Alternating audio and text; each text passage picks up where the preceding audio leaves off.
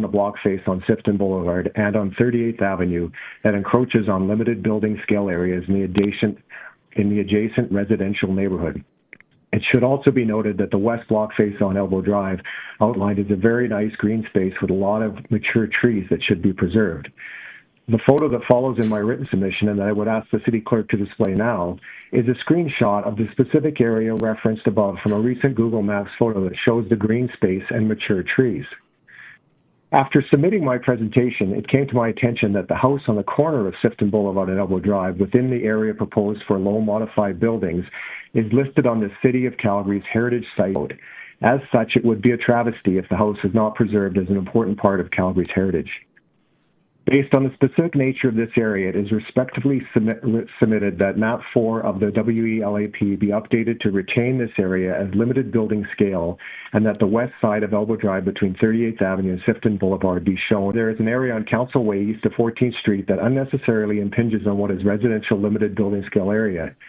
In addition, I believe the low modified building scale proposal on Elbow Drive from just north of Garden Crescent down to Sifton Boulevard on the west side and from just south of 34th Avenue to 40th Avenue on the east side of the street would raise major objections from the neighbors due to privacy, shading, and what would be extremely congested, if not impossible, access from narrow lanes behind these proposed areas.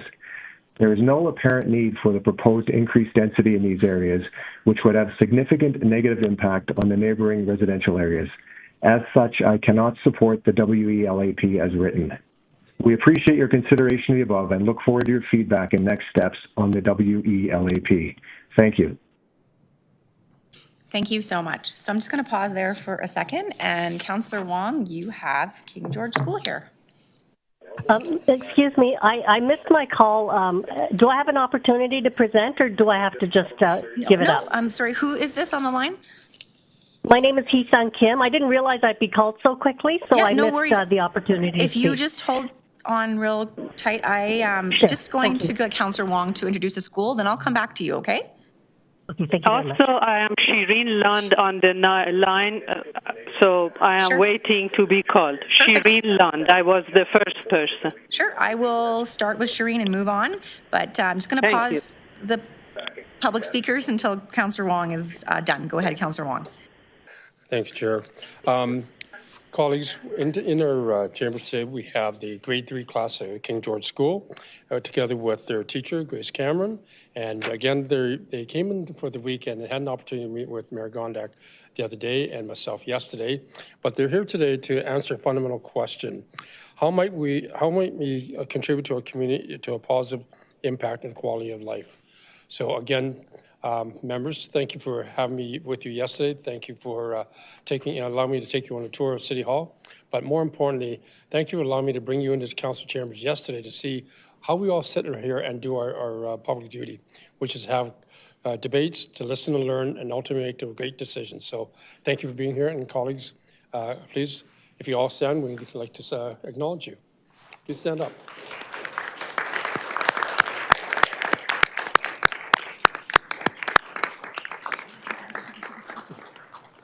Thank you. Thank you. Thank you so much for being here. Super exciting for you guys to listen in today. Okay, so we're going to go back to the speakers, and I'm going to start right back at the top of the list. So Shireen, you are up, and you have 5 minutes. Thank you. My name is Shireen Lund. I am a board member of Earlton Community Association. My focus is community of Earlton and specifically the cemeteries in Earlton. Please refer to the report, page 46, section 2243, policy land use, item C, indicating no new cemeteries or expansion of existing cemeteries should be supported. I would like to thank Mr. Evan Goldstrom and the team of the West Elbow Community's local area planning that agreed to incorporate the above statement into the final report. I hope the administration will provide sufficient guardrails to prevent deviation from it for generations to come. Earlton community is hosting several cemeteries. Currently in Earlton, there are parcels of vacant lots that are delineated and have the SCRI zoning permitting cemetery expansion. The city can consider replacing SCRI with the blanket zoning of RCG1, allowing construction of affordable housing or other non-cemetery enhancement. Earlton is blessed with Earlton, Stampede, and 39A LRT stations, bus routes number 10 and 17, walking access to 4th Street Southwest and its amenities, easy access to Lindsay Park and MNP, etc. As such, it offers all the basic fundamentals that LLP is promoting. Having said that, the irony is that on the north side of my house, LAP is allowing 4-story building to be erected, and on the south side of the same house, the current zoning is allowing cemetery expansion. Why not, once and for all, put a firm stop on cemetery expansion and keep Earlton for living people? Additionally, the urban form map in the report identifies the cemeteries in Earlton with color light blue. The legend description is private institutional and recreation, indoor and outdoor recreation facilities on private land. The cemeteries in Earlton do not fit this description and require unique independent color coding for cemetery to eliminate future confusion. Thank you for your time and attention. Great, thank you so much. Let me just check the queue to see if there's any questions for you. I don't see any. You can hang up and follow on the live stream. So I'm going to go now to Hee-Sung Kim. Go ahead, you have 5 minutes. Thank you very much. My name is Hee-Sung Kim. I'm the chair of the planning committee, also for the Earlton Community Association, and we signed on to support the other communities in asking for a pause until the municipal development plan was adopted. However, Earlton has some very specific concerns that if this plan does go ahead, we would like to see some modifications. I did put in a letter, but I accidentally neglected to attach the previous letters, which I had intended to, but I thought since I'm presenting anyway, I'll just verbally go over what was said. The difficulty that we have is that if this the West Elbow Local Area Plan is adopted, the Earlton ARP will be repealed, and unfortunately, because of the time that has passed since the ARP was adopted in 1982, a lot of the history has been lost. The fact is the densities in the Earlton ARP were a compromise between developers and resident homeowners, and the resident homeowners joined to form the Earlton Community Association in 1978. At that time, all of Earlton was zoned R2, which is the equivalent of RC2, and the majority of the properties in Earlton north of 25th Avenue, which is called North Earlton, had been assembled by developers who were proposing high-density projects, but most of the properties south of 25th Avenue were owned by individuals. So in the late 1970s, a developer purchased and optioned homes in South Earlton, proposing the area to be rezoned to R4, which allowed apartment buildings, and there was a great deal of conflict between resident and non-resident property owners. The Earlton ARP, when it was adopted, was a compromise between these two groups, and it rezoned all of South Earlton that was not in the floodway to RM2, which is now that MCGD 72. While the area within the floodway could be redeveloped to higher densities, subject to compliance with the floodway design requirements.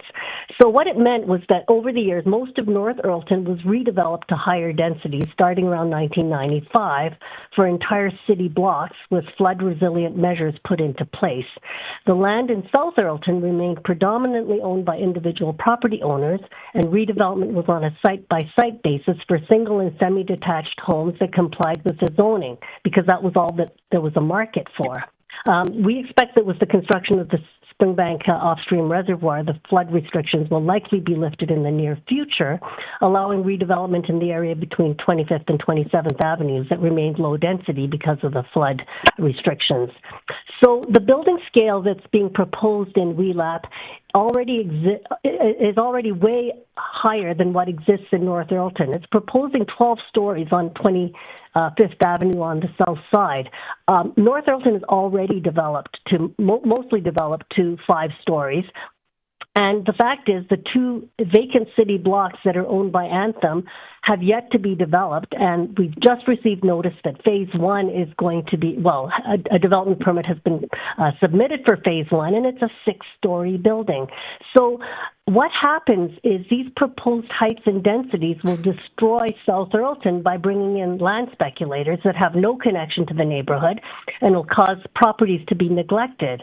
The notion that having policy documents that increase the density that will provide more housing and more affordable housing is wrong. People are just going to sit on their land, not do anything with it, not, take care of their buildings, and it will just cause what happened in 1978 to happen again, where buildings are neglected. There are a lot of redevelopment happening right now in South Earlton. It's finally getting developed to the four unit, the 4 units per 50-foot lot densities that were being proposed. There's more affordable housing being built because of the secondary suites that are being included in some of these. Earlton is a very progressive community. We supported the redesignation of the Earlton school site for affordable housing. We have done, the reason why they want it, institute this really high density is because we're close to a C-train station. Well, the reality is there's so much density in the Anthem lands that have yet to be developed that it's not going to accomplish what is hoped for. And so if the WELAP is adopted and not put on hold as requested by a number of the communities, we would really like to see the building scale map revised to be more like 6 stories along 25th Avenue, and the existing remain along the rest of South Earlton. Thank you very much. Thank you very much. I don't see any questions for you, so you can hang up and listen via the live stream. Next speaker is Jonathan Van Heist. Yeah, I'm here. Okay, go ahead. You have 5 minutes. Thanks. Morning, committee. My name is Jonathan Van Heist, and I'm here as a volunteer member of the West Elbow Local Area Plan Working Group. I have lived in various communities in the West Elbow Plan area for 8 years. Over the past year, I've actively participated in the working group as a community representative of Bankview, and I want to express my strong support for the West Elbow Local Area Plan. I would like to take this opportunity to address some concerns that have been raised and provide my perspective as someone who is deeply involved in the process. First, I feel the final West Elbow Plan takes a balanced approach to density. It focuses higher building scales in appropriate areas such as key corridors like 17th Ave, 14th Street, 33rd Ave, and near major transit hubs like the Sonalta and Earlton LRT stations. At the same time, the majority of low-density areas in our communities remain designated as limited-scale neighborhood local, ensuring that existing character is respected while allowing for gradual and thoughtful redevelopment. Second, I'm particularly excited about the increased flexibility in the plan to support small-scale commercial and home-based businesses within our neighborhoods. Enhancing these opportunities will contribute to a more vibrant and walkable community where local businesses can thrive and residents can access more amenities close to home. I want to clarify a misconception that has come up regarding park space. The plan does not remove any parkland. In fact, as someone who had an extensive discussion with the city's parks planner I can confirm that the plan actively seeks to address park space deficits in neighborhoods like Bankview and South Calgary. The plan encourages creative approaches to expand green space by repurposing underutilized parking lots, city-owned land, and other available spaces. I have spoken to council and committee several times in the past in support of more investment in pedestrian safety and better cycling routes. I would like to see continued City Council spending in these communities to support these goals. In particular, please prioritize completing the missing link on 5th Street Southwest between 17th Avenue and the Elbow River at Elbow Drive. This project is listed in the West Elbow Plan, but needs funding and prioritization to become a reality. I want to highlight the collaborative nature of the working group process. There was ample opportunity for input and discussion, and I felt that all voices were encouraged and respected. We frequently broke into smaller groups, and that ensured a diversity of perspectives and prevented the conversation from being dominated by the loudest voices. While no plan is perfect, I believe this process resulted in a fair and well thought out vision for our communities. I'd also like to acknowledge that low density neighborhoods in the plan area benefit from some of the same local services as the higher density communities like Bankview, Sonalta, Mission, and Lower Mount Royal. Some members of these low density communities oppose any growth or densification in their areas. If this perspective prevails, it will only increase development pressure on communities like Bankview, Sonalta, and Mission, places that have already absorbed much of the city's growth. That is neither fair nor sustainable. Ultimately, the West Elbow Local Area Plan provides a framework for responsible, sustainable growth in our area. I recognize that not everyone agrees on every detail, and I too have my own reservations about certain aspects. However, I strongly believe that this plan is a step in the right direction, one that balances the needs of current residents with the realities of a growing city. For these reasons, I give my support to the West Elbow Local Area Plan, and I encourage committee to do the same. Thanks for your time and consideration. Great, thank you so much. I don't see any questions for you, so please log off and listen via the live stream. We'll move on to the next speaker, Paul Storwick. You should be remote as well. Yes, I'm here. Thank you. Go ahead, you have 5 minutes. Good morning. Good morning, Madam Chair and committee members. My name is Paul Storwick. I have had the privilege of serving as the president of Rideau Roxborough Community Association for several years and a resident for over 25 years. I'm a lifelong Calgarian, born in the Holy Cross Hospital in the historic mission area of the Brindle, also the president of Great West Kenworth, which I own and operate 7 heavy truck dealerships within Alberta.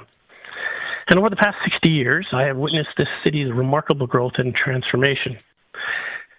I'm here today to address a significant error in the current local area plan documents, an error that misrepresents the identity of our community. The LAP incorrectly lists Rideau Roxborough as 2 separate communities, when in reality we have always been one. Our community association was formally established in 1960, and for more than 50 years we operated as a single unified neighborhood. It's unclear how this division was introduced into the planning documents, but I can assure you that it does not reflect the reality of our community. A few years ago, we undertook a massive initiative to enhance 4th Street with traffic calming and beautiful streetscaping. And to this day, our community volunteers maintain the gardens along that small street throughout the 3 Paul? community. Paul, we kind of lost you there. Am I there now? We can hear you now. Can you hear me yet? Yeah. Okay. Where did I leave off? I was saying that a few years ago, we undertook this major initiative to enhance 4th Street with the traffic calming and a beautiful streetscaping. And to this day, our community volunteers maintain those gardens along that small street throughout the 3 short pleasant seasons we have. Rideau Roxborough is a small yet historically rich community, home to a few of Calgary's heritage homes and buildings. The current designation in the LAP, which would split us into 2 separate communities of just 4 small streets each, is simply unrealistic. Our community is recognized. Paul, you're breaking up. Oh boy. Recognized was the last word I think we heard. Okay. Well, we are recognized as part of the group of established or heritage communities within the West LAP. However, the Wellup map incorrectly places a deep red dividing line along 4th Street as if it were a natural boundary. And this is not accurate. 4th Street has always functioned as a minor collector road within our neighborhood, not a dividing line. And incorrectly dividing Rideau Roxborough into two communities in the West LAP has been used to place a neighborhood connector through the middle of our community. And connector roads are not put through the middle of other established heritage communities in the plan. We raised our concerns throughout the planning process, yet our voices were overlooked. That is why I'm here today, to formally request that this error be corrected. Rideau Roxborough should be accurately represented as a single, cohesive community in all planning documents, because that is precisely how we function. Our community associations' dues, insurance, banking, community volunteers, and all shared identity are built on the foundation of one unified neighborhood. So looking ahead, it's imperative that our community remains intact, and we do not want 4th Street to be misrepresented as a division, when in reality it is one of 6 streets that seamlessly connect us. And to that end, I ask you to reassign 4th Street Southwest from south of the Mission Bridge to 30th Avenue Southwest, from neighborhood connector to neighborhood local. I urge you to take action to correct this misrepresentation, because Rideau Roxborough has always been one community and must continue to be recognized as such. And thank you for your time and your consideration, and sorry for the static. It's okay. We heard everything important you had to say, so thank you so much for being here. I don't see any further questions for you, or any questions actually, so you can log off and listen via the live stream. Thank you for your time. You're welcome. Mary Graham, you have 5 minutes. Come up when you're ready.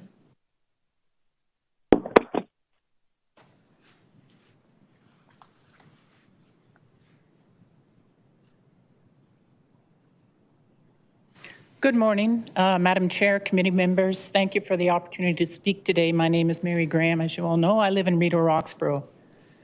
Rideau Roxborough is a small community, about a kilometer long and a kilometer wide. It runs along one block of 4th Street Southwest, south of the Mission Bridge to Mission Road, which connects to a relatively minor intersection at McLeod Trail. We are 3 kilometers from the nearest LRT station and on a small local bus route that has served the downtown area for more than 30 years. We are directly parallel to the 6 lanes of McLeod Trail, which is a couple of blocks away and runs to the American border.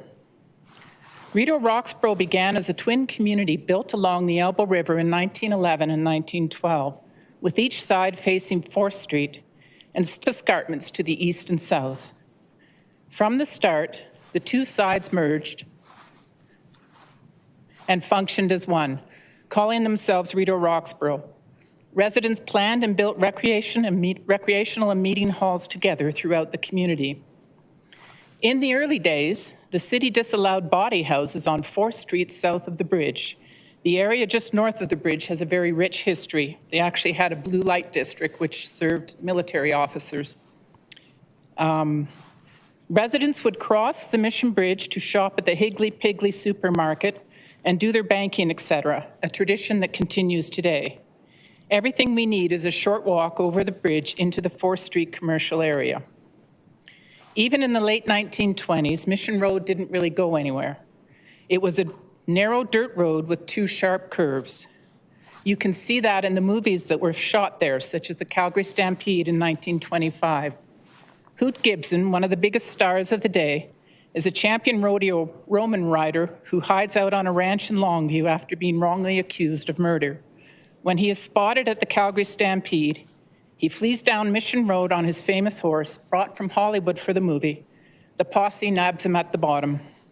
In 1928, the varmints who work for a corrupt rancher rigged the chuck wagon wheel to come off in the races in His Destiny. That was Guy Wiedeck's movie. It was shot by one of the best cinematographers in the world. The good guys win despite the wheel. The varmint takes the wagon and the daughter of the rancher and flees down Mission Road. The wheel comes off and the wagon plunges over the side of the Roxborough escarpment. The posse nabs the varmint and all ends well. So Rideau Roxborough has historically acted and has been commonly known as one community since our beginning. It has always had one community association, which was formalized in 1960. It is included in the group of established or heritage precincts in the West Elbow Lap, which I call the wee lap, if that's okay. However, the wee lap identifies Rideau Roxborough as two communities. Our attempts to correct this misinformation during the process were dismissed and ignored. This immediately put our community at a disadvantage and skewed the conversation. A protocol and safeguard given to other heritage communities so that roads through the middle of their neighborhoods not be redesignated neighborhood connector was not given to us. We are a quarter the size of other heritage communities that have similar roads running through them with similar behavior, none of which have been redesignated to connector in the wee lap. There is no clear information in the wee lap documents on what exactly a connector is. The description keeps changing. Words such as stacked units and apartments have appeared. Courtney Walcott describes connector development as akin to mid-scale commercial on his website, calling it HGO. Massive square-topped apartment blocks with an unlimited number of stacked units would overwhelm 4th Street and devastate the heart of our community. There is a reason they are not putting it in other communities, and there is a reason why we have a line through the middle of ours. The city's website says HGO was created specifically for TOD, transit-oriented development. The wee lap describes connectors as benign variations of local roads. These descriptions are all vastly different, and we are nowhere near a TOD hub. We have also been designated a community corridor, which refers vaguely to the future with no clear guidelines of what that development will be or when that future comes. Again, the words keep changing, and we haven't been given any opportunity for an honest dialogue. They've recently added words around land accumulation for planned pre-development.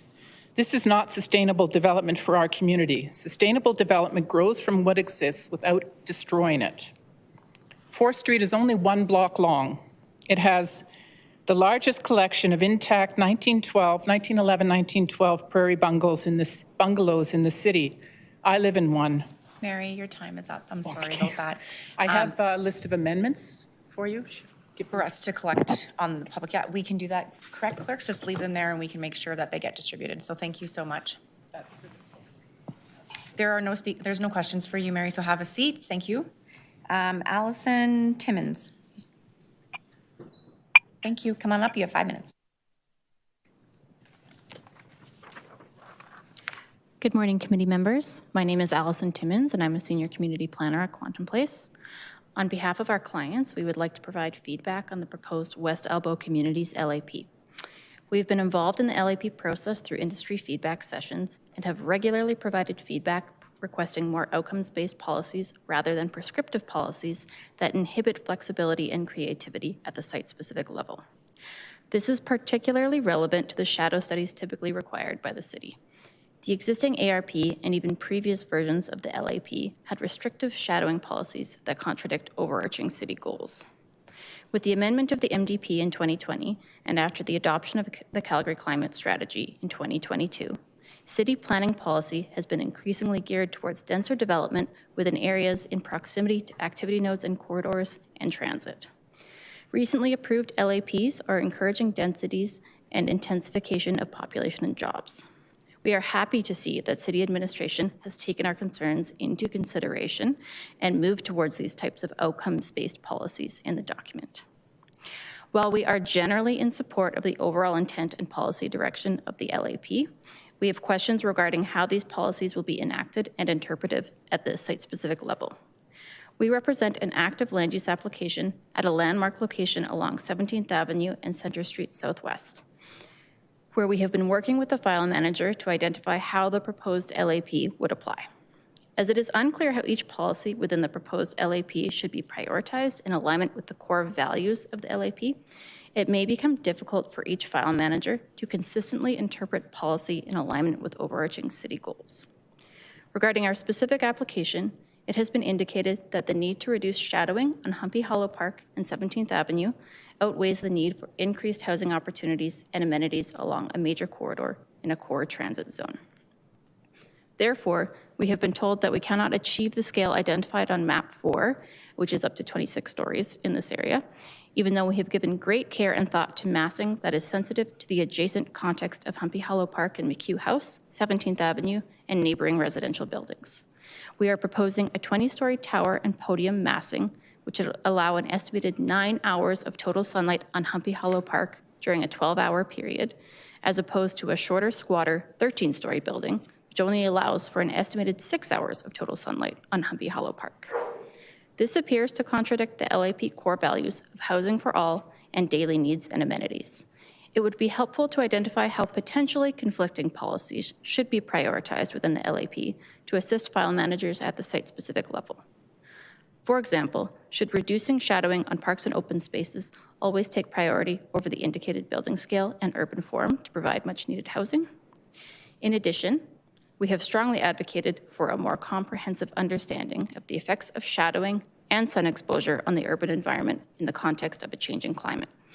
While we understand the importance of mitigating undue shading on important locations such as 17th Avenue and Humpy Hollow Park, we also recognize the ever-growing importance of providing a dynamic combination of both sun exposure and access to shade during extreme heat events.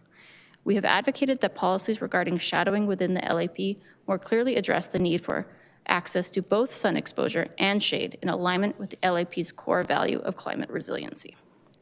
While we support the LAP in principle, we respectfully request your consideration regarding prioritization of policy according to city goals and a more nuanced approach to shade and sun exposure within the policy document. Thank you for your time and consideration today.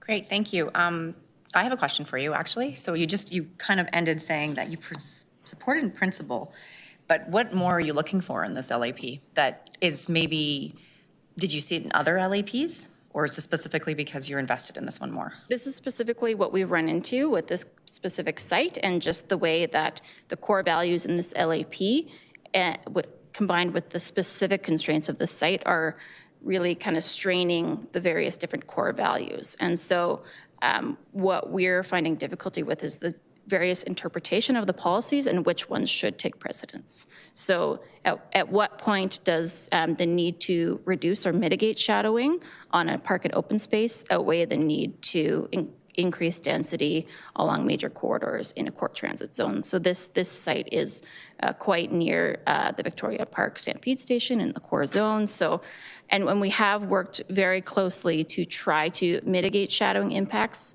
to the extent possible while balancing the need to increase density.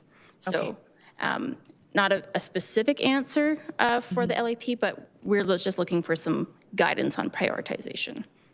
Okay. Did you mention that during the engagement with the industry, or do you know if there's any member of council bringing an amendment to help guide that? We don't have that at this point, so we're just looking for your consideration of this now. This has kind of come up throughout the process as we're kind of in the active application process for this site. We have mentioned our desire to see more consideration of sun exposure and also shading opportunities throughout the industry process. That's kind of something that we've been speaking with administration on throughout this LAP process. Thank you. Councillor Chabot has a question for you. Go ahead. More in regards to specificity in relation to your site. Where exactly are we talking about here? 17th Avenue and? Yeah, 17th Avenue and Center Street. So it's just about in the very northeast corner of the plan area. I'm not sure if it'd be helpful for me to show the plan on the projector or if it's clear in my description, but I could do that.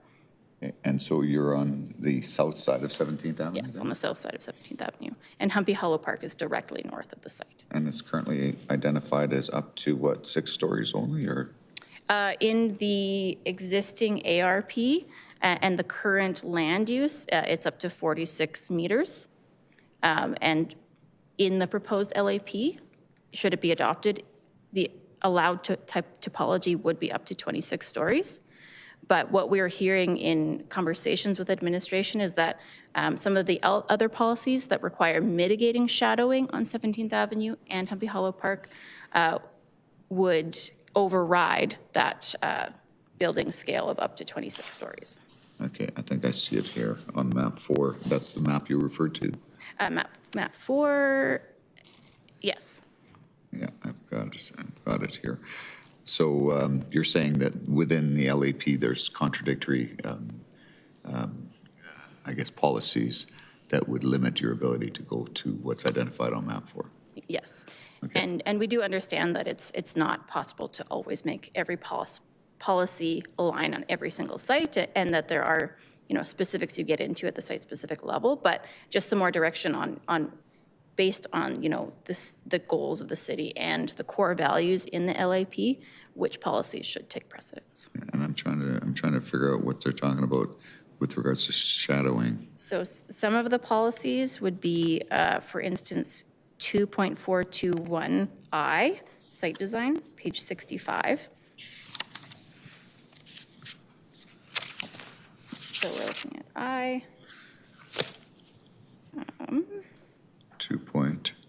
I must have a different version of it here. 2.4.2.1 site design, page 65. That's, yeah, sorry, this might be a slightly different version, but, so it might not be page 65. Okay, 2.4.2.1, yeah. Yeah. Okay. And it's policy I. So basically, the policies are about mitigating shading. So there's mitigating shading on open spaces and parks, and then mitigating shading on 17th Avenue. 2.4.2.1 I. So yeah, I, and then IV, minimize shadow impacts. So from our perspective, we have, you know, designed high-level massing that does minimize and mitigate shadowing impacts. Okay, I've got it here. I'm not sure how that would apply on this particular site, but I guess it's a question I can ask administration. All right, thank you. Thank you. Other questions? Great, thank you. There are no further questions for you. Thank you for being here. Very much. Bob Van Wiegen. Hello, can you hear me? You can, go ahead, you have 5 minutes. Okay. Thank you very much. It's good to talk to City Council. I'm sorry I can't be there in person today. My name's Bob Van Wiegen. I'm the Executive Director of the Marda BIA. I want to start by thanking Evan and Peter and the whole team. I think they've done some great work. We had some great sessions. A few things I want to say. There's a number of things in the document that, from the point of view of the Marda BIA, are quite positive. We're certainly looking forward eventually to the completion of the main streets after a pause in construction. That would be great too. Improvement of the pedestrian and bike connections across 33rd Avenue of Crowchild Trail to better connect the Marda Business District to nearby developments at Richmond Green and Viscount Bennett that are coming up. That'd be a great benefit. Better east-west connections generally. For example, there's no direct bus route between 4th Street and Mission and Marda Loop. And increased transit generally is something that we hear a lot. If we're going to have so much increased density, we do need increased transit. And we also support the heritage provisions of the document, especially the encouragement of adaptive reuse of old houses for commercial purposes. We're having great success with that in parts of Marda Loop. Some areas of Marda Loop, I want to mention a couple of other things too that are more question marks for us. Some areas of Marda Loop are specified for active frontage, and some are not in the business district. I'm not sure how effective this designation or lack thereof will be to affect future development, but the area is changing right now in real time. For example, down on parts of 34th Avenue around 18th and 19th Street that definitely reflect sort of like an active frontage vibe, which is positive, but it isn't on the map. I guess this is more of an observation and a question than a request for any change. It's something that is on our minds. Another concern that we've heard expressed and that our board has is the 16-story height on the north side of 34th Avenue west of 21st Street. Our concern there isn't so much height or shadowing, but the density and intensity implied by the height at this location. This area here around 34th Avenue, 22nd Street, Garrison Gate, by the Safeway is quite constricted, and it's sort of the same reason why the height from the Safeway originally was dropped from 26 to 12, sort of for a similar reason. We aren't concerned about the block between 20th and 21st because we feel that being out on 33rd and 20th. That makes a lot of sense. They're on that big site. But west of that, these are shallower sites in a more constricted area. So we'd be more comfortable with a lower height limit there. Anyway, that is really all I had to communicate today. I want to once again thank the team and thank council and committee for their work on this, and look forward to seeing whatever moves ahead and seeing you in person perhaps at council. Thank you. Thank you. Don't hang up yet. We have a question for you from Councillor Wong. Thank you, Bob, for being here. You made reference to 33rd Avenue there, particularly with regards to it being Main Street and the different sort of transportation amenities out in the area. In the presentation by administration, it made reference to it was originally proposed to be a 12-story height building scale area and then reduced down to 6. What was the perspective from the BIA or the business in the area about reduction? There have been so many iterations of the plan going back originally that it's hard to pinpoint. I know that a number of heights through the plan and in different plan areas were reduced over time. I know that in general, in the past, the BIA has been comfortable with sort of that 4 to 6 story range, and most of the area is in that 6-story range. I know we have an active project under consideration at the Mark and Maida site at 33rd and 20th that has a lot of potential benefit and amenity, but it also comes with a lot of height. What can I say? It's an evolving situation. I'm not sure that answers your question, Councillor Wong. I'm not quite. I guess from a business improvement area, and given your ratepayers in the area, would not 12 stories and having more population density there be a positive to the businesses? Yeah, no. Thanks for that, Councillor Wong. I do believe that. I think it's important that. Are you referring to at some point? You said originally in your first question that all of 33rd was going to be 12 stories and now it's at 6. Did I hear that correctly? I believe that was the presentation, yes. Okay. I'm like I say, I can't recall all the iterations. I hear various things from the businesses. There is definitely a desire to have more people living right there who can access and support businesses without having a car and without needing to drive to the area, without needing to park. Having a lot of people live right there, that's for sure. That's a lot of coffees sold. That's a lot of haircuts. That's a lot of shopping. And so certainly having more residential density in and close to the business district is considered valuable. On the other hand, a lot of businesses there also do appreciate the vibe of the area as a somewhat lower density area, not being as urban as say areas closer to the core, but more of a suburban town center, sort of in the middle of South Calgary. So I hear both things.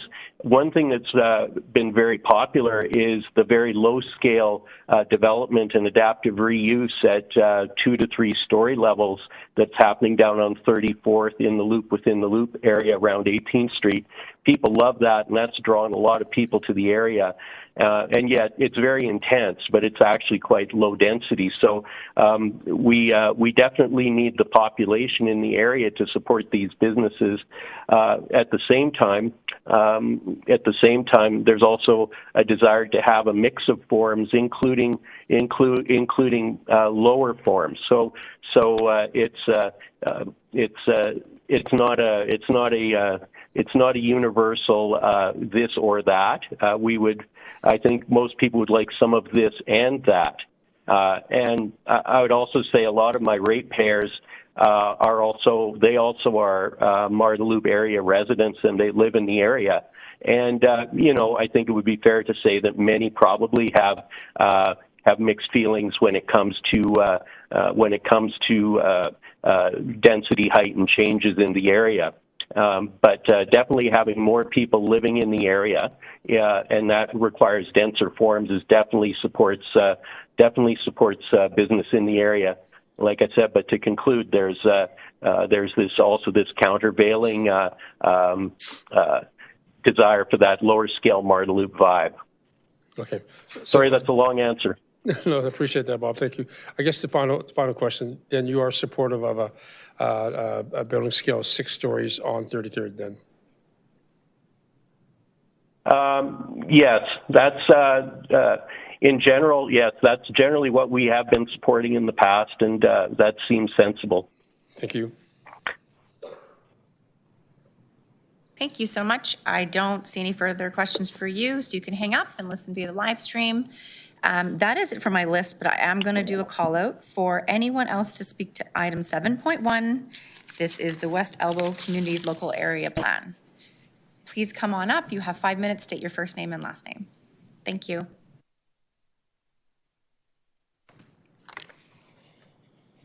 Thank you very much, Councillor, and everybody that is attending today. Appreciate it. My name is Steve Casey, and we actually did submit, Rob Hamilton did submit online, and we were requested to submit again this morning, and we did. So our documents have been passed on to you. If we go to map 3, we're talking about the 10th Avenue West corridor on the left, top left side. I don't know if you guys have that. There you go. Thank you very much. So my name is Steve Casey. I've been a Calgarian for 37 years. I've been doing real estate and business on 10th Avenue west of 14th Street for between 25 and 30 years, owning multiple commercial properties and such. I'm here representing the small group in the grayed out area on the map there. There's approximately 5 properties there and about 10 to 12 businesses operating in that area. And so I'm here just to request, we have been continually showing up at each meeting and submitted our requests and our concerns and what we're looking for. And so thank you for your time listening to us today.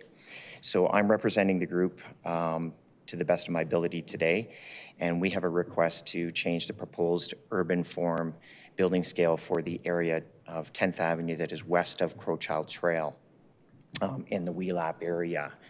This area is one block of 10th Avenue that is west of Crowchild Bridge. It is currently classified in the proposed Wheelap with an urban form of industrial general and a building scale description of no building scale. See the attached document that's up above there. This would mean that the official position of the City of Calgary is that there is no opportunity for change in the use or increased density for the lots for the next considerable period of time, if even ever. As this is proposed, it's a very small and unique area and is being treated differently than every other area in the Wheelap region. And this is the only one which is completely frozen as it currently exists. This is not consistent with the objective and the realistic future planning for the nature and development of Wheelap region and the wholly residential commercial non-industrial region. The area that we're discussing here west of 10th will be the only area in the Wheelap area region that is classified as industrial general. As the areas adjacent to it on 10th and 11th have been categorized with an urban form of neighborhood flex or neighborhood commercial. All the areas in the Wheelap region are being designated with new building scale modifiers ranging from all single-family residential being increased to 3 or 4 story multi-unit buildings, with most of the areas being increased to even greater degrees from 6 stories to over 26 stories in certain specific locations. Almost all the portions of the areas of 10th, 11th, and 12th avenues, which are immediately east of the west of the area that we're talking about in the WELAP region, have their density greater and increased, ranging from 12 to 26. Our request for change to the proposed WELAP in the area of 10th Avenue West, we're requesting that the urban form classification and the scale modifier for that area is changed as follows. Number one is urban form classification change to neighborhood flex industrial transition, which would allow for this small area to transition to a different use, likely a mixed commercial residential, which would be more consistent in overall direction with the WELAP. Number two is a building scale modifier to be changed to low, which would allow for buildings up to 6 stories of mixed use residential, commercial, light industrial buildings. This is more consistent with both the actual current use and the planned future development of the adjacent WELAP areas. Some of the reasons why we're looking for the change, and we believe that we have a great opportunity in this area, is it's a small area. It's only five lots on the west side of the Crowchild bridges, and is undeveloped. And there's part of it, we come to a dead end. We're a cul-de-sac area. It does not and will never have any heavy commercial traffic, which is a primary focus of the industrial zones. It is uniquely situated, not only in the WELAP, but also in Calgary with the following features. It is the bottom of the Bow Valley and has a city green belt. I'm realizing my time's up here. It is. Yeah. Well, thank you. I don't see any questions for you in the queue. Thank you for being here. I know that you've had conversations with Councillor Walcott and myself. Yes. And I do believe Councillor Walcott bringing something, hopefully, to mitigate some of the things you're saying. So thank you so much for being here. I appreciate it. All right. Thanks for your time today. Of course. Another call out. Anyone else here to speak to item 7.1, the West Elbow Communities Local Area Plan? Okay. Don't hear anyone online, so we are going to move on to questions administration. I will let my colleagues get into the queue. And if you have amendments, before we even get to questions, please let clerks know. And then there were some amendments that the speaker, Mary Graham, had mentioned. They are available now. There's a link in Teams. You can look at those. So just to make sure things are flowing well, we'll do questions of administration. And if there's amendments, we'll go to that after the main is moved. So with that, Councillor Wong, you're up. Thank you, Chair. Thank you, Administration. And also thank you to all the speakers from the public that came out today. I guess I got a couple of quick questions, and that was the same similar questions directed to the Executive Director for the Martin Loop BIA. And that's with regard to 33rd Avenue and Main Street area. The recommendation presentation, just for confirmation, because he asked the question, did we say 33rd Avenue would be 6-story the entire length or portions of it? Councillor Wong, so along 33rd Avenue, we have 6 stories the entire length. Thank you. Now, the original presentation indicated it was 12 stories to start with. Was it 12 the entire length? So we have shown 6 stories consistently along 33rd Avenue itself. We did show 12 stories in other locations just off of 33rd Avenue, such as the Safeway site that the BIA rep referred to. Okay, so 33rd has never been seen as 12? No. Okay. The question I have, so again, 33rd Avenue, for those that don't know, you described as a main street area, correct? And the characteristics of a main street area, typically on height, not just in the West Elbow LAP, but Main Street for height, is it typically 6 or more than 6 or less than 6? So we consider each Main Street individually. 6 stories is generally a baseline that we do end up with often on Main Streets. That's when we're considering the municipal development targets for neighborhood Main Streets. Okay. Now, why would you go in other areas higher than 6 stories? Sorry, you're speaking to the Marda Loop area specifically? In general. What would be the factors that would say this is a main street that could be higher than 6? What would be those factors? So we've considered planning rationale and engagement feedback for those areas and make decisions based on that. Those would be location specific based on the locations and based on the process of the LAP. Okay, location and input from the working group and the constituents. Correct. So there are no other factors, whether it be transportation related or infrastructure related or... So all of that is considered as part of when we're developing a local area plan, what the context is it close to C-train or other primary transit? What does the road network look like? Like Evan said, we need to balance the targets for main streets to ensure we have enough people that are able to support those businesses. But every main street is a little bit different. 17th Avenue is a little different to 33rd, which is different to 1st Avenue, which is different to Kensington Road. So each one is looked at. We use all of our key inputs when we develop the local area plan to look at what might be appropriate in which main street. Thank you, Ms. Harder. So again, just to reiterate what you said, there's many factors, not just local, not just input. There's a whole host of other factors that get into it.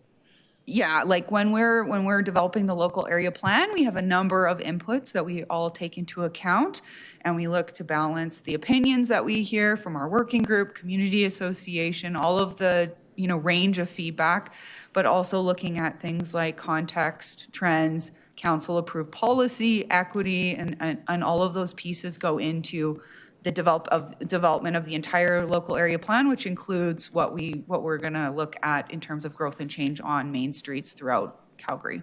Okay, so in that general sort of perspective of here are all the ingredients, the considerations, the algorithm, if we can use that term, that make that consideration to arrive at the recommendation of 6, right?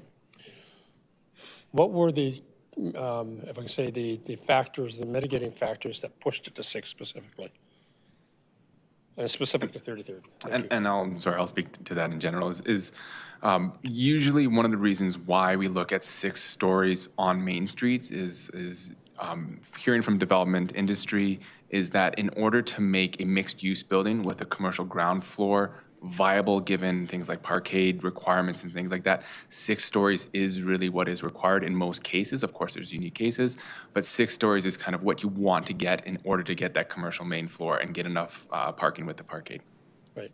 It's also about, I think we said lately, because of the economics of building 6 stories is the economic factor as well, given construction material and everything. Is that correct? Absolutely. Okay. So when we take a look at other main streets all throughout the West Elbow LAP, every single one of those factors that Ms. Hard referred to are those same sort of factors that brought you to where you are. And therefore, having different building scales would define largely based on what? So if you look at 17th Avenue, you look at 4th Street or 14th Street, what would the other factors that would have said different than 6 stories? Yeah, so 17th Avenue is a good example where we do have different conditions along the avenue. As we go west of 14th Street, for example, we do have locations where it's lower, where it's 4 stories. That's based on the criteria that we've looked at and the considerations for those site-specific areas. Specifically, no lanes in some of these locations. So that does limit that potential and also considers the transition to adjacent development.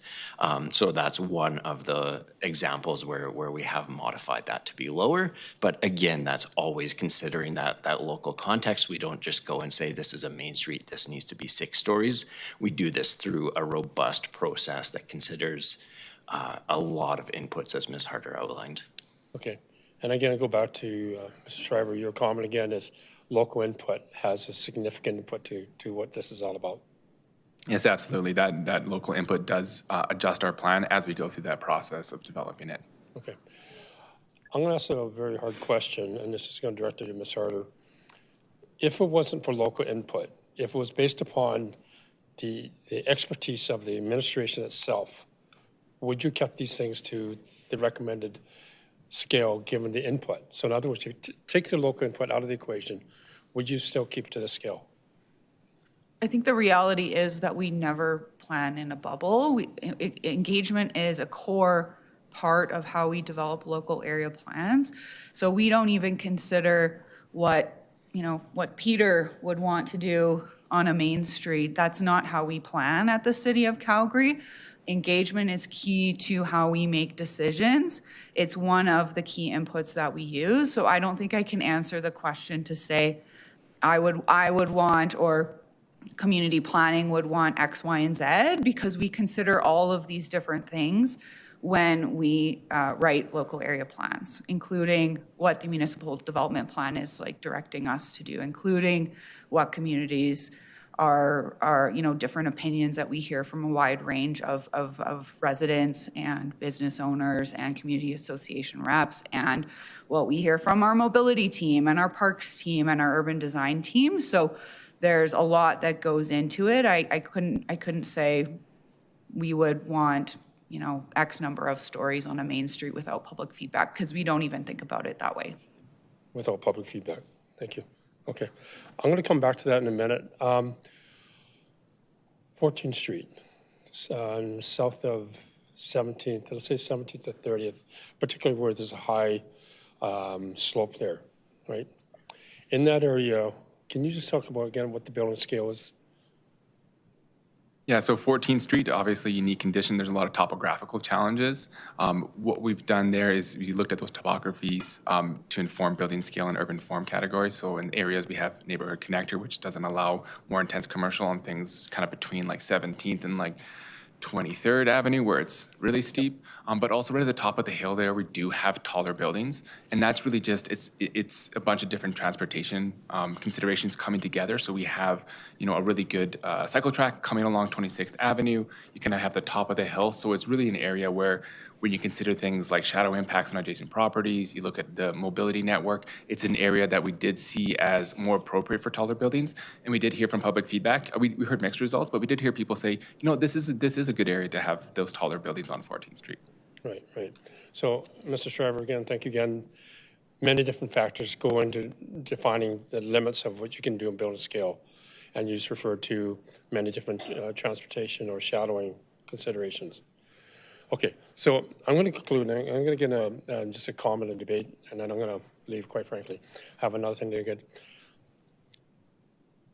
And I'm going to draw Ms. Harder back to your attention when we talk about the Riley LAP and the referral motion that Councillor Winus had put forward, directing administration to go away, add more density, add more scale, come back.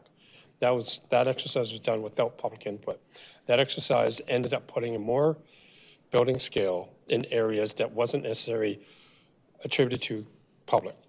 The LAP was therefore then approved by council, particularly on 10th Street, going up to 12 stories, in some cases 26, and putting more stories on 14th Street, up and around 14th Avenue there, up to 12, I think it was at 12 stories as well. Again, it's a very constrained area. So I guess I have to ask the question, why the difference, this versus Riley? Councillor Wong, I can answer that if the chair allows, because it's a different item before us. So just a reminder that Riley local area plan also went through a robust engagement process, just as the team has done here. Also presented to Infrastructure and Planning Committee. And at that time, we were referred back with very specific direction to add density in those specific locations. So that is what the team did, and brought that back to council for consideration. Thank you, Ms. Hamilton, weighing in. Council at that time for the referral motion was asked to take a look at how it can increase, density around TODs of mobility areas. What we just heard now was that it is done without, we don't do it without local consultation. That referral motion was done without local consultation. That's the question I'm trying to get at. How's the difference between one and the other? And I attempted to answer that, Councillor Wong. It was because we had very specific direction to go and add density after we had done, the entire local area planning process. So the team had done their work, used that local input, brought forward a recommendation to Infrastructure and Planning Committee. and I'm going to draw a blank whether it was at IPC or council. IPC, we received specific direction from this committee to go back and add density. That's what we did. Okay, so Ms. Hamilton, thank you for that again. I guess then I'll go back to the 14th Street, what Mr. Stryver just referred to as the considerations going to 14th Street building scale. And yet we look at 14th Street Northwest and 14th Avenue, and we put 12 stories there where the local area was even much more constrained. So sorry, Senator Councillor Wong, somebody's mic is on, or Teams mic is on. Can you check to make sure you're muted? Thank you. And I just want to be careful. I'm not debating Riley. I'm debating the LAP process, particularly as it relates to West Elbow. The consistency or inconsistency that's there, that's it. And Councillor Wong, I understand what you're getting at. You're at IPC today. Yep. You want to write something to defer this back for more density? Go for it. Just like Councillor Wyness did last time. That's why we do this here at IPC, so things come forward. So if you feel like you need to bring something forward to increase density around somewhere on 14th Street, today would be a great day to do that. I know there's a number of amendments coming, so we have time to make sure people have what they want. I would rather see this here than come to public hearing and we're rehashing out every single thing that we need to do again. So, Ms. Hamilton, did you want to weigh in? Yes, thank you, Chair Sharp. If I can just add and remind committee as well, when the Riley and South Shaganappi local area plans were just at council, we were also directed to do very specific amendments. Those amendments have been drafted by the team and are coming back again with no engagement because it was very specific direction from, in this case, council. Yeah, no, I appreciate that. Thank you. And Chair, thank you for the opportunity of writing an amendment, but I'm not going to write an amendment. And the reason I'm not going to write an amendment because I haven't had an opportunity to consult with the area councillor for that, because I think it's appropriate to consult the area councillor and ensure that, we defer to his local expertise and his local understanding in a consultation. So no, I'm not going to do that. What I will say though, it was the process and the consistency of LAPs is extremely important to all Calgarians to build the confidence and trust that we are building the city properly. We have gone. I appreciate the LAP processes in some regards infancy, that we are learning and changing along the way. But learning and changing along the way can't be on the back of communities who are feeling the impact of these LAPs over the last 30 years.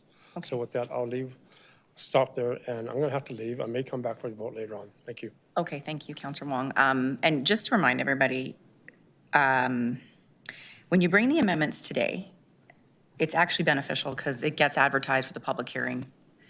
If you bring them at public hearing and go back, those ones don't really get the engagement they need. So today's the day. And if we have to take a pause on this item to make sure we're getting it right, we can do that. So that this is a big one. And, I'll give Councillor Walcott the opportunity after to decide, what he's doing. It's tough having all of these communities in one ward, and Councillor Wong went through that last time with 2. So I will give leeway today for the councillors to make sure that they get this right with what they want to see for the community and those that spoke here. With that, I'm going to move on to the next group of questions. Councillor Penner. Thanks. I have a small sliver of this LAP. Just letting you know. Don't want to be left out here. Sheesh. So a couple questions raised by a few of the speakers. And this shows up often in some of our policies where we have what appears to be conflicting policy and what trumps another. So specifically shadowing. Can we address that? And when we look at we look at height and scale, and then we have policies that talk about shadowing and recognizing, and I think there were some very good points made around, some climate adaptation, that while sun is lovely and it helps with the growth of natural features, park users also may be seeking things. And so how do we rectify this as we move forward and look at applications to create clarity and to create certainty, because I think that is what the market is looking for, around how policy is going to be evaluated against applications? Yeah, and thank you for that. So particularly when it comes to shadow policy, we had multiple things to consider in these plans. One of them is that some of the existing ARPs do have shadow policies in them, and so we looked at those and looked where they were appropriate. So 17th Avenue, for example, has shadow policies in 3 different ARPs along the corridor. And then as we go through this process, we had to balance some of those existing policies with some of the other goals of the plan. So for instance, on 17th Avenue, that shadow policy only applies between 4th and 14th Street, which is really the kind of heart of 17th Avenue. That's where most of the patios and shops are. When we go east of 4th Street, we're getting closer to the transit station, but we also have a north side condition that is things like offices and auto body shops and car dealerships. And so we're trying to balance that increased demand for growth, increased ability for development to happen in that area with some of those considerations. So we do have different policies depending on different contexts, and those policies, as our colleagues in community planning get an application, are going to have to look at all those policies, look at site constraints, look at lot configuration, look at those things, and make an evaluation based on that. And the thing with planning is that no two sites are the same.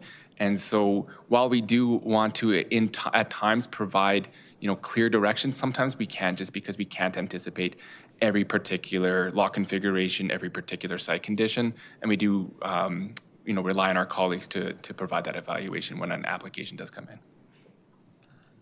Okay, thanks. Yeah, I think I'm specifically, so like when I look at the Main Streets policy, like specifically talks about minimizing the shadow onto public spaces on those equinoxes. And so again, to the,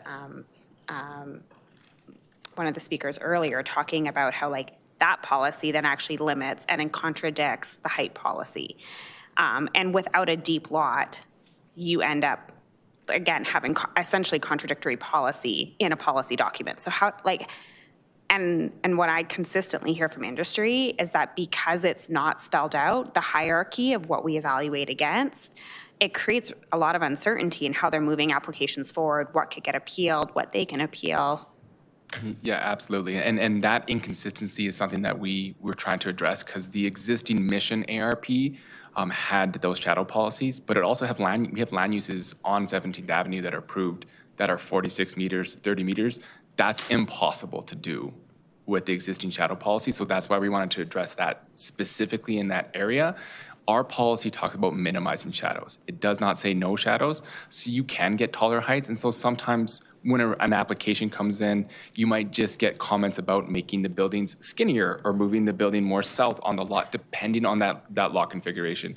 And this area is very unique. It's got no lane. It's kind of a weird shape. It gets shallower as you get closer to 4th Street. So depending on that lot configuration, you might get different comments. You might get different considerations about how to mitigate shadows. It could be where the building is on the site, or it could just be simply reducing the floor plate so that the shadow impact is a tall but skinny shadow that moves quickly. So things like that.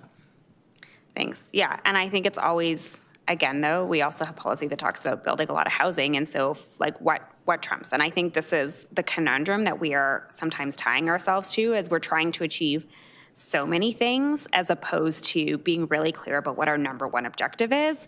And so I think that is something we probably need to have a broader conversation about with planning right now, is what is our number one objective? What are we actually trying to achieve? And whether it's MDP targets around density, whether it is housing and affordable housing, or shadowing, or other considerations that we were talking about, I think that lack of clear, hierarchy of what we are trying to achieve is we're running in a lot of circles trying to achieve all things, and we just can't. And I'll be moving this chair when it's appropriate, because he has amendments, so I need to move it. All good. You could have moved with amendments. Up to you. I'm kind of relaxed today. Everything go today. Everything goes. Whatever you want. Yeah, whatever you want, Penner. Councillor Carra, go ahead. I'm sympathetic to a lot of the debate that Councillor Penner made. I agree that, the LAPs are doing what we need them to do, but they could be, there are some challenges that we will look back at this stage and realize that there were better ways to do things. I have one question and 2 points of debate. And, my basic debate is just that this is a fairly good plan, and it encompasses a really important and exciting part of the city of Calgary. My first question, though, is I look at the sort of the wasteland surrounding the M&P Center, The 25th and McLeod intersection is terrible. But the ingredients in that part of the city are fabulous. There's a train station. The M&P Center is one of the jewels of the city. There are two great parks, Lindsay Park and the Rita Rock Garden. And it's a huge opportunity for significant TOD. It unfortunately, it has one component of three. There's three parts to that plan, that TOD plan. And can you talk to me about how the team sort of looked at this significant TOD opportunity, the portion that is within this plan, and then the portions that are in two other local area plans, and how you thought about sort of addressing that future opportunity? Yeah, Councillor Curragh, we certainly do have the MNP Centre within our plan area boundary, and then we consider the Earlton Stampede LRT station, which is just east of McLeod Trail, within this plan as well due to its proximity. Within the plan, we have identified the M&P lands as a comprehensive planning site, recognizing that there is that potential for future development, particularly on the parking lot. Also recognizing that there is parking demand in there, so can we accommodate parking through a different method that way? So as we move forward, and if there are considerations for development in these areas, we do have that comprehensive planning site, which requires a master planning exercise on that site. In terms of some of the stuff around the LRT station and some of the TOD considerations there, we have identified that LRT station as one of our priorities for community improvements, particularly as it pertains to the interface with McLeod Trail and how that lays out and some of the challenges there, particularly in terms of the active modes. So we have identified that and looking for opportunities in the future for community improvements to improve connections to that LRT station and to consider future development opportunities around that LRT station. Yeah, that's a good answer. I feel like that this is a huge opportunity for the city, and I feel like that lead is a little bit buried in this plan. I think that if we are going to meet our MDP targets of balancing growth on the edge with growing up, we need to get a lot more serious about these sort of TOD zones, and we need to lead with that. That just has to be a lot more front and center. But I appreciate everything you said, and I've read that in the plan, and I think that there was a study done almost 10 years ago on that 25th and McLeod intersection, and there were options created. Some of the options were very automobile focused and created further challenges with the surrounding parcelization. Some of them were very TOD focused and created some really great transit-oriented development placemaking opportunities in the area. I wish that plans like this and plans like that somehow synced, because we spend a lot of time planning, and I feel like we need to get to the point where when we've made decisions, we make decisions, and that relationship between future comprehensive planning and planning that's already been done remains a little bit not as solid as I think it needs to be. But again, good answer. I'm going to offer 2 points of debate, and then like Councillor Wong, I also have to step away for a while. Hope to get back later today. Number one of the first things I did as a member of council back in 2010, I think it was in the first term, was I voted against the proposed ARP for Mission Cliff Bungalow. And I did so for a couple of reasons, the most significant being that the neighborhood was just pathologically opposed to acknowledging the connector street status of 25th Avenue. 25th Avenue connects to Earlton, it connects across McLeod Trail, it connects to the LRT station. It is a route into the neighborhood it's a route into the neighborhood with a bridge connecting across the river. The same thing with 4th Street. And so I was sort of mystified by some of the debate from the Rideau Roxborough people. We know that 4th Street is one of the great main streets in the city because you had two historic neighborhoods come together to form one place. And then, the city has done extensive work through the Mission Road Main Street Innovation Project to talk about the role of Mission Road up on top of the escarpment. And we know that coming off McLeod Trail and coming down 4th Street is an important throughput. It's an important pathway. It's a historic pathway. It's a significant piece of the urban form. And I just did not understand the people from Rideau Roxborough sort of not understanding that. I think that this plan sort of addresses that in a thoughtful way. And then the only other thing I want to say is that I am challenged by how much time we spend thinking about building heights. I think that buildings are basically the height they need to be in order to get built, or they don't get built. Every once in a while, someone will mess up, build a building that's either too small or too big for the site, and there will be challenges. But for the most part, we are part of a rich cultural and economic environment, and there is demand for housing and other, built form solutions, and buildings get built in response to those demands. And the point of these LAPs is to remove is to become future focused. Our previous local area planning exercises were attempts to sort of prevent change. And now we're trying to drive change. And I think us getting into the weeds about building height has the danger to stale date these plans very quickly. And what we should really be focused on is the quality of the public realm, the character of the street. And if a building is 8 stories or 12 stories or 16 stories, it really doesn't matter that much. What really matters is the quality of place that we're building. And I think that we need to move more and more towards that, because the more we get into the weeds on building heights, I think the more we're going to get it wrong. Outside of that, I think this is a good plan, and congratulations to the team. I'm sorry I won't be here for the amendments, but I hope that we are being thoughtful about not restricting growth that needs to happen and that wants to happen. And I hope we're focused on creating great places and mixing them or connecting them with a variety of mobility choices. But thank you very much. Thank you. Councillor Wyness. Thanks. When you guys looked at climate risk, were you primarily focused on greenhouse gases, or like how we encourage the built form that will mitigate the risks that you identified? Yeah, a couple things.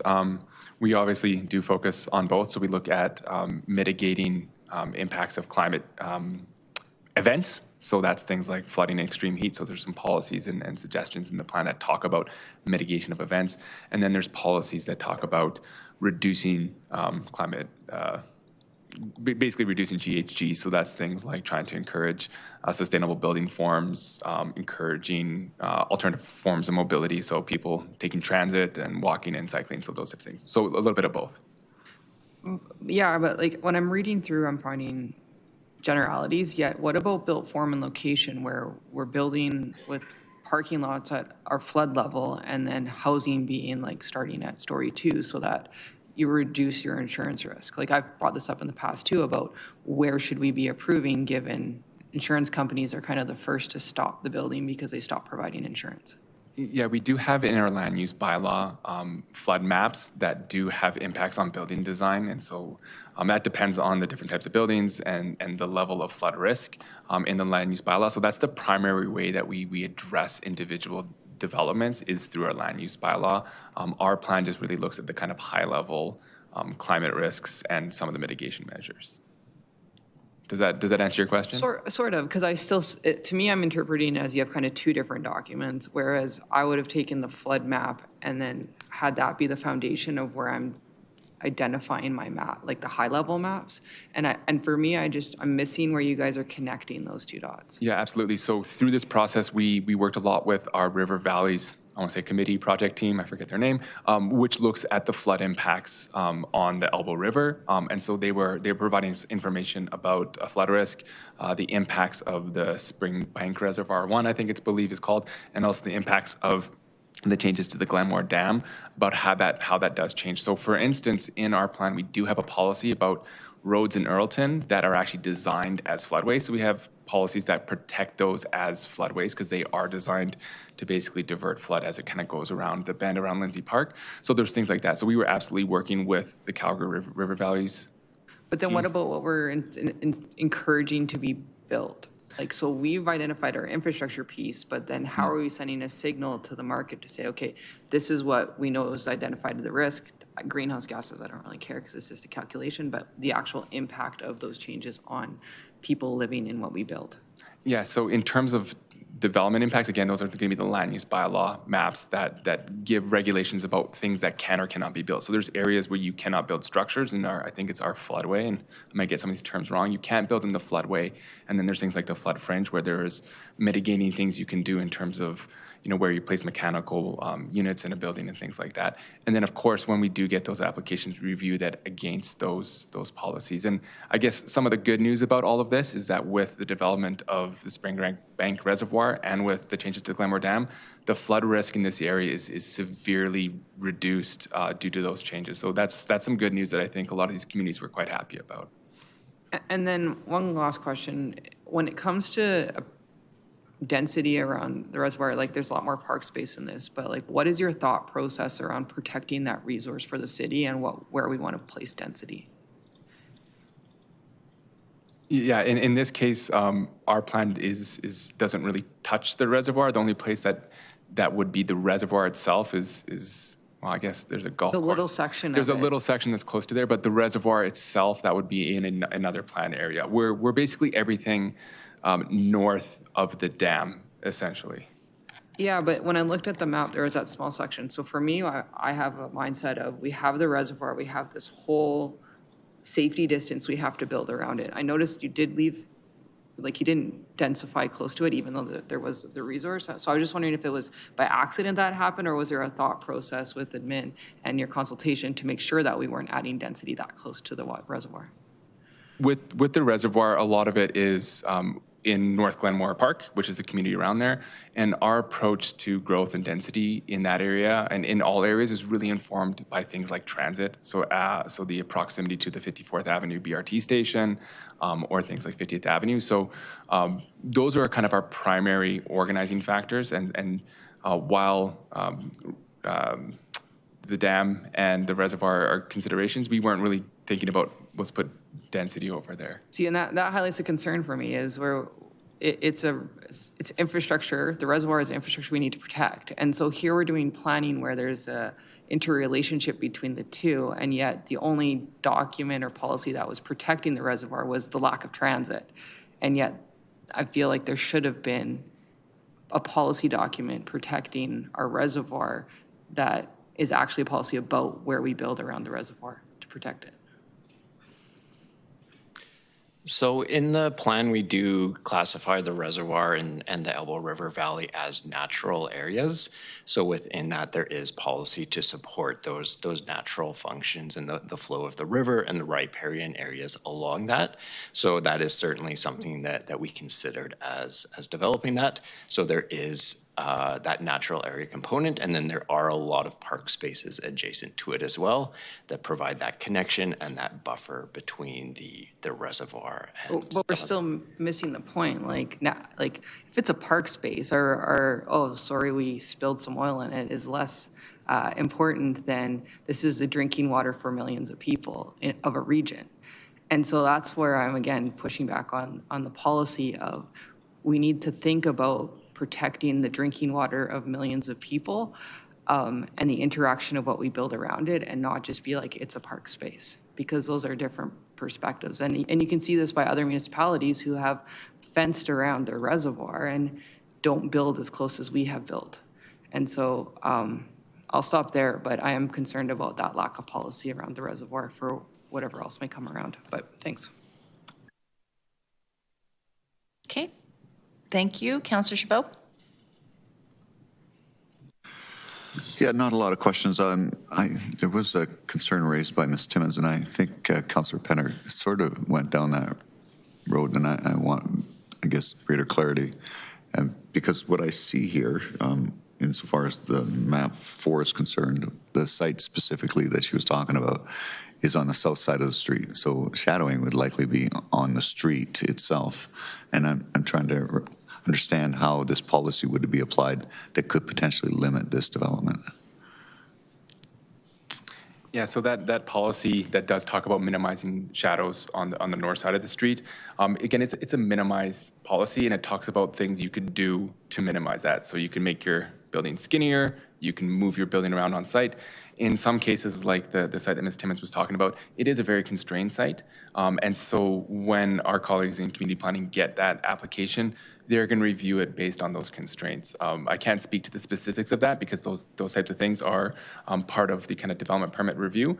Our policy just kind of says these are the things you should be trying to balance in terms of that review. You have to consider the shadow policy, but there's suggestions about ways to mitigate those shadows, and so they can look at those different And when we're talking shadowing here, we're talking about shadowing the street or areas north of the street. Not the street, it would be the public sidewalk or any public spaces on the north side of the street. Okay, so it could potentially impact this development. Yes, potentially. If we're talking about shadow impacts on the sidewalk, it could impact that in terms of some of those measures taken to mitigate that shadow. But if it's a small site, obviously it's going to be a small building. Yeah, exactly. You're going to have to take those into consideration about how much you can make those changes based on the size of your site, and that's something that our colleagues in community planning would do at the development or land use review stage. Okay, thanks. There was a presenter, Ms. I've got her name written down here somewhere. I thought it was Bergman, but anyway, she provided a whole bunch of amendments to us. Ms. Graham provided a whole bunch of amendments. Have you guys had a chance to look at those? And maybe the ward councillors had a chance to look at them and may actually have some amendments to address that, but I guess he can cover that later. But just curious if you guys have seen those proposed amendments.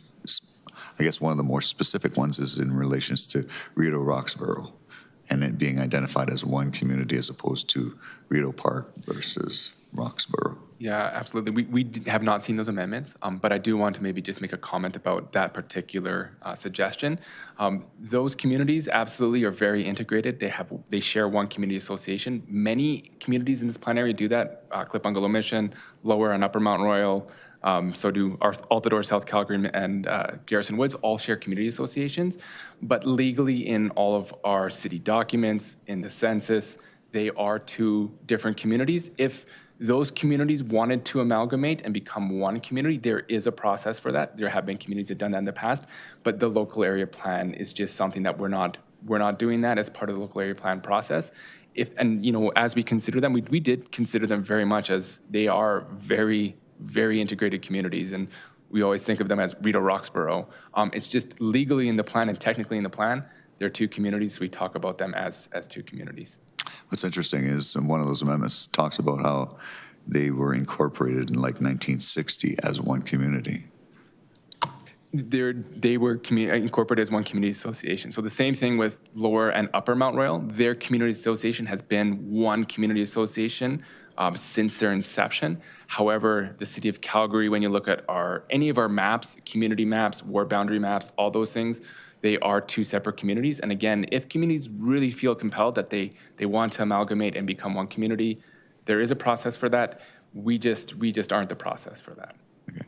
And it begs the question because in my own communities, I have Malin Heights and Belfast. So anything that's west of 19th Street was considered Belfast versus everything on the other side was Malin Heights. But now it's all viewed as Malin Heights, at least on our planning documents. So I guess that process was undertaken there. Sometimes you have developers refer to different parts of a community during its inception, but that they are not legal definitions as the city has them. You can hear, different communities talk about different parts of their community. Elbow Park talks about Upper and Lower Elbow Park. Sometimes that terminology and language comes from a variety of different things, but when we talk about the definitions and boundaries of communities, those are things that are just established as the city of Calgary kind of regular process in terms of how we delineate them.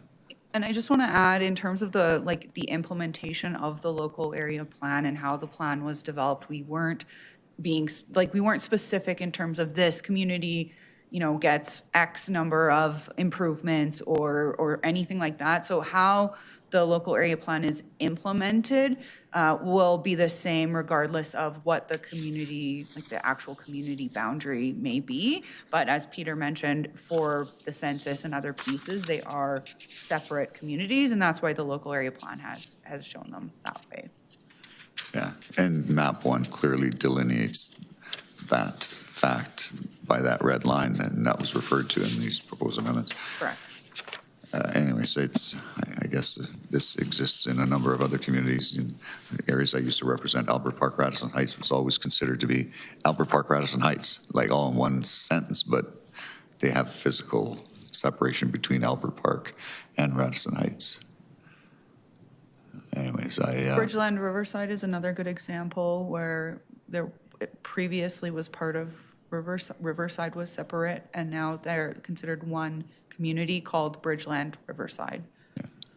Yeah. Anyways, I think there's value in looking at eliminating those barriers or those boundaries between the two. If they're always been viewed as one, why create that physical division? Councillor Chabot will provide the community association with the way to go about doing that. Okay, we'll perfect. Get back to them on that. But I think that pretty much covers all my questions. Yeah, thanks. Thank you, Councillor Penner. You're back in the queue. Yeah, that was to move, and actually I was just going to ask about sort of just like... Can I ask a question before? The legal technicality, but yes, do you have questions though? No. Councillor Chabot got to it for me, so that's great. Go ahead, ask questions. I have one question. If we could put the map back on, and I'm going to ask this question not to be like sassy about it, but I got asked by Mr. Casey and the residents of the Grey, I call it the Grey Group. And the reason I have to ask this question is because many times we sit up here and we listen to communities that don't want density in their area. And we were approached by these individuals that really felt that they were left out. Can I get an explanation on why they were left out in the gray? And they're here today. They've spoken to Councillor Walcott and I. And the reason I have to ask that question, because we've all been through this for our own constituents, fighting for lower density, lower heights. And here we are fighting for them to be part of this. Can I get an explanation on that, if that's okay? Thank you. Absolutely. Maybe before we start, could we get clerks to go to the the attachment of the local area plan on page 35? Yeah, I didn't remember the name of the page number, but thank you. Yeah, so just to clarify, this was not left out or forgotten or anything along those lines. We have the urban form category of industrial on these lands. And then when we go to map 4 of the building scale, it's left as gray, and that's consistent with other local area plans. It's consistent across local area plans where we don't have a building scale associated with industrial in any local area plan conditions. In terms of why we selected this as industrial lands, there are a few considerations. One is these lands are quite encumbered. We have AltaLink power lines going above them, and we also have the Bow and Crow Child Trail interchange in this location as well. And in our industrial urban form category, it does support industrial and commercial uses, which we see as most appropriate here. So that's why we ended up going with that choice for this location. And thank you for that. I think that's important. I was brought in a little bit later in understanding. I know Councillor Walcott has something. I hope that you guys are supportive of it, because I really think it's welcomed in this little area of land here, because I know we're usually on the other side where we want things lower in heights and less density. So it'd be nice to give these folks in that kind of that corner an opportunity. So I don't think there's anyone else in the queue. So Councillor Penner, I'm just going to, before I get started, we are taking a lunch break. So I know I've been getting a lot of text messages. We are. So those of you that are sitting here waiting for 7.2, you won't be until after lunch. We'll get through this and then we'll take a break. And then we'll come back at after lunch. And so let's get through this item. And then administration does a switcheroo, but we will be taking our hour break. So Councillor Penner. Yeah, thanks. So happy to move this item, and even though it is primarily Councillor Walcott's area, he needs to move the amendments. This is one of the most opportune and fastest growing areas of the city. When you look at the amenities, the corridors that it is next to, and the opportunities that this presents, it is really important that we move forward with this local area plan and make sure that we are looking at it with that lens of opportunity. And so this is actually my plea to planning that, you know, where we have those conflicting policies, we need to set our eyes on the prize. And right now that is housing. And right now that is meeting our density targets and our NDP goals. So that is my plea. I would say there has been some great work. Thank you to the team for continuing to meet with our offices over the many months and the communities over the many months. As always, there are going to be things that are going to need to be changed in the future in this plan as the market evolves, as the economy evolves in the city, as the number of people that move to the city. But I think right now, I think with the amendments that are going to come forward, this is a good plan, and it is much needed to help get those doors into our city moved. Okay, Councillor Walcott, go ahead. Thank you. Clerks, can we put up the Sonalta amendment first?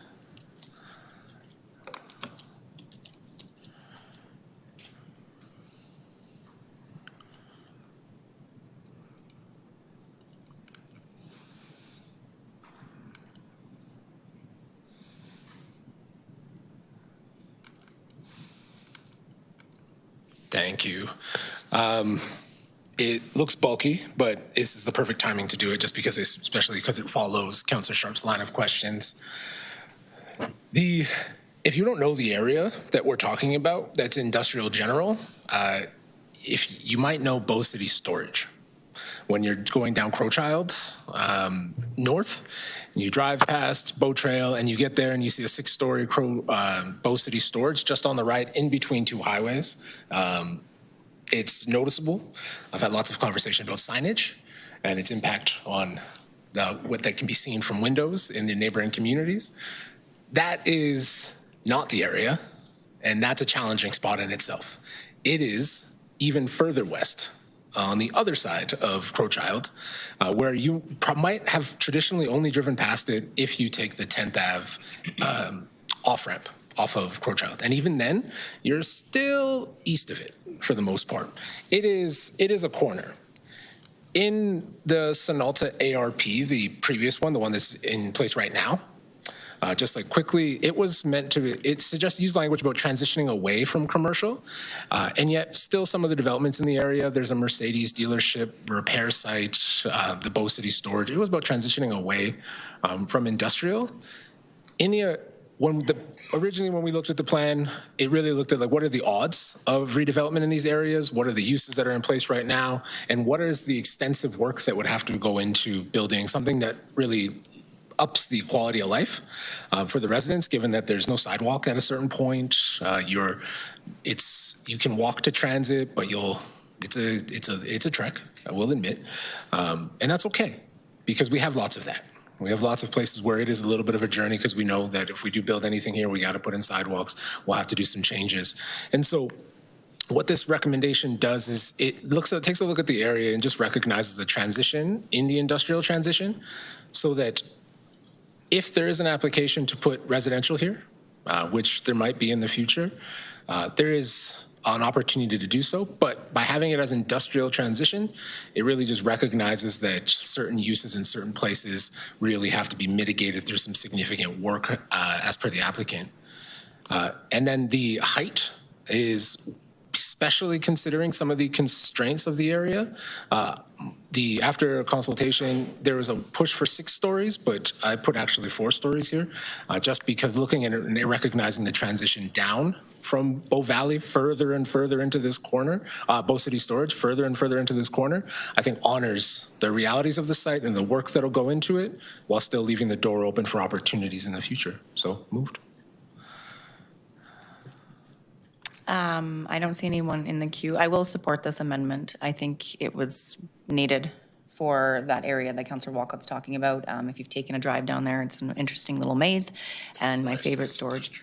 building on the other side. So Councillor Chabot, are you for this amendment? Yeah. Okay, go ahead. No, just a question around the elimination of 2.2.3, so that this proposed amendment would be getting rid of the entire industrial reference? Yeah, that's correct. This is the only location in the plan area that has industrial, so if it's removed, then that's not needed. So it's only those two areas, essentially, that I see on the entire thing? Correct. So we don't really have much of an issue with that if we're going to change the designation then? We have some concerns on putting residential in those locations due to some of those encumbrances. But in terms of if we go ahead and remove industrial from this location, then industrial does not need to be noted throughout the plan. Okay, because this isn't specifying residential as being a component of this. It's just more flexible. It's it's an option, yes. Okay. But the logistics of it would potentially limit the approval of or recommendation of approval of a development permit if it included a residential component, right? Yeah, that would be something that would need to be reviewed through the planning application. Okay. All right. Thanks. No further questions.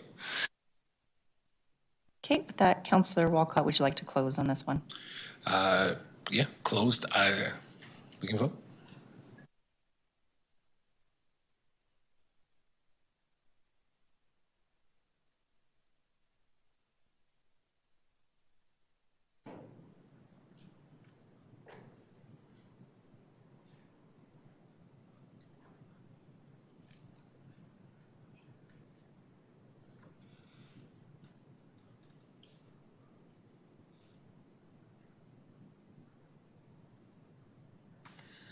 On the amendment before you, Councillor DeMong.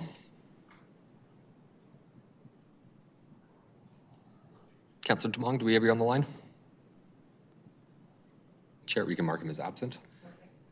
Councillor Craw, your vote, please. Councillor Craw, do we have you on the line? Chair, we can also mark Councillor Craw as absent. With that, all the votes are in. I'm sorry, just to double check, did we get Councillor Wong? He came back. Wong is on. Okay, Yeah. thank you. Can we display the results?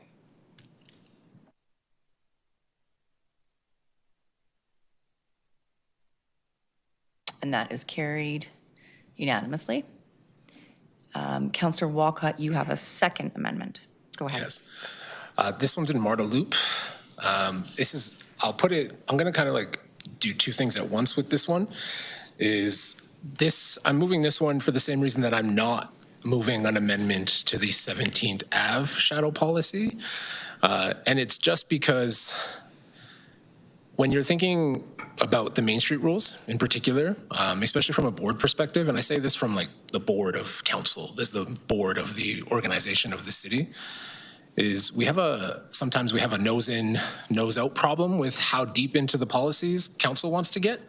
And in this particular case, we have a bunch of Main Street shadow rules that provide flexibility for administration, file managers, the GMs, and everyone involved to really work through the nuances. And sometimes it doesn't go in the way of the applicant. Sometimes the interpretation is not in our favor. We don't love the interpretation. But the healthy tension is good to keep away from a board. The healthy tension should happen at the application levels for that particular reason. The 17th Ave shadow policies that do exist are really there about protecting parks. And so there's some nuances to that about protecting parks.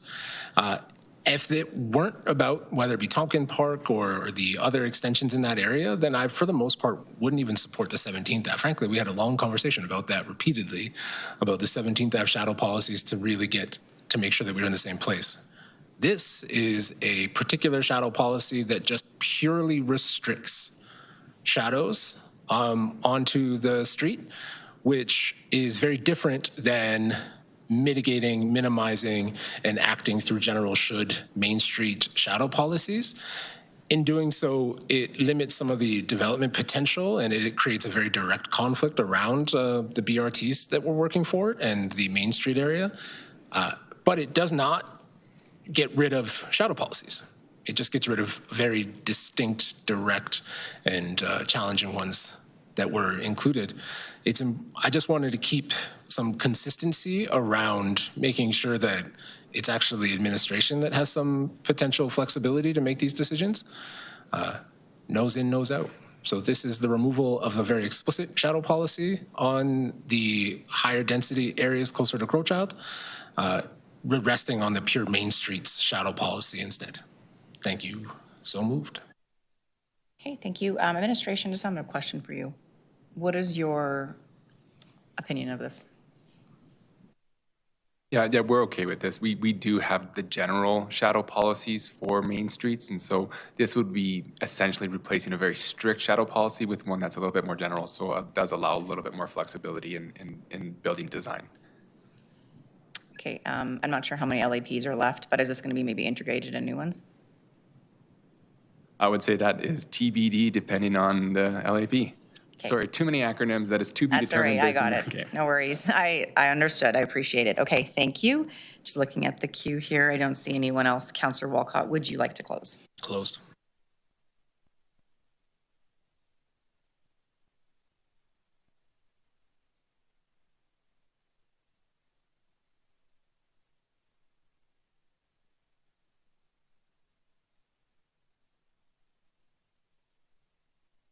Chair, all the votes are in. If you display the results, please.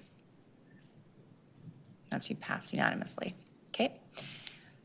And before I go over to Councillor Penner, because she moved the main, does anyone have any debate for the main as amended? Councillor Walcott. Sorry, I guess now since I couldn't open, this will be my prescriptive open on this one.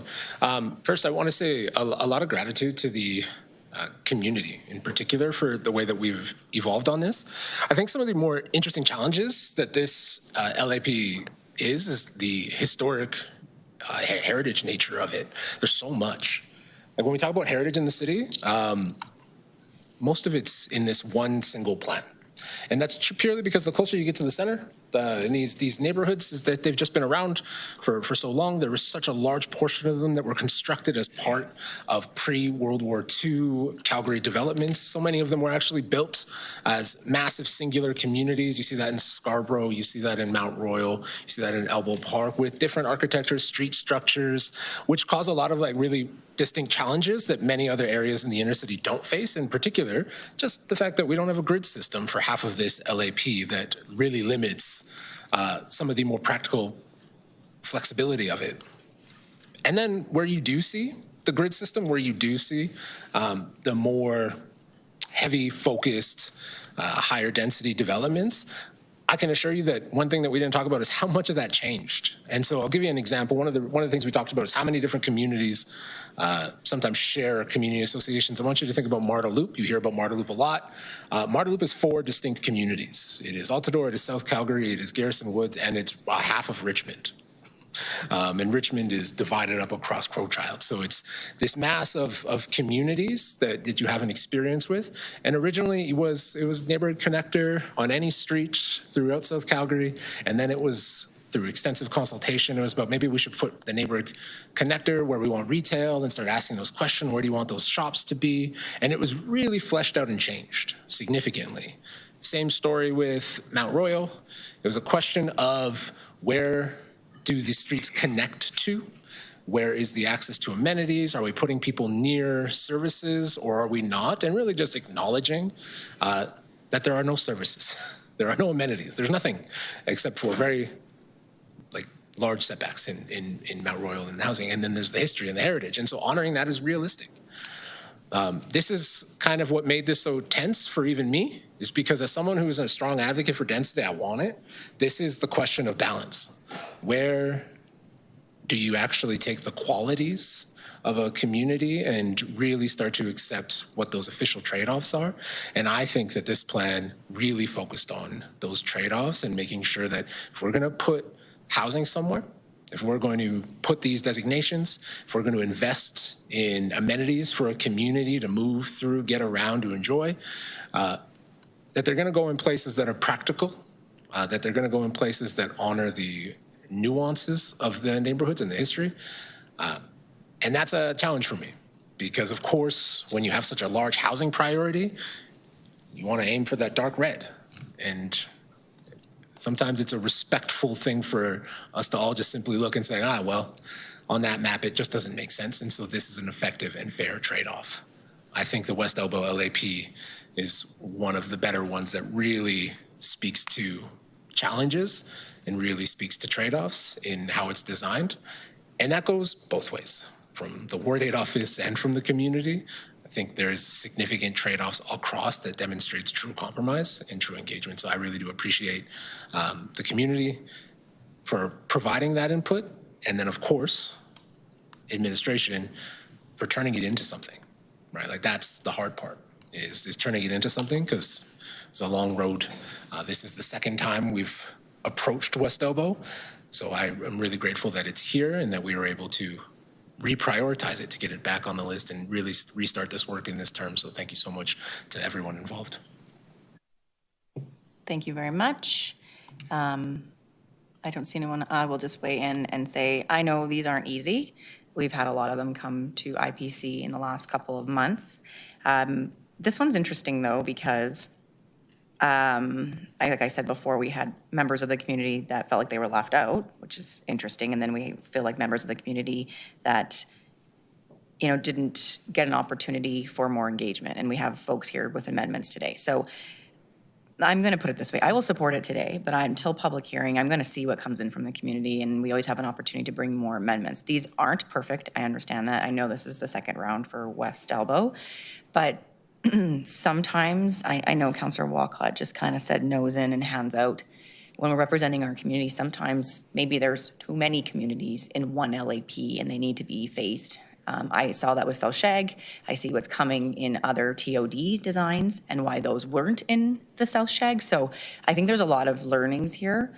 But I mean, kudos to the teams. I know this is not easy work, and it's not easy to come here and try to get it perfect. So thank you for being here. And with that, I will go over to Councillor Penner. You are closing on this one.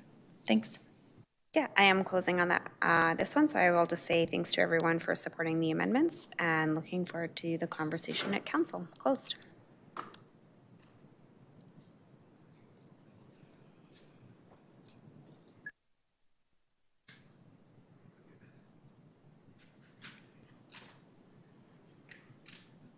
Chair, all the votes are in. Great. Can we display the results? Okay, that is carried 8-2 with Councillor Chu and Wong voting against. All right, committee, we're going to break for lunch. We'll come back at 12:52 and we'll go to all the growth plans and continue the day till 4 p.m. Thanks.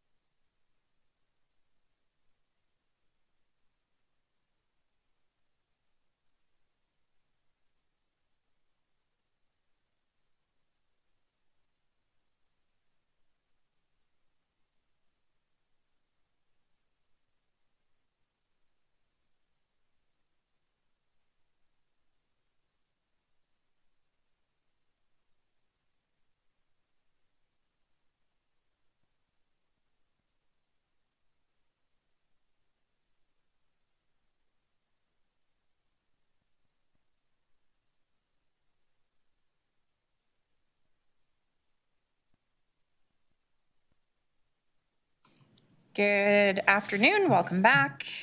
Clerks, can we get a roll call, please? Thank you, Chair. To confirm quorum, Councillor Chabot. Present. Thank you. Councillor Chu. Councillor Demong. Councillor Dollywall. Councillor McLean. Here. Thank you. Councillor Meehan. Here. Thank you. Councillor Penner. Here. Thank you. Here. No to Councillor Penner. Councillor Spencer. Here. Thank you. Councillor Walcott. I'm here. Thank you. Councillor Wong. Councillor Wyness. Thank you. Mayor Gondek. Councillor Carra. And Chair Sharp. I am here. Thank you. We do have quorum. Great, thank you. We're going to move over to item 7.2. This is an growth application Haskayne Area Structure Plan, and I'm going to be leaving the chair for the next two items so I can move them, and Councillor Meehan is going to come to the chair. So administration, when you're ready. Great, thank you. Committee, before we get into the 5 growth applications this afternoon, I'd like to offer just a few comments as an opening. I'm Kathy Davies Murphy. I'm the Director of City and Regional Planning, and I'm here with the team today and many others online and in the gallery. Before the team starts their presentations today, I'd like to provide some insight on the 4 growth applications that were approved by Council in February and the 5 before you today. These are coming forward as administration prepares to initiate the budget prioritization process leading up to the November budget adjustments. Housing is a priority for the City of Calgary, and achieving strategic, sustainable, and efficient growth in our new communities remains extremely important for us as a city. Last year, Calgary set an all-time record for housing starts, eclipsing 20,000 for the first time. Approximately 73% of those new homes were built in the over 40 new communities that are currently building out.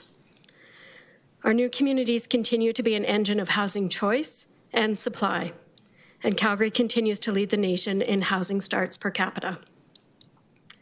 Growth applications are the way the city evaluates and recommends further investment in these areas. They are evaluated against criteria that ensures growth will be nearby to amenities and services, will be responsive to market demand, and will be financially prudent for the city and positive for the economy. By identifying the necessary capital and operating investments, we can ensure that when approved, new communities will have the city funding to deliver the services needed for new residents. Council approved 4 applications in February to be considered in the budget prioritization process. Of the 5 applications before you today, we are recommending that 2 also be considered in the budget prioritization process, 1 be considered partially, and 2 applications be recommended for consideration in future year's budget, but not in 2025. The applications recommended by administration for consideration in this year's budget would provide over 10,000 new homes. I want to share some insight into the magnitude of the capital budget of the 5 growth applications on today's agenda. The total capital budget needed for all 5 growth applications is $400 million. Of this, administration is recommending $103 million of new capital for this year's budget prioritization. Right now, we are uncertain if that level of investment can be supported in the November budget and in consideration of other capital investments that Council may wish to consider. Our recommendations today are consistent with administration's pull all levers approach to housing in our city, while also being aligned with our city building goals of completing communities we've already started, enabling a mix of housing close to mobility, options and amenities, and leveraging previous capital investments. Before I turn it over to the team, I'd like to acknowledge the efforts of the applicants and developers who will eventually build these communities and homes. Significant effort from many people has gone into the analysis and reporting to assist you in making these important decisions about future new community growth in Calgary. I'll now turn it over to Grayson Rathwell, who will give the presentation on the first application. Thanks for your time. Thanks very much. Good afternoon, members of the Infrastructure Planning Committee. My name is Grayson Rathwell, and I'm a planner with the Growth Strategy Team in City and Regional Planning. I'm here to present Administration's review and recommendation of Growth Application 2024-007, which I will refer to as Haskayne Damcar Highfield. This growth application is located in the Haskayne Area Structure Plan in Northwest Calgary. Next slide, please. The recommendation before you accomplishes two things. The first recommendation would have administration consider the required operating investments, if any, in the city's budget prioritization process, which will occur over the next 6 months. The final decision will be made by council through budget in November 2025. The second recommendation reinforces that should this growth application be approved as part of budget in November, administration would be directed to include subsequent investments required for future build-out in future budgets. Next slide, please. The Haskayne Damcar Highfield growth application is shown on the slide outlined in purple. It is approximately 55 hectares in area, proposes just over 1,300 new homes, and includes approximately 1,000 square meters of new commercial or retail space. This growth application is located adjacent to Bear Spa Reservoir, near to but not directly adjacent to Haskayne Park, and north of the Rockland Park development in the community of Haskayne. Next slide, please. This map shows the status of land supply in the northwest sector, with the Haskayne Damcar Highfield growth application highlighted. This information is taken from the 2024 to 2028 Suburban Residential Growth Report. This growth application would add a supply of just over 1,300 homes to the sector, and this is in addition to an existing approved and serviced supply of over 4,200 homes sector-wide. Next slide, please. Here's a summary of administration's evaluation, structured around the three key growth factors of policy alignment with the municipal development plan, market demand and supply, and financial impact. From a policy alignment perspective, this growth application is contiguous with the adjacent and developing Rockland Park to the south. At present, it is favorably located to existing schools, retail centers, commercial areas, and transit access. It is unfavorably located to existing libraries and recreation centers. From a market demand perspective, the northwest sector has 2 new communities at various stages of development and has 8 to 11 years of approved and serviced land and 0 years of approved but not yet serviced land remaining. From a financial impact perspective, this growth application does not trigger new capital investment as it is immediately serviceable by previous investments. In future budget cycles, however, $170.2 million is required for continued growth in this area and the sector. This includes the 12-mile Cooley Crowchild Trail interchange. No operating costs are expected next year, as further planning and site preparation will take place. Operating costs will start in the next budget cycle, and once built out, this area will require base annual funding of approximately $450,000. The growth application's new community operating cost model result was favorable. Next slide, please. Administration's evaluation has determined, due to generally favorable policy alignment, the ability to provide new supply in a growing sector and requiring only operating costs to enable, that this is the right time for the operating costs required by this growth application to be considered in the city's service plans and budgets.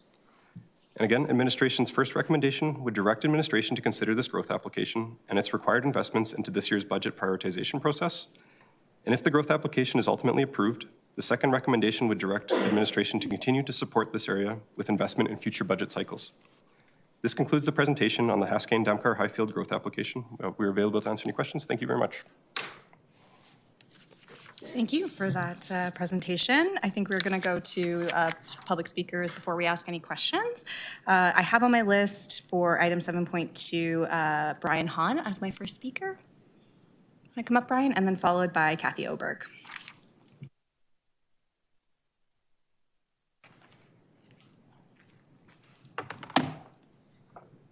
You know the drill, Brian. Take us away whenever you're ready.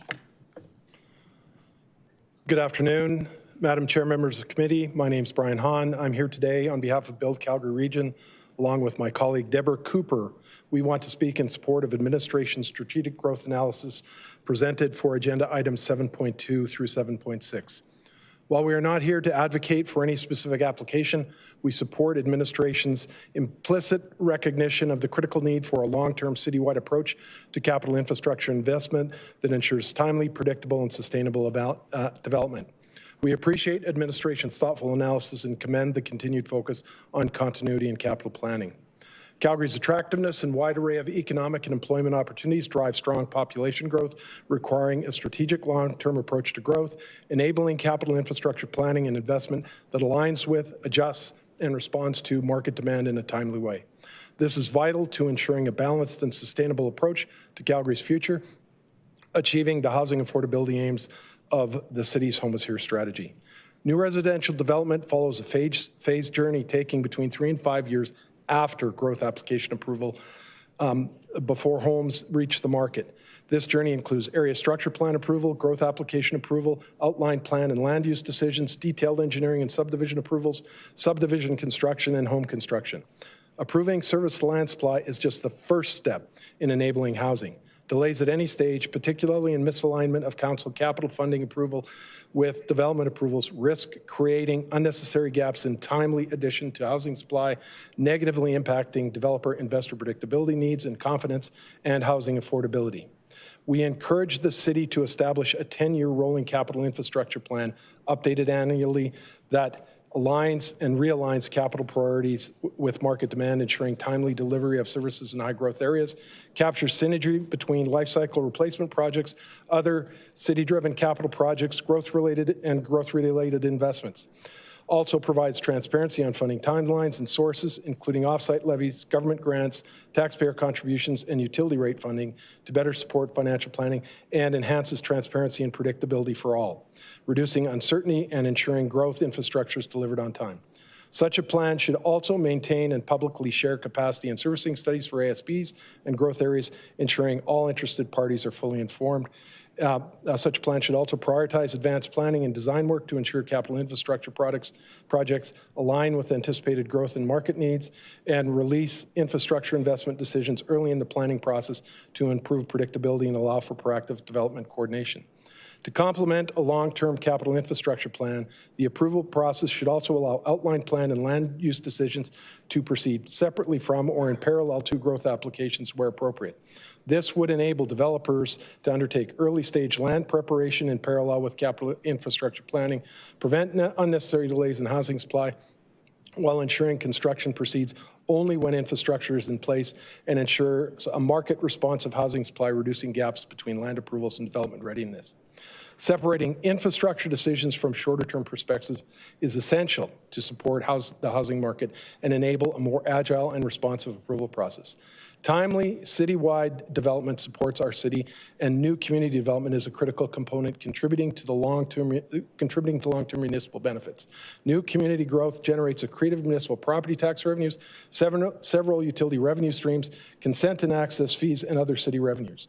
New community growth pays for 100% of its fair share of growth, enabling infrastructure. Developers install and pay for 100% of the cost of on-site infrastructure, and new community development pays for 100% of the benefit growth receives from off-site infrastructure. This drives financial stability for the city, as evidenced by the city's long-standing AA+ credit rating, while unlocking housing supply and affordability for Calgarians and future Calgarians. In any case, growth applications that do not require any form of council capital approval should receive immediate approval, as they are zero risk and offer certainty for industry to continue to invest or invest early, which reduces housing supply gaps.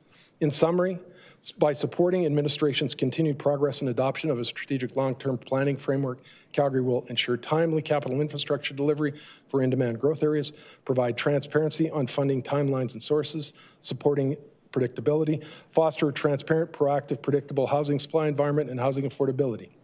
We look forward to collaborating further on housing supply and affordability and reviewing administration's report to committee on this item as requested in January by committee.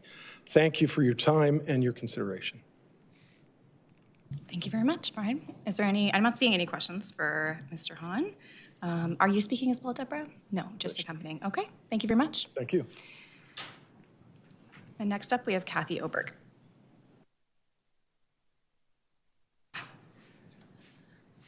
Good afternoon, Chair and members of the committee. Kathy Oberg.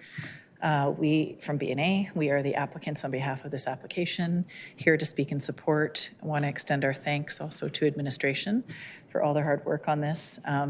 This is a good news story. It's the next stage in the Haskayne ASP. We're getting closer to the park, closer. With the ultimate goal of having a public road that will reach Haskayne Park at some point. This area, as noted, for decades was struggling with supply.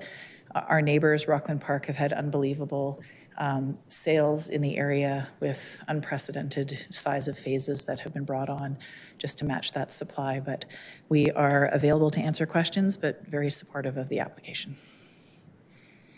Thank you so much. I'm going to give it a moment, but I am not seeing anyone in the queue for you. So thank you, Kathy. Is there anyone else looking to speak to item 7.2? I don't have anyone else on my list. Seeing and hearing none. Okay, then we will move on to questions of administration, and I see Councillor Sharp in the queue. I don't have questions. I'm ready to move it if there are no questions. Okay, I'm actually going to ask a question if that's okay. So yeah, I'm go going to ahead. go in the queue. Maybe I'm misremembering from previous years, but the additional $170 million of funds that are going to be needed in future budgets, what certainty do you have of when those would come online, and how do you weigh, the capital investments that would be needed in future for this particular application against other ones in terms of putting them forward?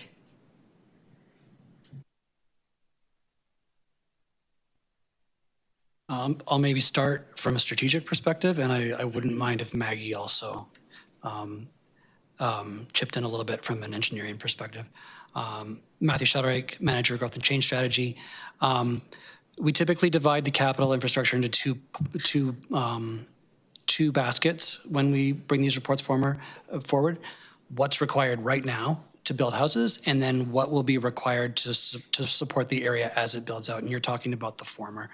And that's a little bit more nebulous, but we do know from area structure plans and from other broader regional analysis what those assets are, and then we flag them. Those assets typically are not, the benefiting area is typically far beyond just the original, the area that's before us, but we put them in there because it's important to just not lose track of them and understand.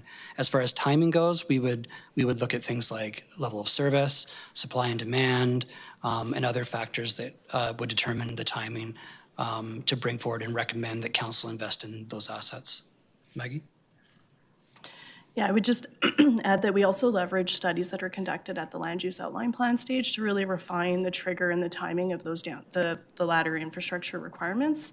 And so as we get more clarity on those exact triggers and timing, then we can build those into future service plans and budgets as required.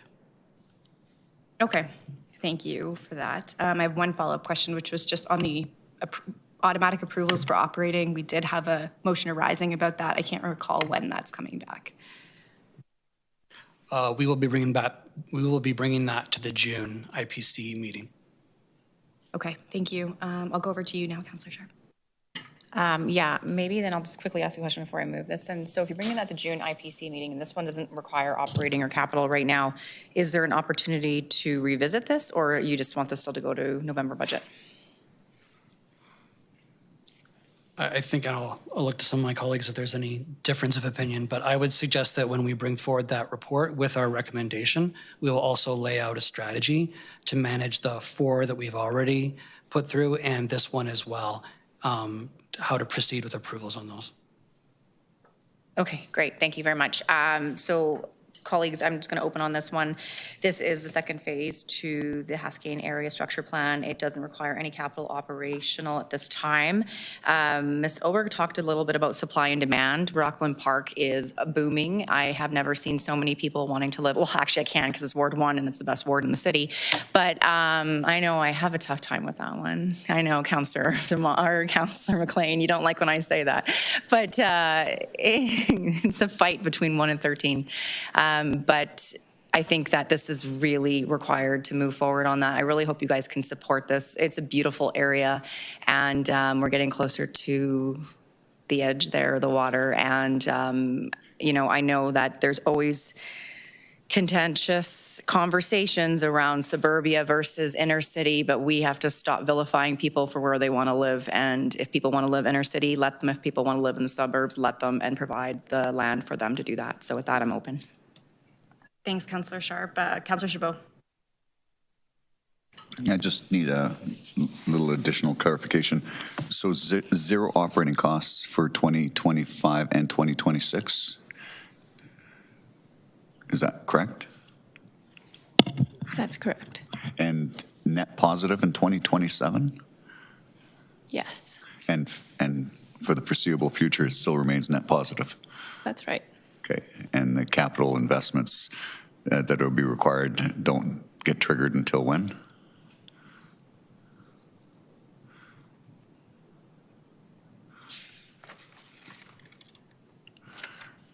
mic's on.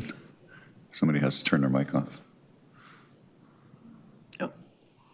There's some infrastructure such as like the Shoulder sanitary trunk that we would expect to be triggered in the next budget cycle. And that's really a response to cumulative growth impacts. But things like the interchange that are listed, at this time, we don't have an exact trigger. Okay, so there is going to be some capital investments that are going to be funded through levies and whatnot? In the future, yes. Okay. Something that has to be decided in November? Not for this application. Not for this particular application, so. That begs the question, why can't we move forward with it now? Why does it have to wait till November for final approval?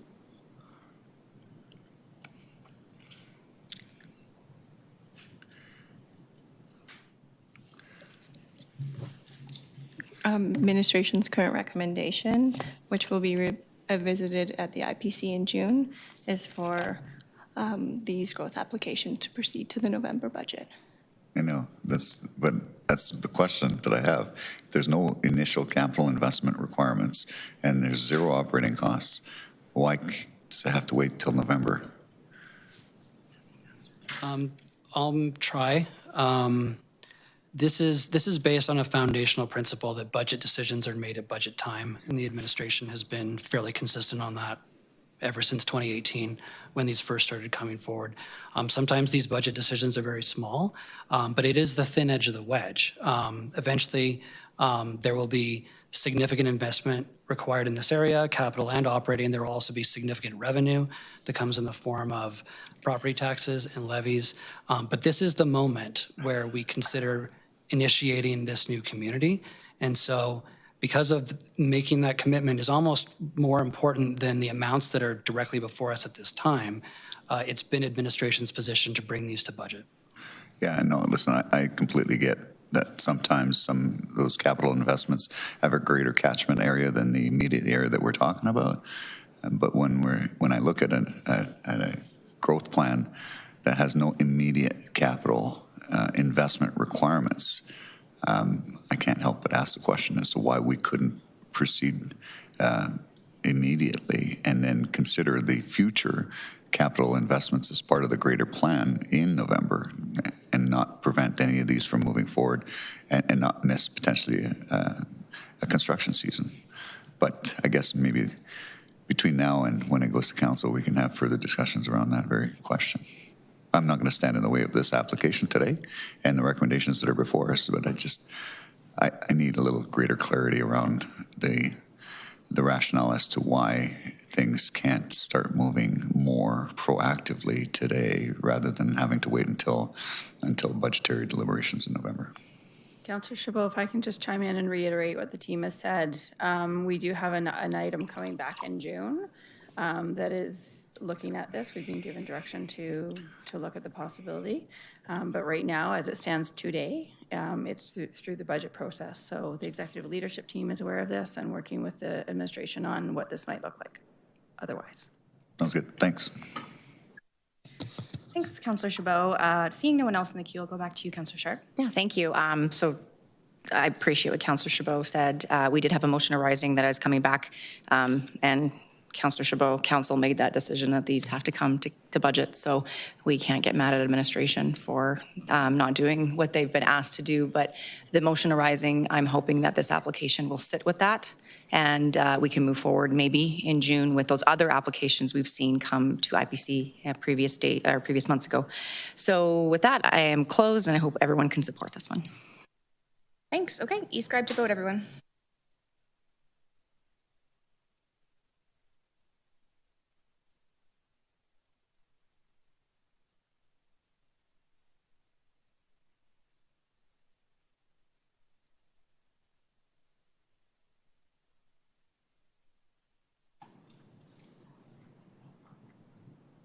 Councillor Chabot, your vote, please. Yes. Thank you. Chair, all the votes are in. Please display the results. And that is carried unanimously. Okay, wonderful. We are going to move to item 7.3, which is a growth application in the Westview Area Structure Plan. And administration, please take us away whenever you're ready. Thank you very much. Good afternoon, members of the Infrastructure Planning Committee. My name is Travis Shaw, coordinator with Growth Strategy Team in the City and Regional Planning. I'm here to present administration's review and recommendation of growth application GA 2024-003, which I will refer to as Westview. It is, naturally, located within the Westview Area Structure Plan. Next slide. These recommendations before you today accomplish two things. The first recommendation would have administration consider the required operating capital investments through the city's budget prioritization process, which will occur over the next 6 months. The final decision will be made by council through budget discussions in November 2025. The second recommendation reinforces that should this growth application be approved as part of the budget in November, administration would be directed to include subsequent investment requirements for full build-out in future budgets. Next slide. The Westview growth application shown on this map in purple now comprises both the Qualico-managed Crestmont area south of the Trans-Canada Highway and the Melcor-managed area north of the Trans-Canada. Initially, these were two separate applications, but the decision to combine them into a single Westview growth application was made through discussions with the applicants. This combined approach results in more efficient infrastructure delivery by nearly doubling the housing supply that will benefit from these investments. This growth application is approximately 219 hectares in area and proposes 4,200 new homes and includes approximately 8,300 square meters of new commercial or retail space. For a bit more locational context, this growth application is located in the west sector on both sides of the Trans-Canada Highway and is adjacent to the city boundaries to the west and the existing communities of Valley Ridge and Crestmont to the east. Next slide. This map shows the status of land supply in the west sector, with the Westview growth application highlighted. This information is taken from the 2024 to 28 Suburban Residential Growth Report. The Westview growth application would represent the last remaining planned but not yet approved service land in the west sector. There is service supply for almost 8,000 homes in the sector currently. Next slide. Administration's evaluation considers the three key growth factors of policy alignment with municipal development plan, market demand, and financial impact. From a policy alignment perspective, this growth application is contiguous to existing development and provides an extension of the existing community of Crestmont. At present, it is unfavorably located to existing schools, some public facilities, and transit hubs. However, it is favorably located to existing commercial centers and employment areas. From a market demand perspective, the west sector has 6 new communities of various stages of development and 8 to 11 years of approved and serviced land. There is no approved but not yet serviced land remaining in this sector. It is worth noting that due to the unique and often fragmented land ownership within this sector, serviced land years remaining may not always reflect developer readiness or market demand. Recently, demand in the west sector has accelerated above historical market share due to new multi-residential options. From a financial impact perspective, this growth application requires $102.6 million in capital investment to initiate development. Future budget cycles would require an additional $67.2 million in capital investment to support full build-out and completion of the Westview Area Structure Plan, for a total of almost $170 million. This area benefits from previous investments in sanitary infrastructure. With regards to operating costs, this growth application was reviewed favorably through the operating cost model. An initial operating investment of $20,000 is expected starting next year, rising with development to $2.78 million at full build-out. Notably, the original storm trunk that had been identified for this area has changed to an innovative developer-funded option following the completion of the trunk's feasibility assessment. The trunk was the preferred option as it offers the best source water protection, but was not technically feasible from a construction and operation maintenance perspective. The new stormwater solution will require enhanced stormwater treatment and management on site to mitigate source water risks. Next slide.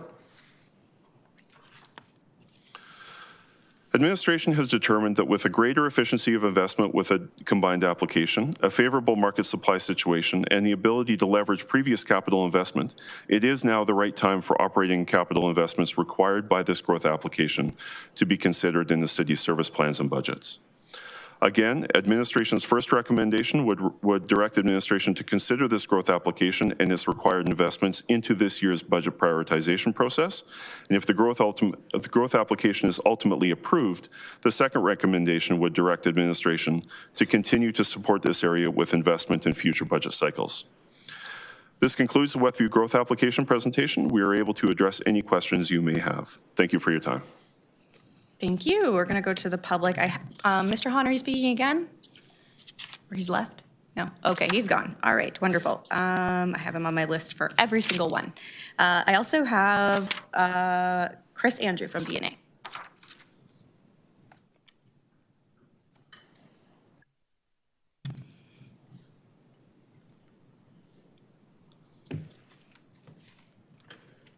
Go ahead whenever you're ready.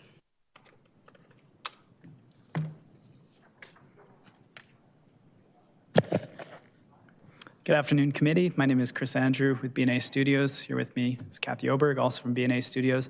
We have representatives from Qualico and Melcor also in the audience if there's any questions. We are very excited to offer our full support for this growth application. I would like to express our appreciation to administration for their positive recommendation and commitment to Westview. The enabling investment for these lands is a clear demonstration of administration's dedication to advance a meaningful supply of land in the West sector. Following previous investments in sanitary, the recommended investments in water and transportation infrastructure sets the stage for ongoing development. This ensures continuity for development of Qualico's Crestmont community and enables Melcor's lands for development. Qualico's outline plan is now in the final stages of approval, and Melcor's outline plan will soon be submitted. This is an important milestone as these plans will provide housing that aligns with the infrastructure investments that are coming online.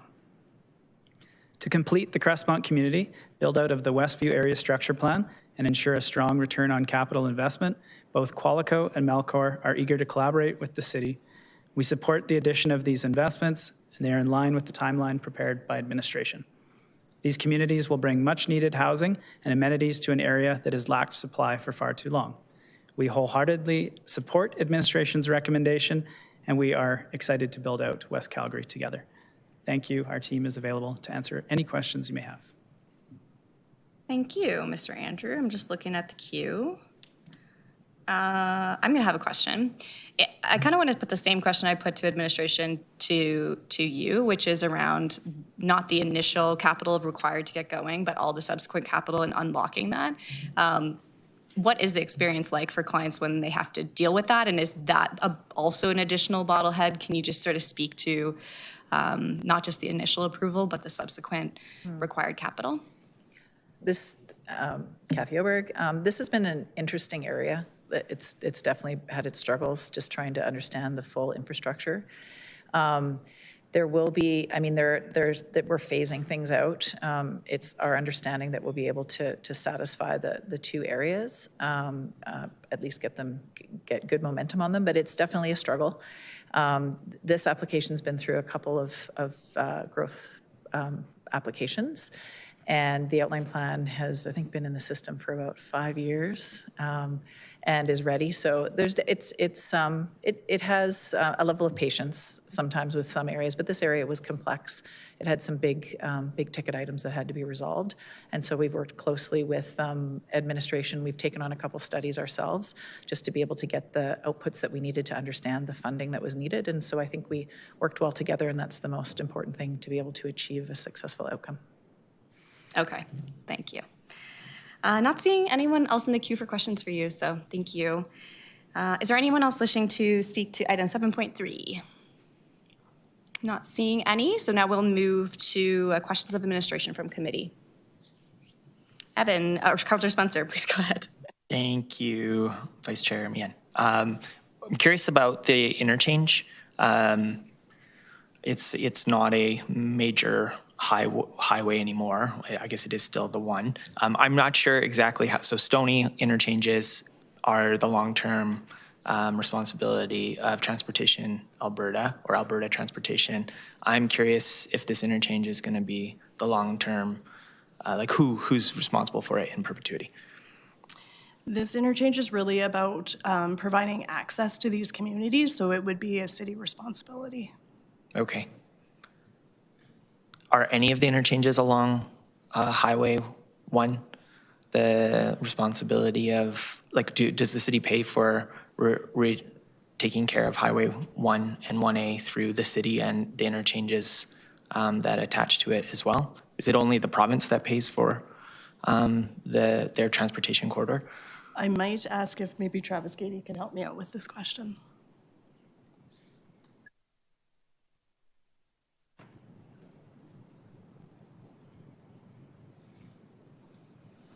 Good afternoon, Madam Chair, members of the committee. Travis Gady, Senior Transportation Engineer with Growth Infrastructure Planning. With respect to interchange facilities on the Trans-Canada Highway, it's similar to the Stony Trail.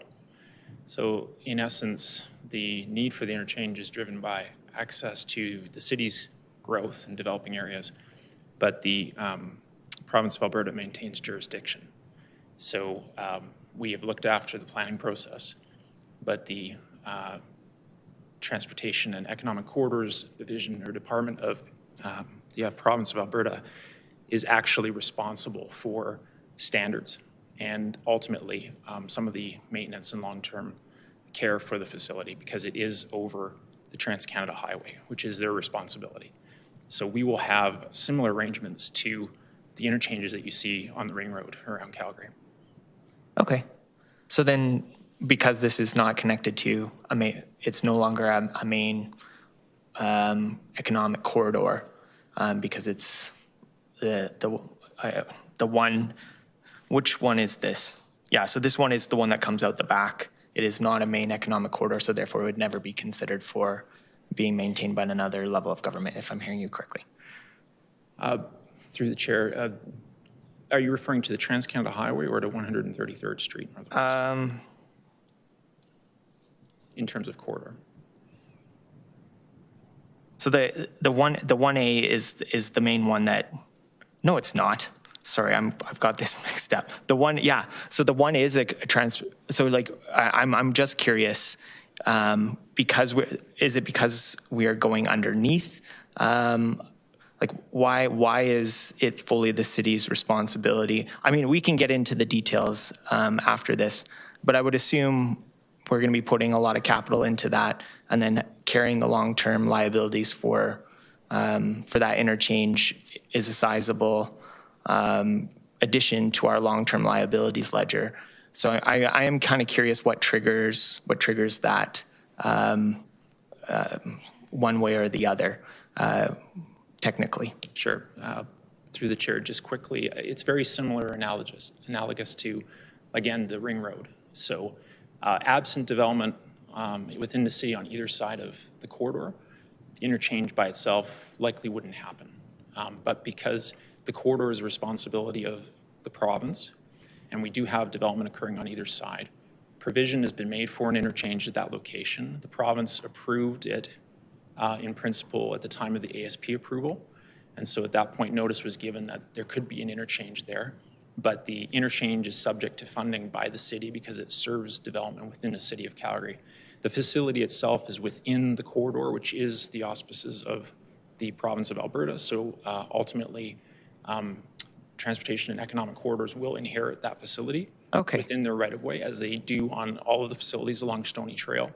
And then the arrangements will be made for appropriate maintenance and termination of service on either side of it.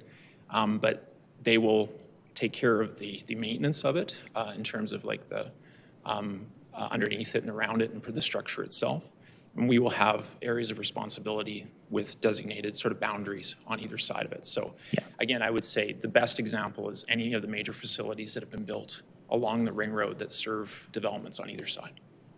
Okay. So the one that we are talking about, though, is not specifically on the Ring Road, but it is very similar to the ones that are on the Ring Road, if I'm hearing you correctly. Yes, given that it's a primary highway within Alberta, which is the auspices of the province. Yeah. Sorry for how long it took to get me to where I needed to go. Thank you very much. Appreciate it. You're welcome. Thanks, Councillor Spencer. I'm not seeing anyone else in the queue, so I'm just going to ask administration one question before we go to Councillor Sharp, who will move.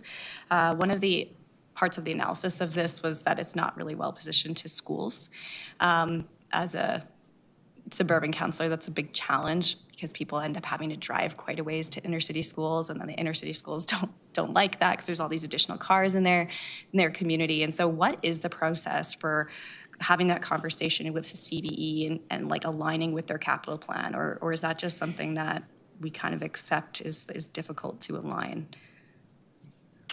Through the chair, I mean, that's a great question. It's something we struggle with often in our greenfield areas, right? We are ways away from existing junior high and elementary schools here for sure, as we often are in greenfield areas. Within this area structure plan, there is, I forget if it's 1 or 2 school sites, but there is school sites identified within the plan area that will be delivered at some point in the future as development proceeds. But when it comes to prioritizing the funding of the construction of those individual schools, they're in the queue. It's similar to any other greenfield school site. So, yeah, as far as advocating for any one area over another, I mean, CBE has their and CSSD has their have their prioritization processes, and yeah, I'm not sure the level of input we have on that, but that's where they are. They're in the queue. Okay, thank you. I'll go to you, Councillor Sharp. Yeah, thank you very much.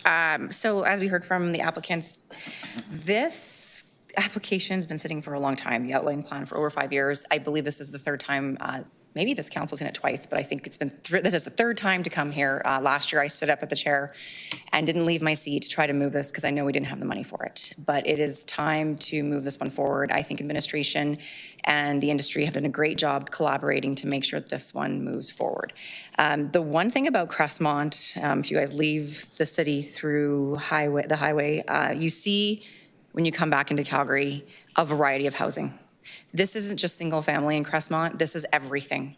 And they've done a fantastic job, the developers and builders out there, to accommodate all different types of housing types. Councillor Meehan made a mention of the schools. Yes, we have those issues. I know there's land out there, but again, that's us pushing the province to get going on those. But I know there's another development coming up, which is more on the Trinity Hill side. But what I'd say to committee is this one has to pass today, and because it needs to pass today. This has been sitting for a long time, and we need to release land to market for the builders to continue doing what they're doing and finish this area. So I really hope that we can support this, because if we don't, we're going to start losing trust and confidence in our developers who are working with administration to have made this happen, and to get this to here today. So with that, I'm open. Thanks, Councillor Sharp. I am not seeing anyone else in the queue, so I'm just going to add one little request. When up in my area, I see it all the time, when you go to advertise these new subdivisions, they're often said like, oh, there's school sites here, or there's going to be schools. And residents don't understand that a school site is not a CBE capital funded school. And I think that we can be a lot more transparent in the advertising of amenities within a community and what's actually funded and what might not be funded. I was in the South not that long ago, and there was like some developer put up like future recreation center, and I instantly clocked it and looked at our capital plan, and it's not coming online till like 2048 or something. And so I think there's a lot that we can do to sort of make sure that the public understands, like when you do buy in a greenfield community, you're going to have those basic services, but sometimes the public investment is going to be lagging, which is no fault of the industry, but it is just the reality. And we hear about it from residents who feel often very misled by some of the advertising. So that's all I have to say. Back to you, Councillor Sharp. Yeah, thank you very much, Councillor Meehan. That is it for me. I'm closed. Okay, thank you. E-scribe to vote, please.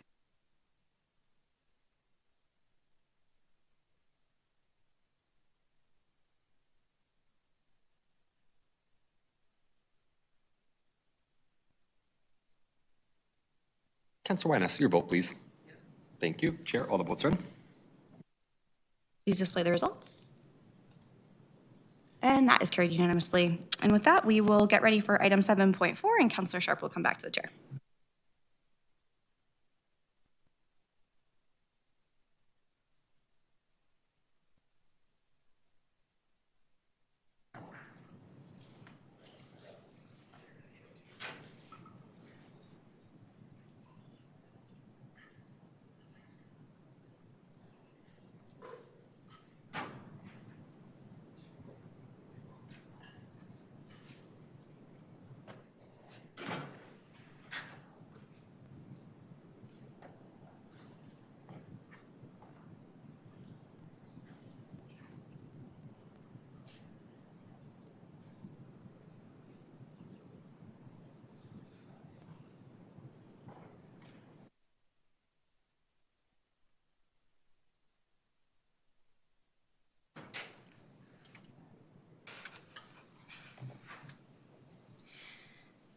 Good afternoon, members of the Infrastructure Planning Committee.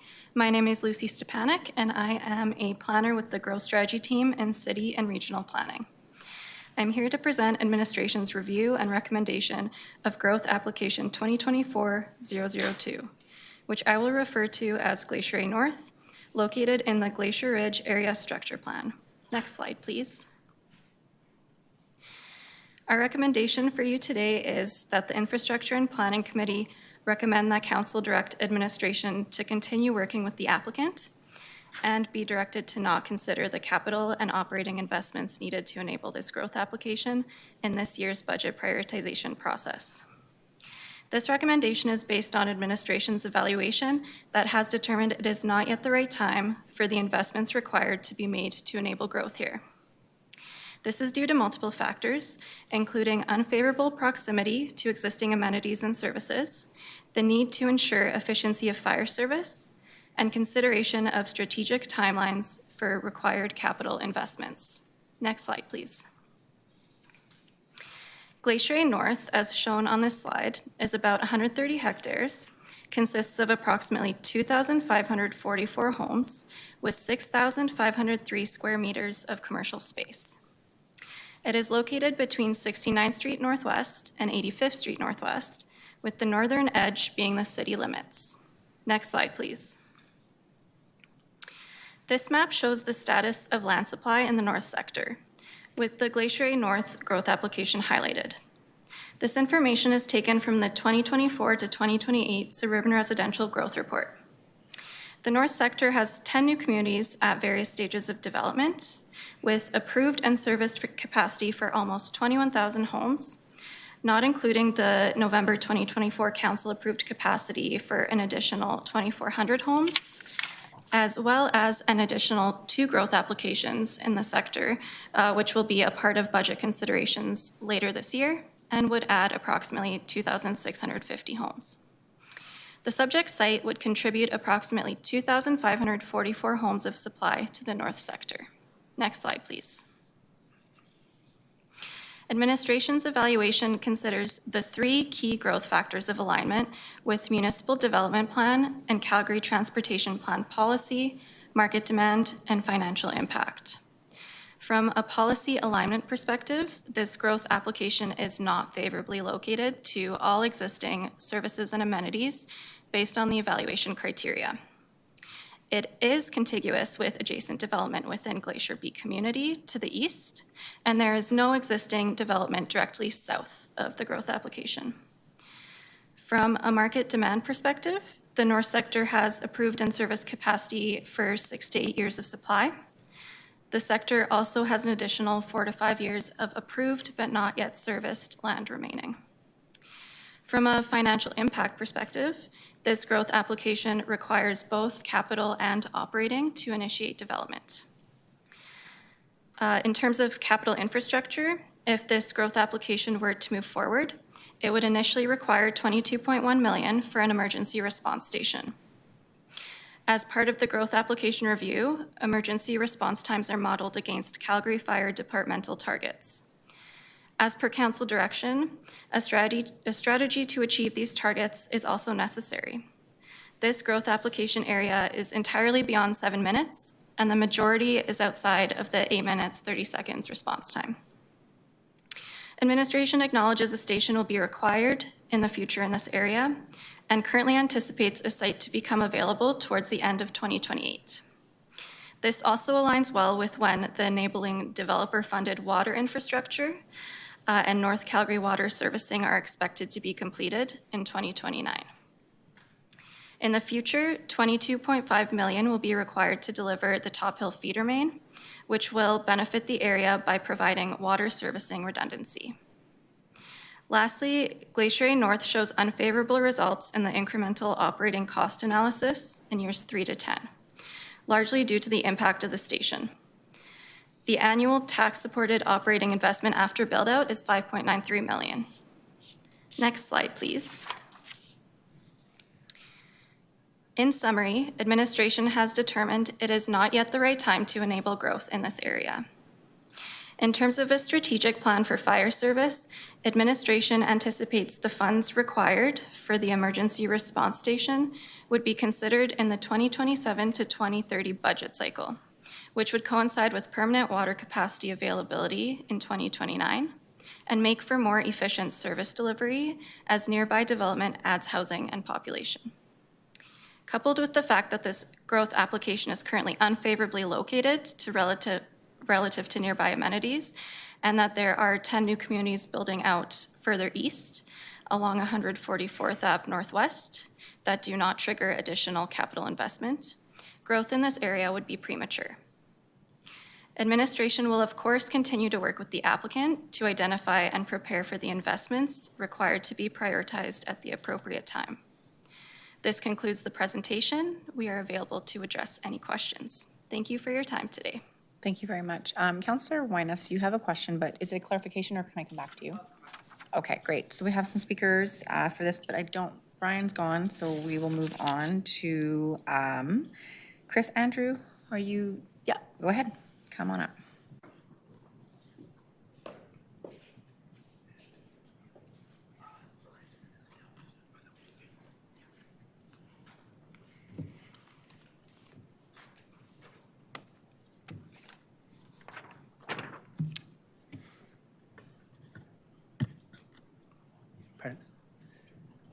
We have a few slides that we can pull up.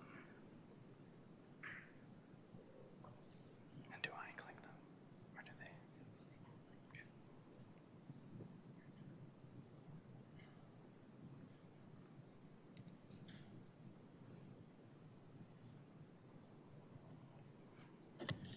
Okay. Excellent, thank you. Again, my name is Chris Andrew. I'm here with Kathy Oberg from BNA, Ben Mercer from Qualico Communities, and Dale Johnson from EXP. We appreciate the opportunity to speak with you today as we seek an alternative path and ask committee to consider the enabling investments as part of the 2025 budget adjustments.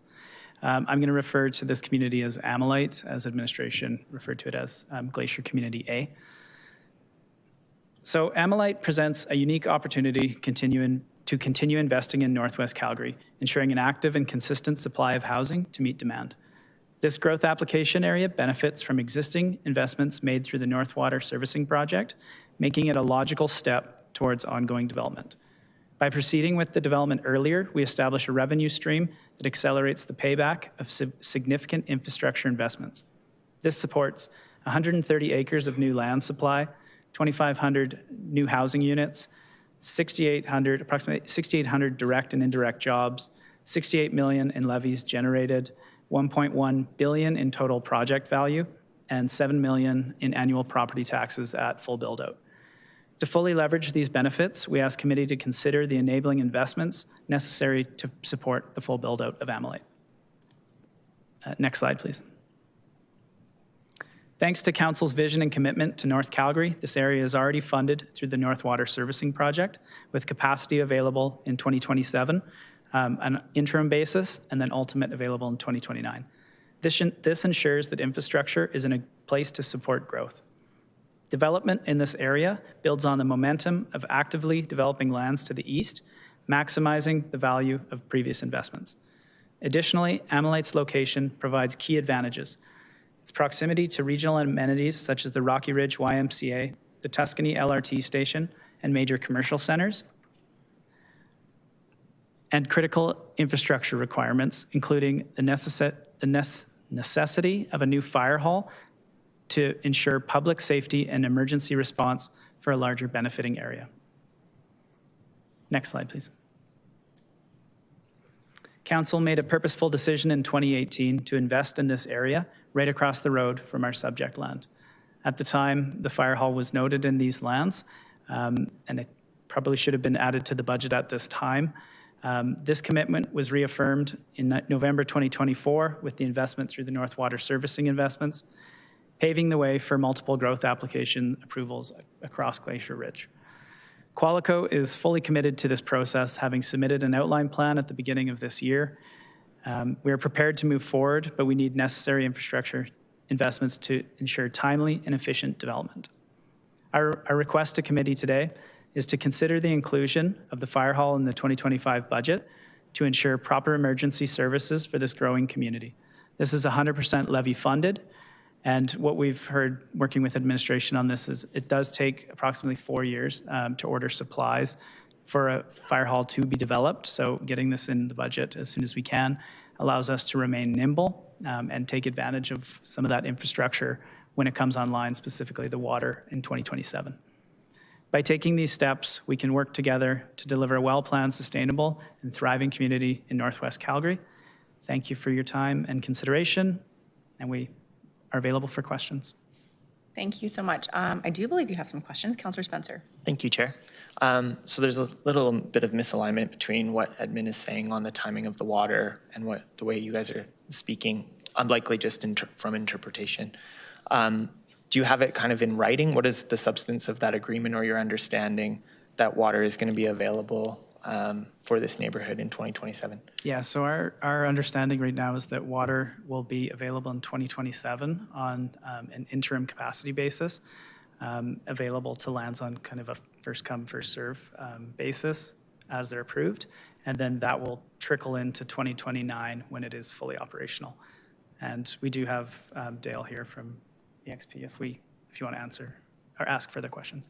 Okay. So like as you've discussed with administration, that project and water slowly working its way north, you've been able to earmark these various kind of triggers and you see an opportunity for slotting your application into the capacity. Yes, that's correct. Yeah, I think that's fine for now. But we maybe Councillor Meehan has further ones, but I will have questions for admin after. Thank you. Councillor Meehan. I do have a question. Clerks, could you pull up the application overview, which I believe is attachment 2, and then show table 1? So like Qualico was an applicant on the previous application, and you also represented them. And when you look at the two tables between this application and the last, they're vastly different, right? This one has largely unfavorable red and yellow compared to the application previously, which was for substantially more money, but it was favorable in all of the ways that administration looks at, so market demand, policy alignment, financial implications. Let's just get this up there and scroll down. Yeah, here. So all of these are essentially green in the other application, and all the red ones are red here. So can you just walk me through kind of from a decision maker perspective, like why should I approve this when it doesn't seem to make sense by the criteria that we've set, but your other application is very strong? Appreciate that, and we'll probably tag team an answer to this. I might respond to a couple of them. It's interesting, the market demand. This area to us is very northwest. We somehow have the north kind of determined the way we have, but this definitely has more of that northwest demand. So we had identified that within our application because the Northwest has not had supply for like 15, 20 years. So we were, for us, we had a different interpretation on market demand. We were surprised by the financial impact because we got through almost the whole process and then the fire hall arose at the end. And this was very similar to the Hodgkiss approval in 2018. Both applications required fire. This one had a commitment that at about 50% build out of the 2018 approvals, it would be required, so it would be slotted in. So it was quite surprising for us to see it was tagged to this, and then the operating costs were fully tagged when there's such a benefiting area. And so for us, that we worked through the process and worked closely on just some of the other elements, the engineering components, the utility elements. And so for us, that was a surprise. So we're unfavorable because we're being tagged with the full fire hall, which is similar to the question you asked about the future capital. This was kind of one of those things that was slotted with the 2018 approval that would come at some point. So I'm going to talk about that. Do you want to comment on the policy alignment, the red? We think we're very close to a lot of amenities. Yeah, I think like on the policy alignment, when you look at an air photo, it doesn't look that great because it looks like it's standing off by itself. But when we look at what is actually developing in terms of contiguity with adjacent Anthem and Ronmore development, it is following a logical development path. It is integrated with that infrastructure. I think with what is coming online here, you're going to see an integrated community that has the amenities that you'd be looking for, school sites. Will have the neighborhood activity centers, a community retail center, and I think it has a retail street.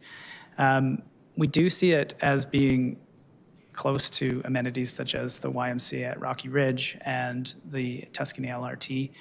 We've mapped it out a little bit differently in terms of drive times to be, under 10 minutes. So that I don't think we consider to be overly far. I think it is just where it looks like on the map. It does look, we can see why it does look like it misaligns with a lot of the policy that is in there. Okay, I'll follow up with admin on some of those comments. Yeah,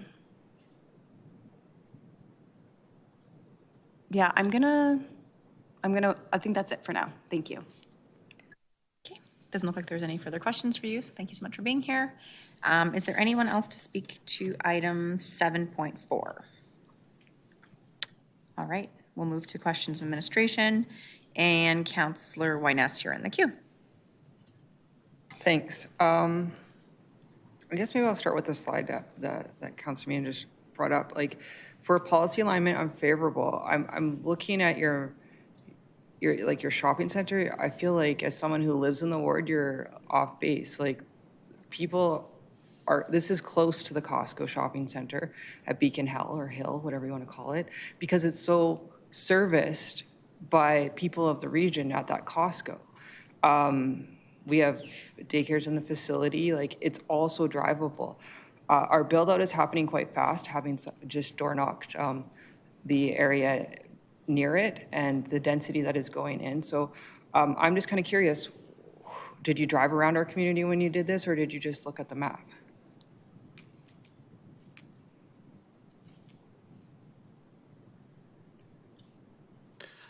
I would say both, actually.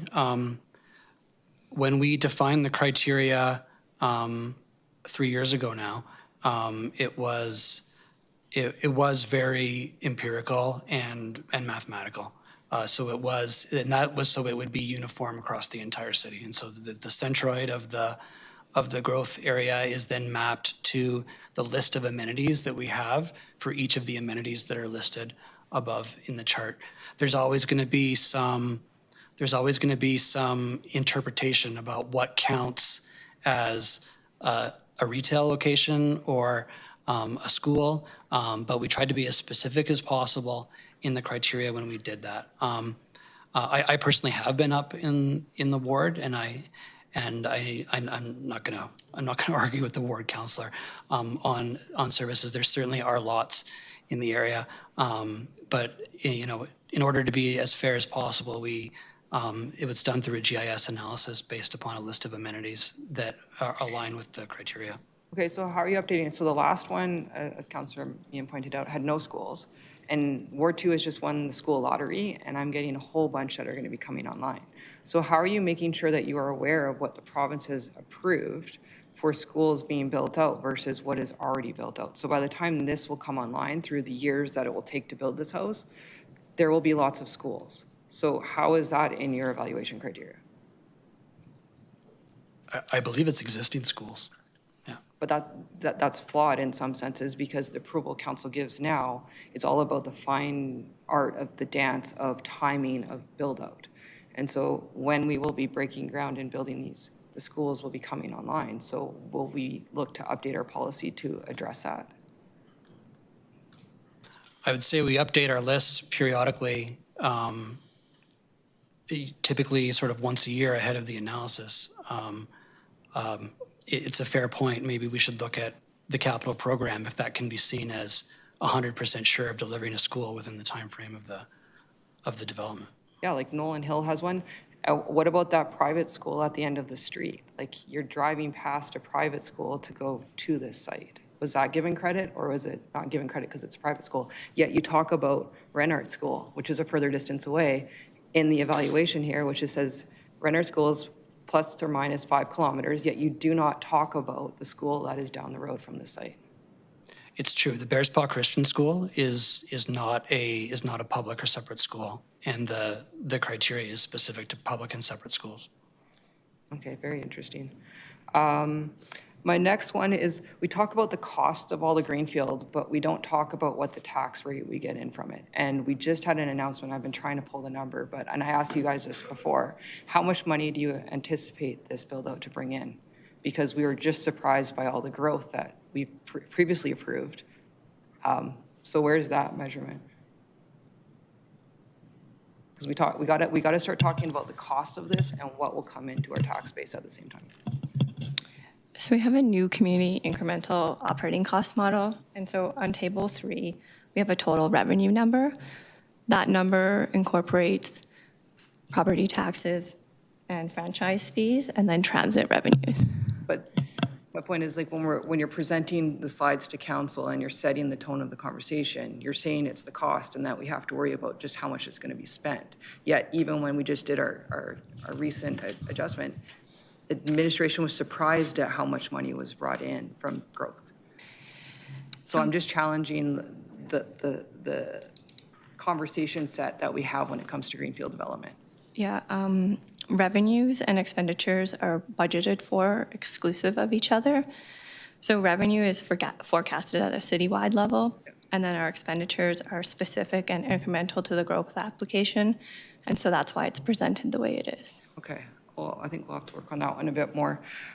When it comes to the fire hall, we have a 2018 decision, and I think this council also highlighted the challenges the fire department has had in advocating for its needs. And so this council has made a lot of investment into fire.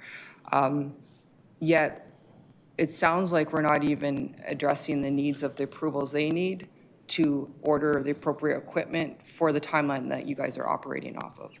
So how can we start correcting to make sure that when your department is saying these are the timelines we're hitting, that the fire department is actually not getting washed through the budget process to address these concerns? And I had a conversation over lunch about this, but I'm just kind of curious how we're making sure that we're aligned on what council voted for in 2018 and those capital projects come through. So in 2018, and we do have the fire chief on the line if you'd like to speak to fire service. In 2018, when the business case at the time to the east was approved, we had flagged, and I'll go back to the answer that I gave Councillor Meehan on the 2 baskets of investment, one to initiate and one to complete. The fire hall was identified as a completing investment when that business case was approved in 2018. So it wasn't funded at that time, but we telegraphed that it would need to be funded in the future. Just recounting the conversation that I had with you, I think the concern is, well, what happens after that point? Where's the transparency? How do you follow the bouncing ball along that point? We certainly didn't lose track of it, and we have a plan for fire service in this area. It's not right now, as you heard explained, but I understand the comment that you make around how do you keep track of that asset. Okay. All right. I'll stop there and let my colleagues ask some more questions. I might come back in. Councillor Spencer. Thank you, Chair. Maybe just to pick up a little bit where Councillor Winus was going, on the operating cost model in Table 3, so it looks like it's in the negative for 8 years-ish in a row. What are the factors that could change between now and an eventual approval in the future that will change that to some degree or to a large degree? The primary reason that it goes negative is due to the fire emergency response operating costs that come online, which is $4.1 million. So currently this growth application, 100% of that cost has been allocated to it. If there were to be several growth applications that were to come in, we would consider allocating the costs amongst those 3 if there was data to show that. We do recognize that is negative in those few years, but it does end up being positive. So essentially, the fire station, it will benefit several areas, but at this time, it's attributed and triggered to this growth application. Gotcha. Okay, and then obviously there's a bunch of communities to the east that will benefit from this fire hall as well. Were they shared previous splits of public amenity that when previous growth decisions were made? When we do the model, it's incremental, so it's more if you're triggering certain costs. Right. To your question, it's not proportionate to the community. Okay. Okay, thank you very much. I do have some questions about water. Calgary is now investing very heavily in water heading in this direction with the North Calgary Water Servicing Project. I think I got that right. I don't yet know to what degree or how much capital that is, but from the budget that we just had in 2025 to 2026, we're looking at $250 million, or like 257 million, and then another 216 million in 2027.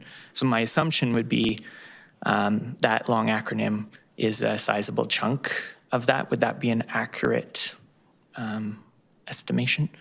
For the total cost of the North Calgary project, the latest cost estimate that we had in Q3 last year was 311.6 million. But recognizing we're still in design, so we do expect that cost estimate will still fluctuate over the next few quarters here as we get through that design phase. Okay. How do you consider or include, or do you include some of those like massive capital outlays that we're already committed to? And then considering, because we are now really heavily financially committed in that direction. And I mean, I inherited a ward that my growth applications were relatively simple because the councillor in the terms previous to me had pushed through, alongside his council colleagues, pretty major investments in the southeast. So it was application after application with no extra capital costs. It does feel like now the North is the place to capitalize on already or soon to be buried capital infrastructure. How does that weigh into the decision-making process? Actually, I'll stop there and then ask the next one. Okay. Maybe I'll also kind of dabble into where you were asking questions earlier. Yes, please. Yeah. Okay. So at the end of 2024, we did share with affected landowners in the North sector that because of the way we're staging the North Calgary Water Project, we are expecting to have some incremental capacity available starting in 2027. However, we also recognize that it's not going to be enough for everybody that is looking to start developing in the North. So we're being very intentional about how we're allocating this incremental capacity to folks that demonstrate the most readiness to have homes built in 2027. So the criteria we're using is we are looking to ensure that growth applications aren't triggering additional capital because we recognize that that's going to take time to build in addition, as well as we're looking to see that the local-sized infrastructure that they'll also need is at the boundary or readily available for them to be able to tie into. For this particular area of Glacier A, we do know that there's going to be some pretty substantial developer-funded water infrastructure that they also need to extend that I think will take several years to build. That coupled with the fire station requirement, we feel this area is better timed for when the full project will be completed in 2029. And so we have not allocated them incremental capacity at this time. Gotcha. And your suspicion would be that other applications in that area will eat up that incremental supply fairly quickly? That's right. Okay, and be influencing decisions in between? Well, we know that because growth has outpaced some of our short-term forecasts, some of that capacity is going to go to kind of already supporting previously approved lands. And then we have been very intentionally applying it to areas, for example, some of the ones you saw in February that aren't triggering any additional capital. Okay. Okay. No further questions at the moment, Chair. Okay, Councillor Mann. Yeah. Is it the fire hall that's the bigger issue or the water, or just sort of both in terms of why we would delay this?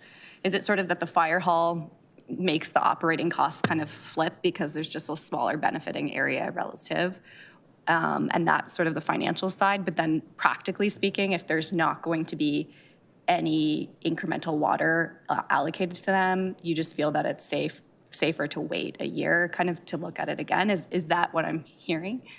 I think that's a a good characterization, Councillor Meehan, is that if you were to think of the order of operations, we'd want to ensure that there was sufficient water supply in the area, and at the same time bring on other investments so that we're not premature in our investment portfolio, as well as the criteria in that chart that you had brought up earlier. All of that bundled together is really the rationale behind our recommendation today. Okay. And so if next year, if they sort of collaborated with properties the way that Qualico did with Westview, is that going to strengthen the application or that ledger so that the cost is spread out amongst more houses or more benefiting area? I mean, that's certainly one approach that the applicant could take. We'd be happy to work with them and continue to explore solutions and ensure that we have consistent information. Okay. I think I'll hold all my comments for further. So go ahead. Councillor Chabot? Yeah, I'm not sure I completely got to where I was hoping to get with some of the other questions in regard to the 100% allocation of the fire requirements, operating costs being attributed to this development exclusively. Was there not existing development that will benefit from this fire station that may not have been subject to any allocation of operating implications? Certainly, Councillor Chabot, the fire station will cover a service area greater than just this area. Chief Dongworth can certainly speak to that if you have specific servicing questions. We do not have a different application in front of us to allocate those costs to, and so in order to put it into a budget prioritization process, we have to bring it forward in full through this application.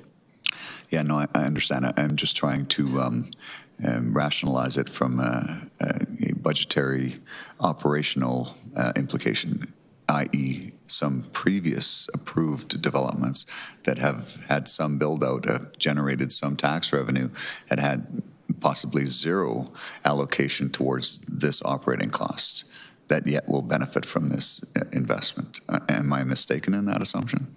I would suggest that any revenue that we're benefiting from previous development is already allocated in the budget. It's rolled into the budget. And so it either have to be moved from existing service to serve here or new budget added. Yeah, so it's been allocated for operational needs as part of the overall budget plan. Notwithstanding that, this infrastructure is actually benefiting some existing developments that may have been within the threshold of whatever it is that we've allocated 7-minute response time with a target of 7 minutes, but allowing it to go to what, 8.5 or something? Is that approximately correct? Yeah, and this is the only area within that Glacier Ridge area structure plan that triggers that 8-minute 30, 90% of the time. That's like, yes, so it triggers a fire hall. So yeah, that's the reasoning why the cost. Just going off the top of my head on those numbers. Thanks for confirming that. Yeah. Okay, so yeah, no, it's, I guess that's part of the challenge when we start approving some of these things by allowing us to go beyond the 7-minute response time, is that how that we then attribute any of the new growth to actually pay for that additional operational costs and not leaving the entire responsibility to the one that actually triggers it, and then maybe get reduced as new developments come on that would also benefit from it. To your point that you said, as new ones come on, we can attribute some of the costs to some of the other ones, but at this point, it's 100% allocated to this development, which makes it look less favorable. Yeah, Councillor Chabot, I think that's a good perspective and an interesting way to think about sort of from a metrics perspective differently. If you were to take this cost and perhaps look at it from a per capita of the service base, you might see a different approach. That isn't how our incremental cost model for growth applications has been applied. Yeah, no, I get it. And it's, of course, we have to try trying to rationalize everything when we do our budgetary approvals. And so at this point, it's not being recommended for administration. And so where does it go from here?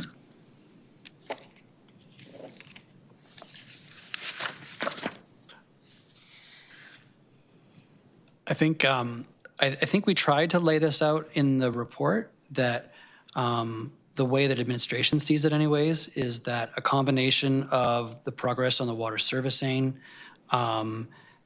the ability to build more houses in the area, which will increase the efficiency of the station when it's delivered, and the build out of new amenities over that time as well, has us seen the next budget cycle as a better opportunity to review the cost effectiveness and the feasibility of the station rather than today.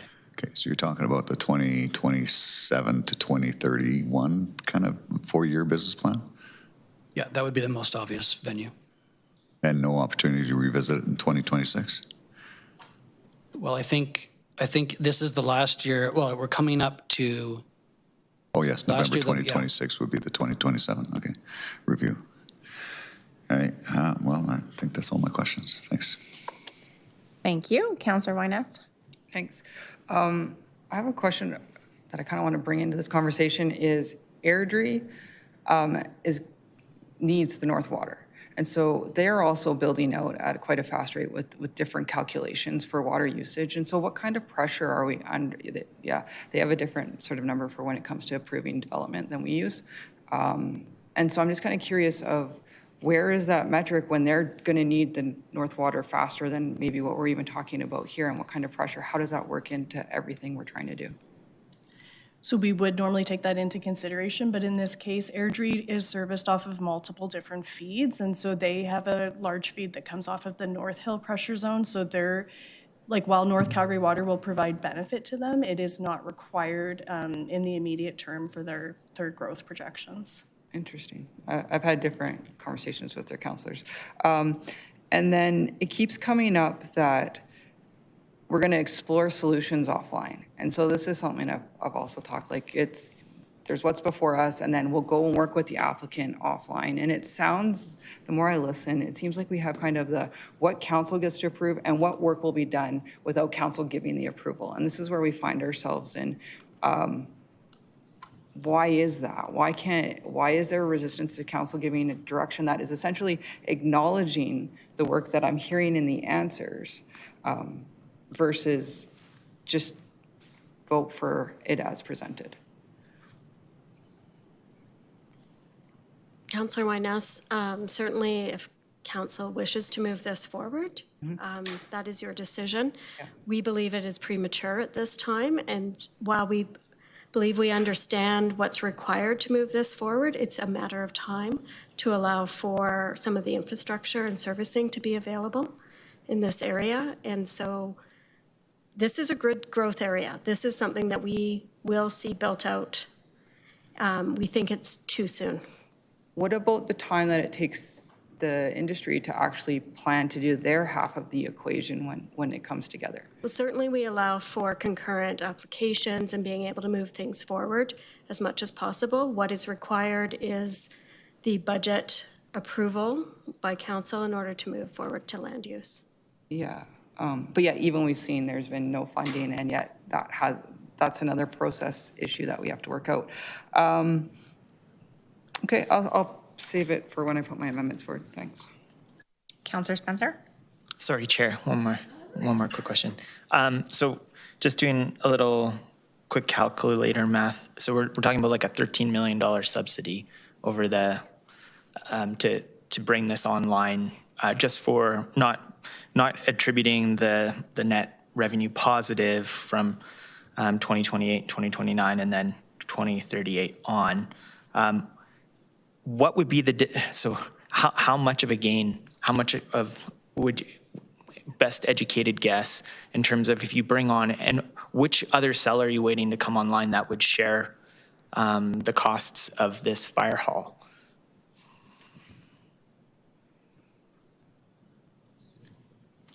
If I'm understanding where you're going, you sort of added up all the negative numbers on the operating cost chart. Yeah. I don't know that we would quite look at it that way. because we're not saying that you need a fire hall for a half section of land in totality. Administration is happy to acknowledge that this fire station will benefit a much larger area than that. It is being triggered incrementally, in our view, by the application that's before you.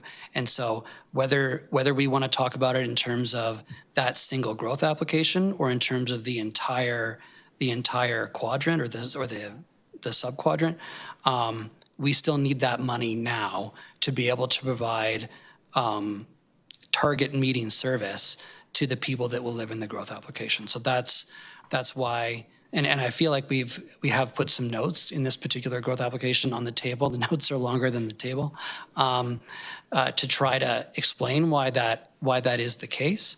And so it's not so much that we'd be looking for more from this particular growth application. I mean, I suppose greater multi-residential or greater non-residential would increase the tax revenue, and that would narrow that gap. But ultimately, we're looking for an efficient station.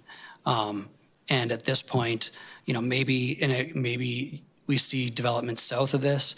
We will definitely see greater development in Glacier Ridge to the east, and all of that together will make us more comfortable on greenlighting a station at the appropriate time.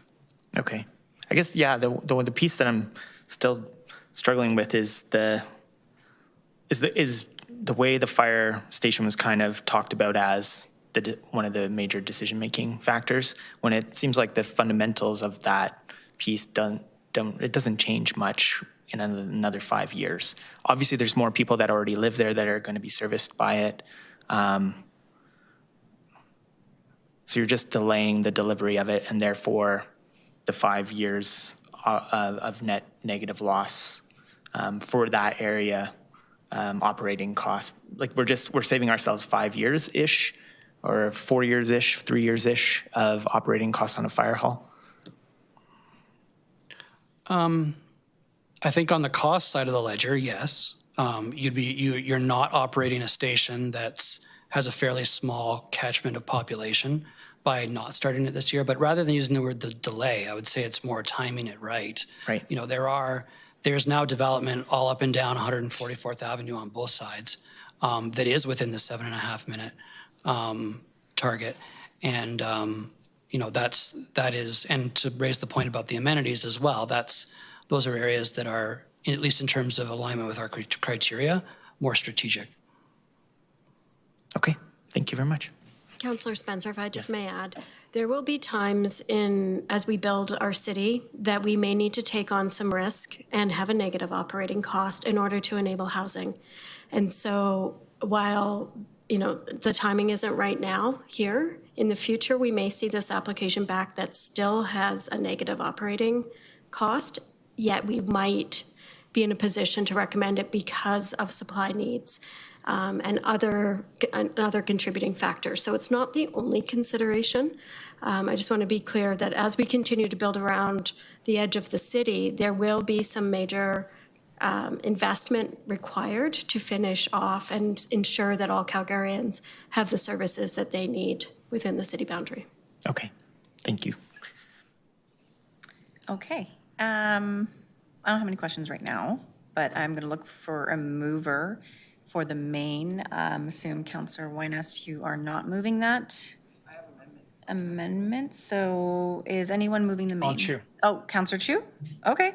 Yeah, Go move ahead. it, please. Okay, thank you.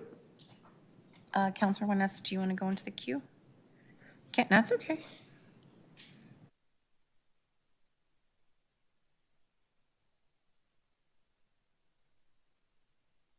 Clerk says my amendments, but I think I'll put one of the first ones up, which is to direct administration to consider will be the first one we'll vote on, and then I have another one that will be voted on after it.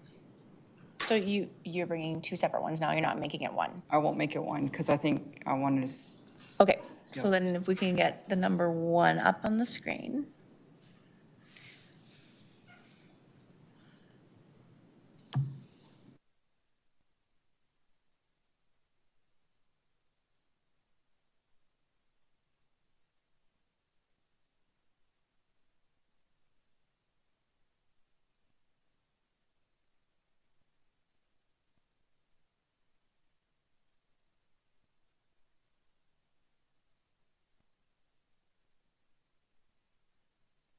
So I'm going to say that we should consider this because this fire hall has been hanging out since 2018, and I've already talked to admin. I said if this was a joint use one like we saw in Varsity, we should approve it today because it won't be built for 20 years.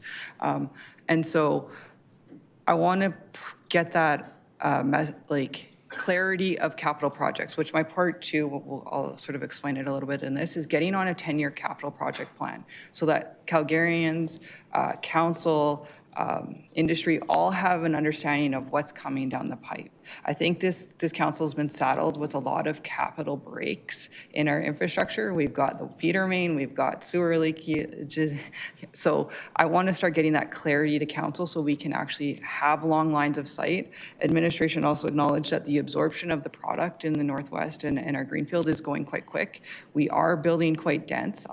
Even today, I'm looking at the inner city talking about 4- and 6-story build outs, and I got 15 coming in line. So I really do think we need to have a different conversation about how we're discussing what is actually being built and where the massive amounts of people are moving into our city. We're looking at growing at the size of a ward in a year. You could say Lethbridge, Medicine Hat. And so without adequate timing to be able to adapt our housing market to that flux of people that is currently happening in Canada and around the world, that I think the two needs to happen, because saddling this one build out with a fire hall that benefits the region, and my fire department is also responding to more accidents on Stony Trail. So we have to really look at what is the purpose of this one department when it comes to, yes, putting out house fires, but also responding to other infrastructure in the area. And so that's why I would ask that we put this forward to consider in the budget cycle, given the amount of pressures and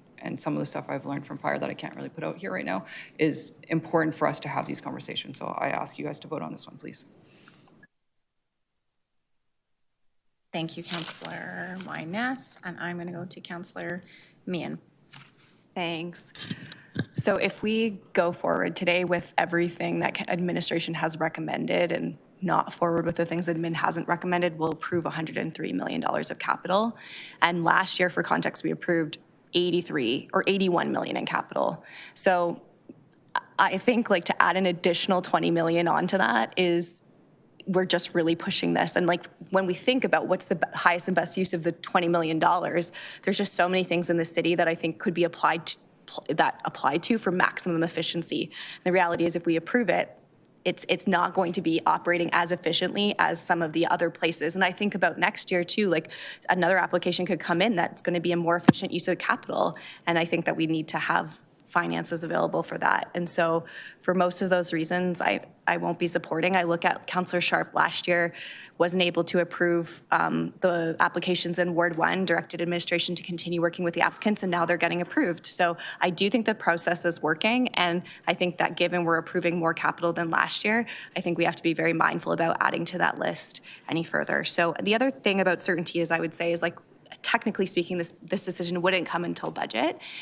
So I can hear what you're saying of well, let's just consider it at budget in case. But the reality is I think we do need to give people certainty. And I think that the certainty is within this process. And I think if we kick everything to budget as a maybe, then everyone is still waiting, and that affords no certainty either. So I won't be supporting this, but I appreciate why you want to advocate for your ward. Thank you very much. Councillor Spencer. Thank you, Chair. This one is tough on a bunch of levels.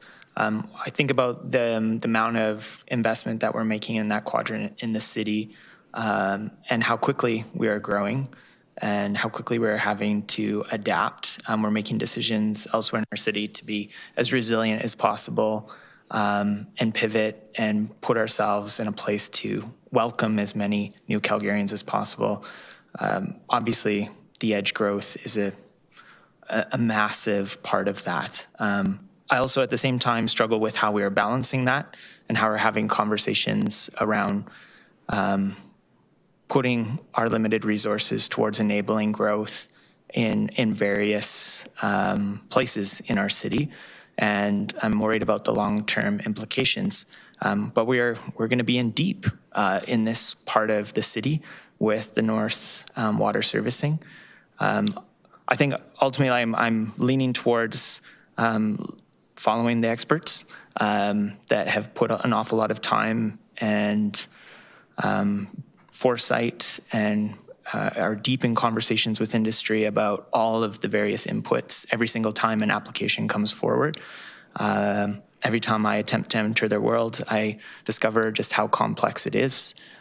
So I want to trust the people that we've tasked with this process, but at the same time signal to industry that I think there's a genuine willingness and always will be over here to continue to push for optimization and a better process. So while I won't be supporting this right now, it's not an easy decision because I think growth is going to be happening here very soon. And I think it's entirely a possibility that this will be one of those decisions where we look back on it in hindsight and go, well, we probably could have done it today and maybe could have been a little further ahead for very little risk. So but I'm going to trust our growth strategies as experts today. Councillor Chabot. I'm just waiting for the timer to reset. Thank you. So I'd like to suggest maybe a small amendment to the wording here, because I'm not sure that the wording is grammatically correct insofar as having it for consideration, unless they change the wording. I was going to suggest that we include it for consideration in the 20. Sorry, I don't see it up there.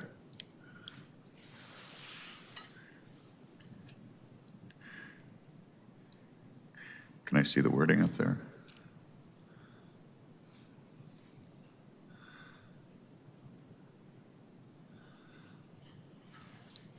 Administration to include for consideration the capital and operating investments needed. Just changing those words a little bit so that we can have this as part of the discussion in December. I just don't see the wording as being grammatically correct. I know it's a minor thing, but again, if that can be considered as a friendly.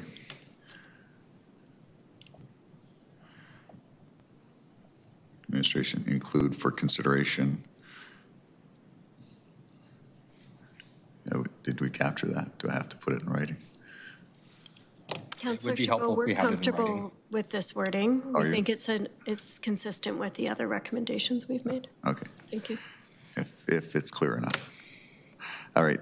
So I'm just going to say that, sorry for that clarification that took up all my time. I'm not sure that I'm going to be able to support this in November. But what I will say is that leaving it for us to consider, things change so quickly in our city, and we've been growing so rapidly in different sectors. I know that on the east side, we made some significant investments because of how much growth was occurring outside of our boundaries.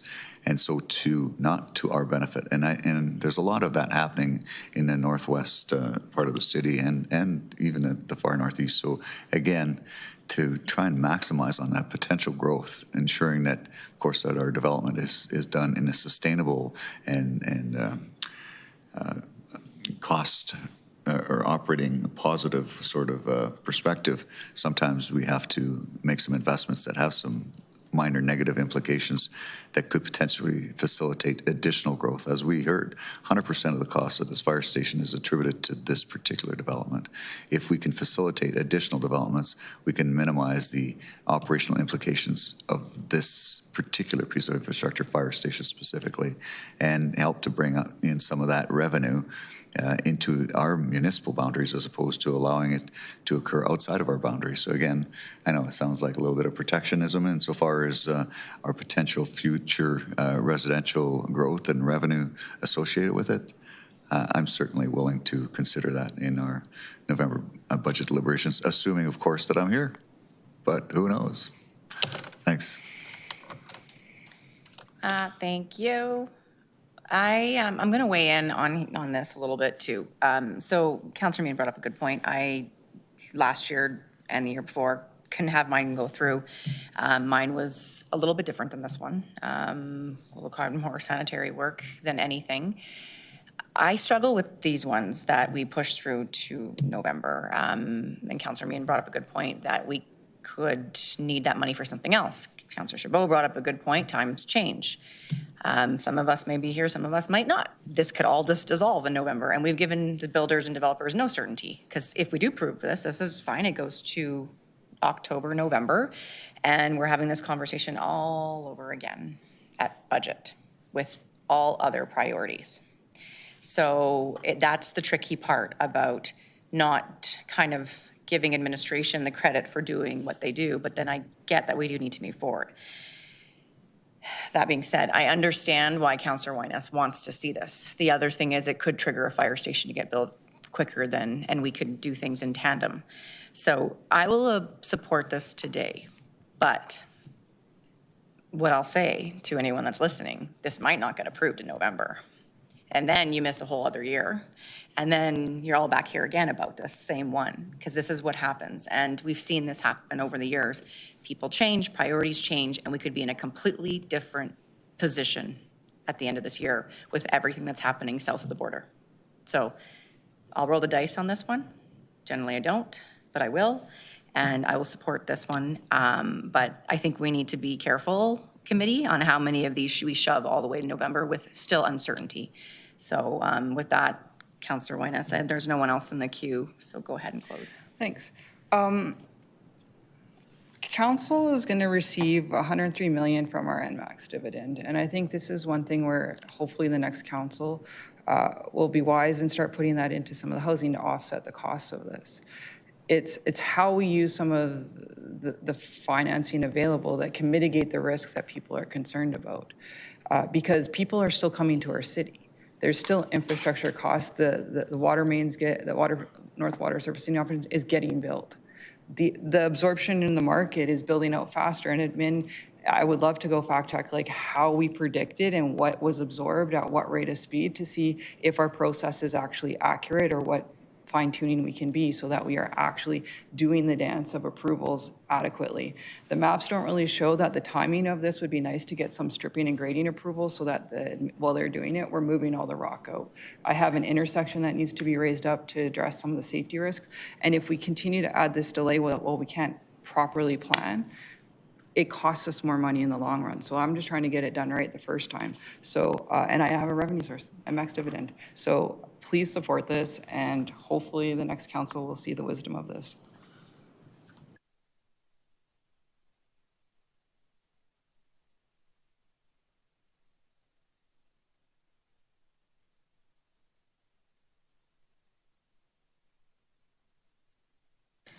Chair, this is being treated as an alternative recommendation, but we do already have a recommendation on the floor that Councillor Chu moved. Okay. So if Councillor Chu would could do general consent to withdraw, then we could. Oh, right.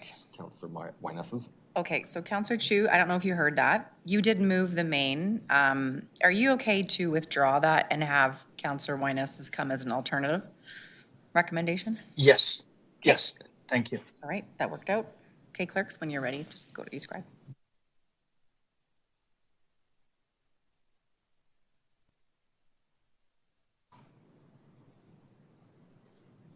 Chair, all the votes are in. Can we display the results?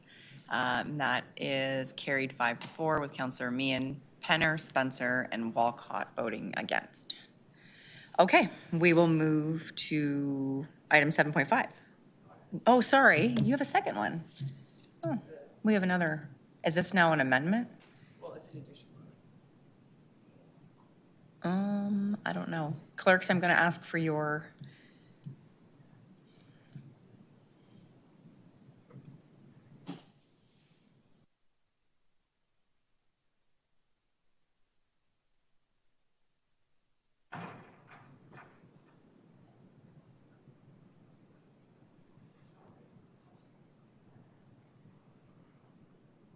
Okay, so this is just kind of bringing clarity to some of the work that is currently happening for switching from a 4-year capital planning process into a 10-year. I think it brings clarity for admin. It brings council clarity when it comes to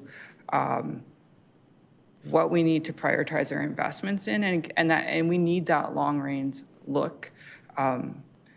And working with admin, it's just we're going to start the beta process at the 2025 to get that look where councillors will be able to give their feedback on what a 10-year budget cycle looks like, as well as citizens will be able to weigh in, because again, this work is being done. It's just giving that assurity, and we will then work it into when we do growth.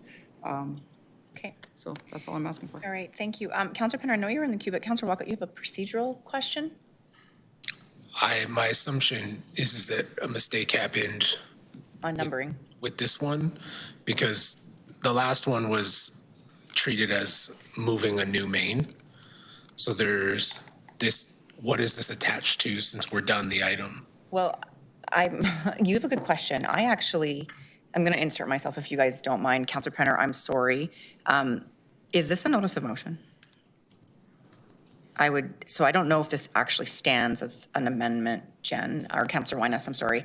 I think this is a lot more work than some sort of amendment or even a motion arising. I may turn to the directors or the GMs to answer that. I just feel like this might be a lot more work than intended. Thank you, Councillor Sharp. My question would be, how is this related to this specific growth application? This seems more general than, and actually broader than growth. Seems like a citywide capital budgeting process. So I might ask Director Vanderputten to advise. We may already have direction to do something similar. Thanks very much, Ryan Vanderputten, Director of Capital Planning and Business Services. So I guess I hate to play the hot potato, but I would defer to clerks, honestly, on process. In reviewing this, we are already recognizing some of the work that we've done with council many years ago on our former 10-year infrastructure investment plans. We are looking to bring those back. We have started to work with our 13 capital intensive services to be able to leverage that information as part of this fall's budget adjustments for 2026. So this work is already happening. As I've chatted with you, Councillor Wyness, happy, if this sits as a motion arising, the work is already underway. Go ahead. Perhaps the clerks can weigh in too. I don't see it as a motion arising, and it isn't related specifically to this item, right, Councillor Wyness? It's broader that you'd like it to happen. The reason I'm putting it on this one is because the failure of having the 10-year and how we presented the fire hall is why I'm attaching it to this one, because it's how we're presenting the 10-year plan work, which needs to be tied to this one for the fire hall to have clarity in when we're doing these growth overlays. So when council has given direction and talked about the 10-year plan, it hasn't worked through to all departments. So I want it here so that the people in the room know that this is an expected part of the presentations when it comes to infrastructure pieces such as fire halls, bridges, in growth. May I weigh in a second? And clerks, you can correct me if I'm wrong. This item goes to council, the next council on consent. Could Councillor Wyness pull that and bring a motion arising? Absolutely, yeah. So Councillor Wyness, that might be your best option. So it's still attached to the work that was brought here, so developers and builders understand. And then you can pull this one from your growth application, whichever one, 7.4. And then do a motion arising. I think that might be the cleanest way, instead of doing a notice of motion, if there's already work underway, just to complement that work. Would that work for you? Administration, jump in, tell me I'm wrong, or someone. And I guess what I would say is we, from a growth perspective, we're already working with the infrastructure teams to be part of this 10-year work that was mentioned. And so it is in our work plan. We're already plugged into it. Happy to take it if you'd like the direction. I would suggest that something at council would be appropriate. And Councillor Wyness, we'll work on with you and clerks and our team on procedure-wise as to how best to present that. Yeah, because I want to make sure this gets done. I feel like if we're already doing the work, there should have been indicators of it in the presentations this council is getting right now, given how much process change has come with growth management. So that's why I want to attach it to something so it comes back properly. And I know that there's other people in the queue. Another option would be you're coming back to IPC in June. Could be an update to that report.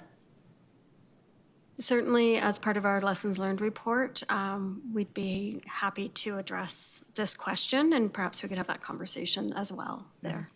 Okay. I'm going to go back to Councillor Penner. I'm sorry for jumping in. Do you have a question on this, or was it procedural as well, Councillor Penner? No, it's on this. And so I just actually want to ask a couple questions of administration, like specifically planning, as this relates to capital, because of course capital is like really all encompassing. And so I think the question and where Councillor Weines is getting at, and a little bit from what we heard from Mr. Hahn, a little bit what I've been hearing from industry, is like what direction actually is what administration need to improve the budgeting and forecasting of growth approvals to support recommendations to council, creating and I don't want to create certainty. Well, I do want to create certainty, but like, I know we can't guarantee certainty.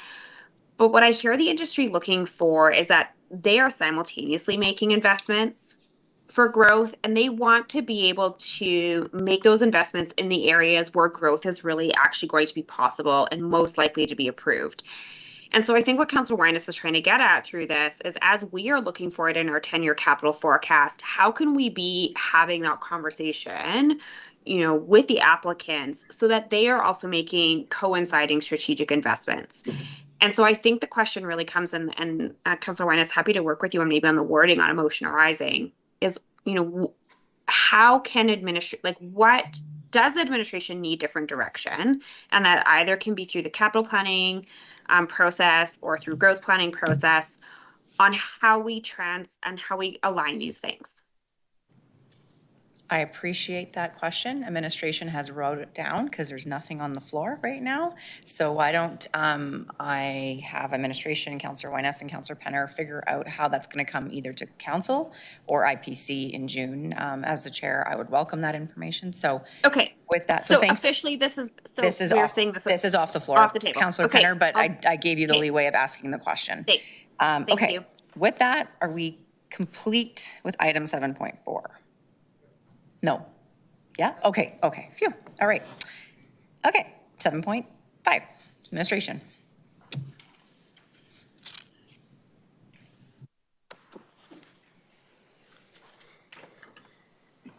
All right. Good afternoon, members of the Infrastructure Planning Committee. My name again is Grayson Rathwell, and I'm a planner with the Growth Strategy Team in City and Regional Planning. I'm here today to present administration's review and recommendation of Growth Application 2024-008, which I will refer to as Glacier Sea, Esker Valley, and the Woodlands. This growth application is located in the Glacier Ridge Area Structure Plan. Next slide, please. The recommendations for this growth application are a little bit different from the other growth applications you've seen so far. The reasons for this approach will be explained on the next slides, but essentially administration is recommending that a portion of the application be considered in this year's budget prioritization. The recommendation to the Infrastructure and Planning Committee is in 3 parts. The first is to direct administration to consider the 2026 operating investments for the east portion, which will be shown on a map on a later slide. The second is to direct administration to consider future capital and operating investments in future budget cycles for the east portion. And the third is to direct administration to continue working with the applicant on the remaining lands, including planning for future stages of the capital infrastructure required. Next slide, please. The Glacier Sea, Esker Valley, and the Woodlands growth application is shown on this slide as it was originally submitted. It is located north of 144th Avenue and north of the former Simons Valley Ranch Farmers Market in the community of Glacier Ridge. As shown, it represents approximately 146 hectares, proposes just over 2,000 new homes, and will include approximately 3,600 square meters of new commercial or retail space. Next slide, please. On this map, you can see a differentiation between the east portion and the remaining lands. The east portion was identified through our analysis as requiring operating costs only to initiate development, as it is serviceable through existing infrastructure and previous investments. This portion represents about 1/3 of the original housing supply proposed with 700 proposed homes. It does not include any new commercial or retail area.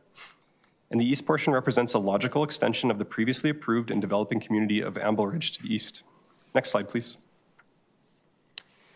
This map shows the status of land supply in the north sector, with the whole application highlighted. Shown on the map are approved and serviced, and approved and not yet serviced lands. The north sector has service capacity for approximately 21,000 homes, not including new supply approved last year through budget, or that which was directed to be considered this year through 2 other growth applications. Next slide, please. Administration's evaluation framework considers the 3 key growth factors: policy alignment with the municipal development plan, market demand, and financial impact. So from a policy alignment perspective, this growth application as a whole is contiguous with the adjacent developing community of Amble Ridge. The east portion in particular represents a logical continuation of Amble Ridge. At present, the growth application as a whole is not favorably located to existing activity centers, public facilities, and employment areas. It is favorably located to transit access through the Sage Hill Terminal. From a market demand perspective, the north sector has 10 new communities at various stages of development and 6 to 8 years of approved and serviced land, and 4 to 5 years of approved but not yet serviced land remaining.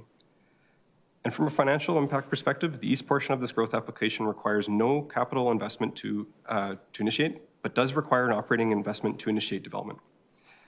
That investment wouldn't occur in 2026, but would start in the next budget cycle and gradually rise with development to approximately 0.34 million at full build-out. The remaining lands immediately trigger a bridge along Mountain View Road with an estimated cost of 41 million, which again is not required by the east portion. Full build-out of the entire growth application will require an additional capital investment of approximately 101.2 million in future budget cycles, and a base operating cost of approximately 1.1 million at full build-out. The growth application performed positively in the operating cost model.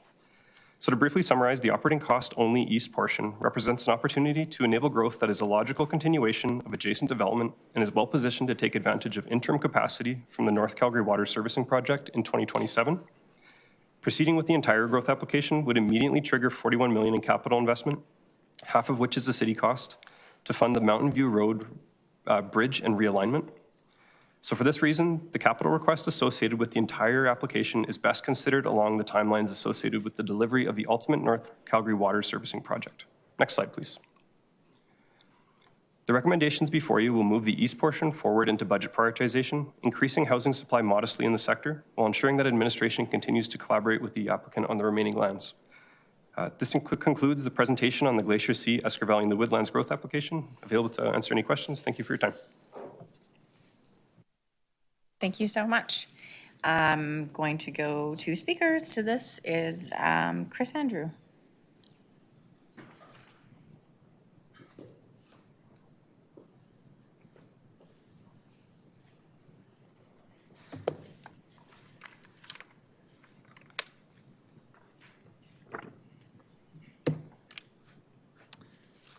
Slides are up. Thank you.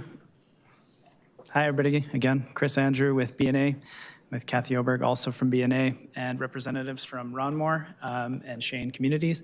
We should also have Alex Ho from ISL Engineering on the line as well. Welcome to... There he is. We are here to support administration's recommendation for partial approval of this growth application within Community C. I'm also going to refer to this one as the Woodlands, Esker Valley and the Woodlands. And this is part of, obviously, Glacier Ridge Area Structure Plan.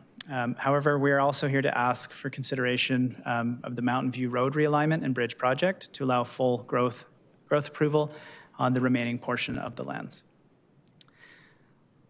Shane Communities and Ronmar are expected to be committed to responsible, well-planned developments that align with the long-term vision of the area. This project, spanning 146 hectares, will provide a diverse range of housing, including approximately 2,000 units to accommodate nearly 5,000 people. Additionally, it will introduce about 40,000 square feet of neighborhood commercial space, as you can see on the screen in kind of the central portion of the NAC area, to support local businesses and job creation. Next slide, please. Esker Valley and the Woodlands represent the final area in the eastern portion of West Nose Creek requiring a growth application. All utilities are funded, with interim water capacity coming online in 2027 and full availability in 2029. We also wish to thank councillors for this commitment through the North Water Servicing project that was funded in November. A component of unlocking development across these lands is the Mountain View Road realignment and bridge project.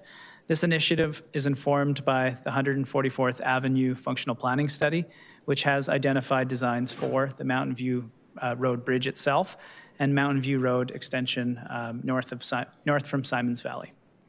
Additionally, traffic impact assessments indicate potential capacity constraints to development adjacent to this growth application area that could be mitigated by adding the Mountain View Road connection between 144th and 160th. Next slide, please. The east portion of this growth application does not require any capital and is recommended for approval by administration. Our team fully supports this recommendation.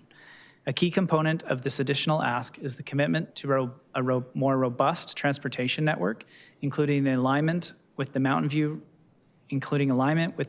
Road and Bridge project. This investment will not only support the new community, but also enhance regional connectivity, ensuring seamless mobility for residents to ensure no transportation caps are placed on existing developments. Next slide, please. To close, we support administration's recommendation, but respectfully request committee to consider adding the Mountain View Road realignment and bridge project, which enables full growth application approval. This decision will provide certainty to developers, allowing us to align infrastructure investments with planned growth rather than reacting to constraints after the fact. A proactive approach will ensure that transportation networks evolve alongside development, supporting both new and existing communities. Thank you for your time, and we're available for any questions. Great, thank you so much. I don't see anyone in the queue for you, so have a seat. Okay. Thanks. Thank you. Is there anyone else here to speak to item 7.5? Okay. All right, are there any questions for administration? Councillor Wyness. Thanks. I'm just kind of curious how much work's gone into the bridge currently with administration and what kind of community engagement has occurred to this point. My understanding is there was a functional planning study completed in 2021, and that would be the extent of the work that's been completed so far. Okay. And then what is your plan going forward with the bridge? Because I've heard we're hitting milestones, and what is the plan for this?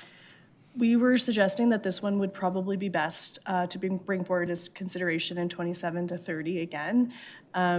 In terms of the incremental capacity that I talked about earlier for North Calgary Water, we have allocated some to the portion on the east that we are recommending, but we would not have enough to support all of Glacier A and the rest of Glacier C. Okay.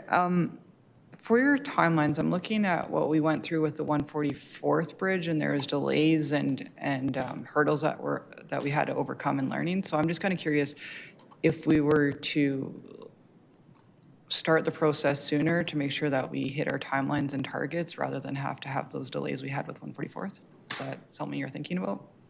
Yeah, I think the scale of this bridge is a little bit smaller than what we experienced on 144th, but I would agree that there is a long lead time required for the design and construction, but that's partially why we're saying that this area that we're not recommending is better time for 2029 and beyond, when the North Calgary Water will be fully completed.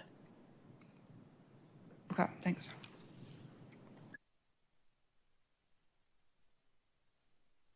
Yep, there's no one else. Oh, Councillor Mann. Yeah, so we just approved, goes to budget Glacier A, and then you said that there wouldn't be enough for all of Glacier C, enough water for all of Glacier C and Glacier A. And when would there be enough water for both? 2029, when we expect the full North Calgary Water to be completed. Okay, got it. Thank you. Okay, Councillor Wyness, would you like to move the item? You have an amendment? Are you removing something? Can she not move it with an amendment? Amended main? The council can move alternative recommendations with that amendment. Yeah, go ahead. Can't you put your mic on? Sorry. Okay. And then you got the amendment up there for, yeah, number 4 is the addition to the recommendations. I just think it's like, when I look at the capital projects and the challenge, the more we can start creating those business cases to go into budget sooner, the better it is. And so that's why I'm adding that into this recommendation. But yeah. So thoughts, questions? Councillor Mann? Yeah, appreciate it, Jen. I am not going to support, you already added a $20 million fire hall to your other application. Now you're adding a $40 million bridge. And I think that we have to consider like every application and to other councillors who have their areas. Like, I think one of the things we tried to do was like depoliticize the process and not do growth planning by politics. This type of thing like totally walks all of that back. And so then, you know, I'm sure Councillor McLean's going to be like, oh, well, we should fund some of the ones in mine. And I really think that the best decisions are going to be made by administration, who is going to look over, you know, all of the technical details and try and bring them online when it's most efficient. So because of that, you know, this would bring us up to what was another 40 million on to, it was like $163 million of approved growth compared to $83 million last year in capital. So like it just seems irresponsible and disingenuous sometimes coming from people who like say like, oh, we're fiscal conservatives, we're all of these things. It's frustrating. Like, just given everything that we have to fund, that these are getting put through, and it looks very bad to the public because it's an election year and we're going to double the amount of growth capital we spend. It does not look good. So I will not be supporting. Councillor Walcott, go ahead. Sorry, just for clarification, this was moved as an alternate?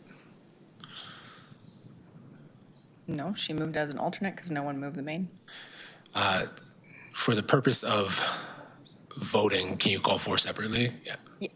Yeah, oh, I can do. I was going to ask if anyone wanted something called separately. Just 1, 2, 3 together, 4 separately. Okay, Councillor Chabot. Yeah, just for clarity, again, how much growth would be facilitated without this one? And how much additional growth would this facilitate, this additional investment? And would there be other limitations, i.e. water? Yes, so it does propose about a third of the unit count, just in the east portion. So it's about 700 units compared to just over 2,000. So 700 without the bridge, 2,000 with, and there's sufficient water to accommodate all of that growth? Not if we have to consider Glacier A as well. Okay, thanks. And sorry, not until 2029. 2029, I was going to say, yeah, thought you said that before. All right, well, I support everything insofar as 1 to 3. I'm reluctant to support number 4 right now. It's an additional ask. We have capacity for some expansion. I think it's something that we should maybe weigh in on in the 2027 budget on. It provides some additional capacity with the recommendations 1 to 3 for now to accommodate some additional growth, and hopefully it's sufficient to accommodate the future growth needs for this area in the interim for that 1-year time frame. And for that reason, I'm not going to support recommendation number 4 at this time, but I will support recommendations 1 to 3. Okay, thank you very much. Councillor Wyness to close, and clerks, we'll probably call 4 first and then 1 to 3, correct? We have her prepared in either way. All right, Councillor Wyness, go ahead. Thanks. I think when we look at where this council made a commitment to housing, infrastructure goes along with it. We're talking thousands of units of housing with density, with housing choice, with apartment buildings. And so while we want to, I'll refrain from the fiscal comments because we've invested billions of dollars in the downtown core to still have a 30% vacancy rate, whereas this houses people. So yeah, please vote your conscience.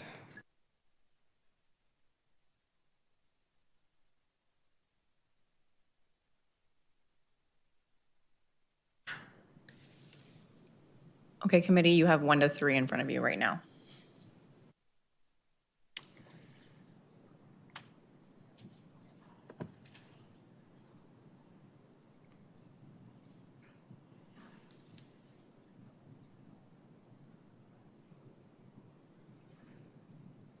On recommendations 1, 2, and 3, Councillor Chabot, your vote, please. Yes. Thank you. Chair, all the votes are in. Okay, we display those results, please. And that is carried unanimously. So then we'll go to number 4.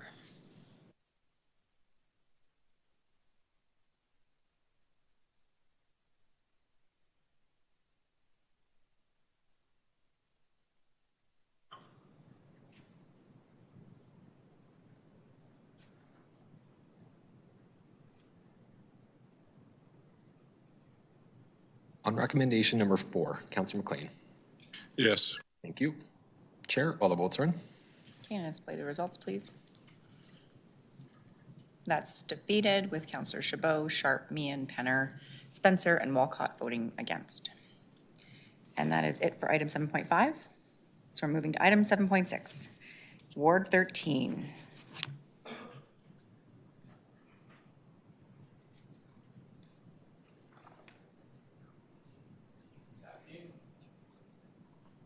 Good afternoon, members of IPC. My name is Desmond Bleak. I'm here to represent growth strategy, the growth strategy team within city and regional planning. I'm here to present administration's review and recommendations on growth application GA 2023-001, which I'll refer to as Providence, which is located just south of Vermilion Hill and Alpine Park in the Providence area structure plan. Next slide, please.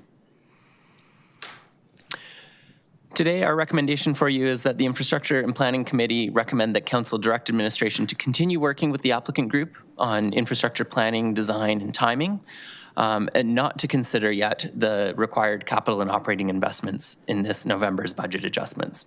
And so this recommendation, which is a not yet rather than a no, reflects a number of elements taken into account through the evaluation process, which I'll highlight over the coming slides. Next slide, please. The Providence growth application, as shown on this slide, is approximately 445 hectares and proposes 9,590 homes and 47,500 square meters of commercial space. It is by far the largest growth application before you today.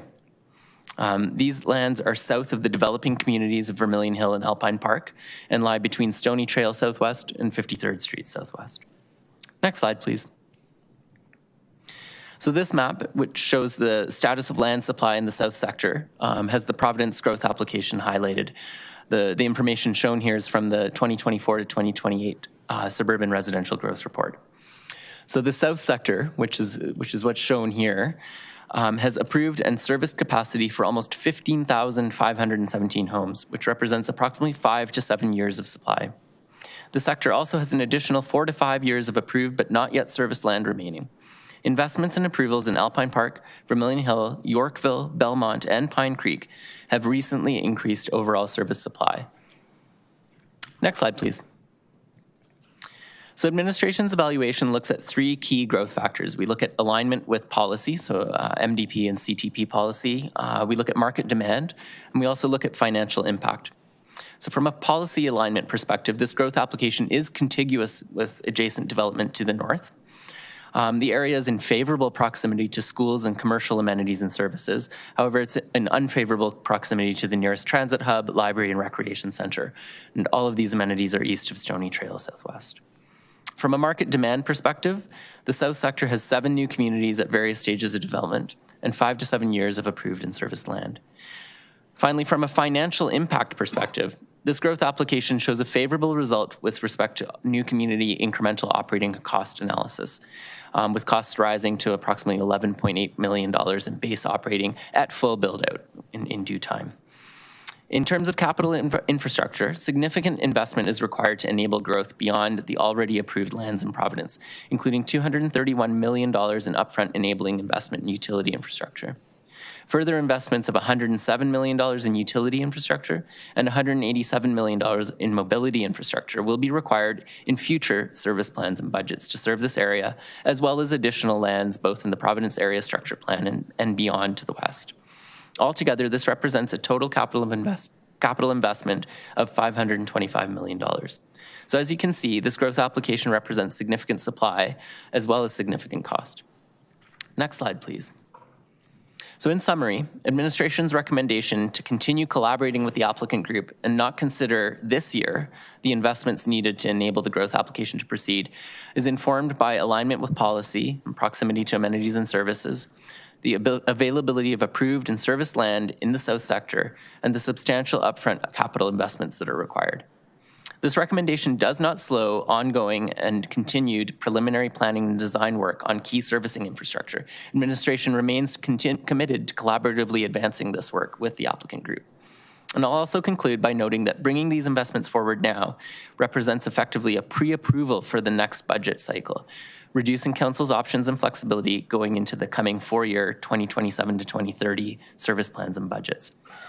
Thank you for your time today, and the team is here and available to answer and address any questions you may have. Thank you. Okay, thank you very much. Councillor McLean, are you okay if I go to the public speakers before? Yes. Do you have a clarification question? No, that's good. You have my Okay. approval. All right, thank you.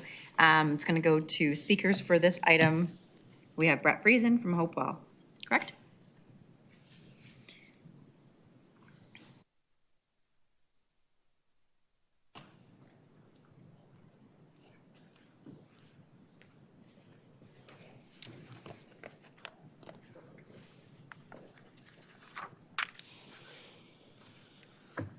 Hello, members of council. My name is Brett Friesen with Hopewell Residential, and here with me is Chris Andrew, Kathy Oberg, Cam Hart with Jamin, Ben Mercer with Qualico, Jay German with Ron Moore, Ian Meredith with Dream, and Dale Johnson with EXP. We've got everybody here today. We're pleased to speak with you today regarding the growth application for Providence, inclusive of all landowners represented here today. First, we would like to thank administration for their continued efforts with the landowner team to work towards a future recommendation for approval of our growth application.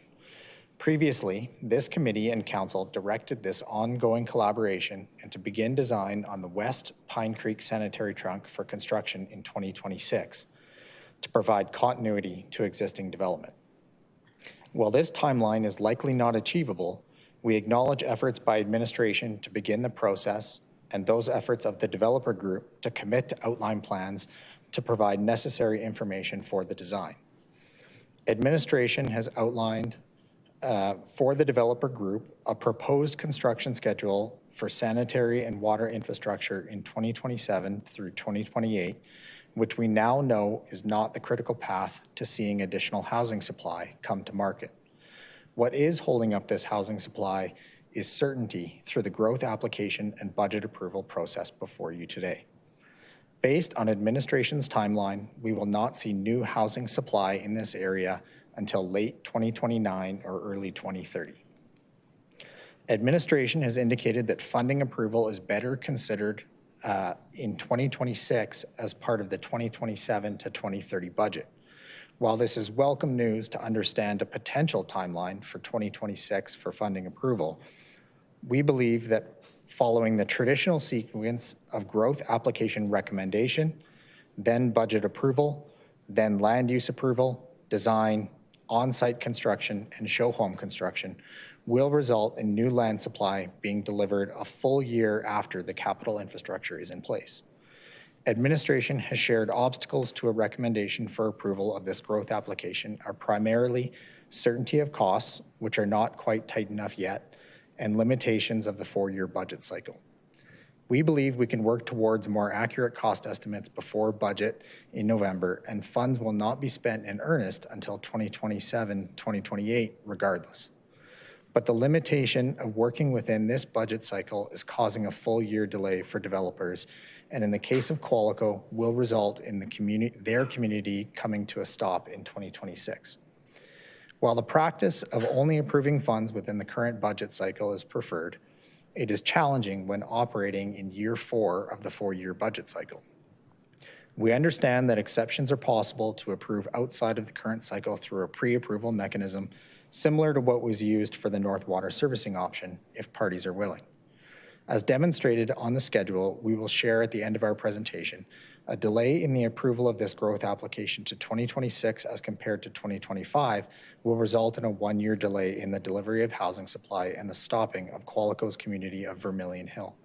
However, the levy-supported capital will not be spent on a different timeline regardless. The certainty provided by pre-approval of the budget funds outside of the cycle in 2025 will allow the developers to receive land use approval, start designing our communities, and begin construction to better align with the city's timeline for delivering the capital infrastructure. It will also ensure continuity of the developing communities within the ASP area essentially allowing developers' efforts to run in parallel with the city's efforts in infrastructure investment. We are advocating for council to plan for growth and not react to it, maximizing our combined efforts to collaborate and achieve a common goal of increasing housing supply, competition, and housing affordability as efficiently as possible. In summary, we are asking for your consideration for pre-approval of funding into the next budget cycle by way of approving the Providence growth application, but still consistent with the proposed budget spend timeline that administration is communicating to us.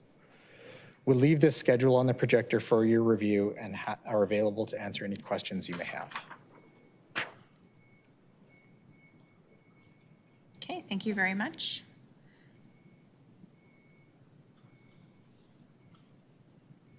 Do we have any other speakers for this item?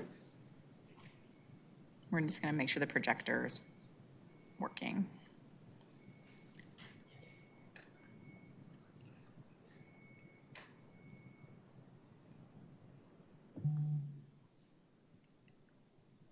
Great, thank you very much. Did you submit that with your application, like today? Do you have a copy? Does committee have a copy of this? Can we get a copy? Awesome. Okay, great. Any other speakers to this item? Okay, Councillor Spencer has a question for you. Thank you, Chair. So my understanding is, as an administration was contemplating this application in particular, just due to the amount of capital connected to it, they saw some challenges to crunches in the in and out, the inflows and outflows of resources specifically connected to the offsite levy. Can you give me your perspective on how the way the structure is set up right now, that risk is mitigated from your understanding? Because you have a great understanding. You've been in a few offsite levy meetings in your day. So I've stood up here before you guys in the past. Yeah, the enabling infrastructure that's identified in the report, approximately the 230 million for water, sanitary, and stormwater, is levy-funded infrastructure, 100% developer-funded. It's my understanding through that process that is borrowed funds where principal and interest is repaid back through the levy system. Through discussions with Build on other aspects, we do anticipate a need to update the offsite levy to capture all growth applications that are approved to increase the numerator, the infrastructure, and the denominator for the growth areas that are under construction, but that the risk to the city is mitigated because these are borrowed funds and they're not tax supported or ratepayer supported for the enabling infrastructure. There is additional infrastructure that comes later in the process as part of the city's share of some of the transportation infrastructure, in particular the BRT. And we don't have that totally nailed down, but we do have the draft global TIA that speaks to that being required at around 50 to 70% of the growth area being built out. So granted, it needs to be reviewed and approved by the city. That's somewhere in the neighborhood of 2,500 homes being built and occupied after the dates you see before you today, which would be the yellow where you'd see the first occupancies come to place in either 2028 or 2029. Okay, thank you. That's helpful. Can you see potentially how, like, even just sheer volume of projects moving forward related to the OSL could also create constraints potentially? I'm not aware of what those constraints could be. I think that through the offsite levy discussion and the extensive negotiations that Build had with the city, I think that the position of industry and of the city would be that the offsite levy is robust. When the right infrastructure is in there and the right benefiting lands are included in the levy, the calculation is what the calculation is, and that industry pays for that. So I don't see the limitations by cumulative infrastructure investment in the enabling infrastructure. Thank you, Brett. Appreciate it. No further questions, Chair. Great. Councillor McLean. Thanks, Chair. I guess administration said this is a huge application, a lot of homes. It's going to require a lot of utility infrastructure to enable the development. But my question was, what do you project the cost to be in the timing of each infrastructure project to enable this to go forward? And you've got a chart there. Maybe you can explain that further and maybe incorporate it in my question. Yeah, sure. And I think there's more detail within the reports on the cost of each infrastructure. The first section provided on what you see on the screen is what administration had provided to us as a potential path forward, which outlines kind of the design timelines for the sanitary, water, and storm infrastructure. Certainly sanitary being the most critical, needs to be in place before toilets can flush. There are water main extensions that are required to provide capacity and fire service to the new growth area lands projected to be built in 2028 or by 2028. And then there's additional supply constraints in there in the reservoirs. You know, it's not our place to say, I guess, as we may have done in the past about what infrastructure is required and when. I think we're relying on the city administration's expertise to rely on the schedule that's before us today. And the totality of that is the $230 million. It really is, the position of the land developers is really that we're trying to eliminate that 1 year gap between when we would see our outline plans being approved, yet we can't yet receive land use approval until the budget funding is approved, which at the earliest, could be 2026, fall of 2026. So following that sequencing, and you guys have had this discussion with some of the other applications about how long it takes from the time you receive land use to when you actually see occupancies come into play. It's a significant period of time, upwards of 3 years. So we're really looking to see administration deliver on this same timeline that they have indicated to us is what they would see as before you in the 2027 to 2030 budget cycle. But approving the growth application today would allow land use to be obtained, stripping and grading permits, engineering drawings, all of that to be approved, some construction to proceed, so that when the sanitary infrastructure in particular is in place, that the city is generating revenue and collecting levies from that pipe immediately and not having a stranded piece of infrastructure for a year's time because of the delay in the growth application approval.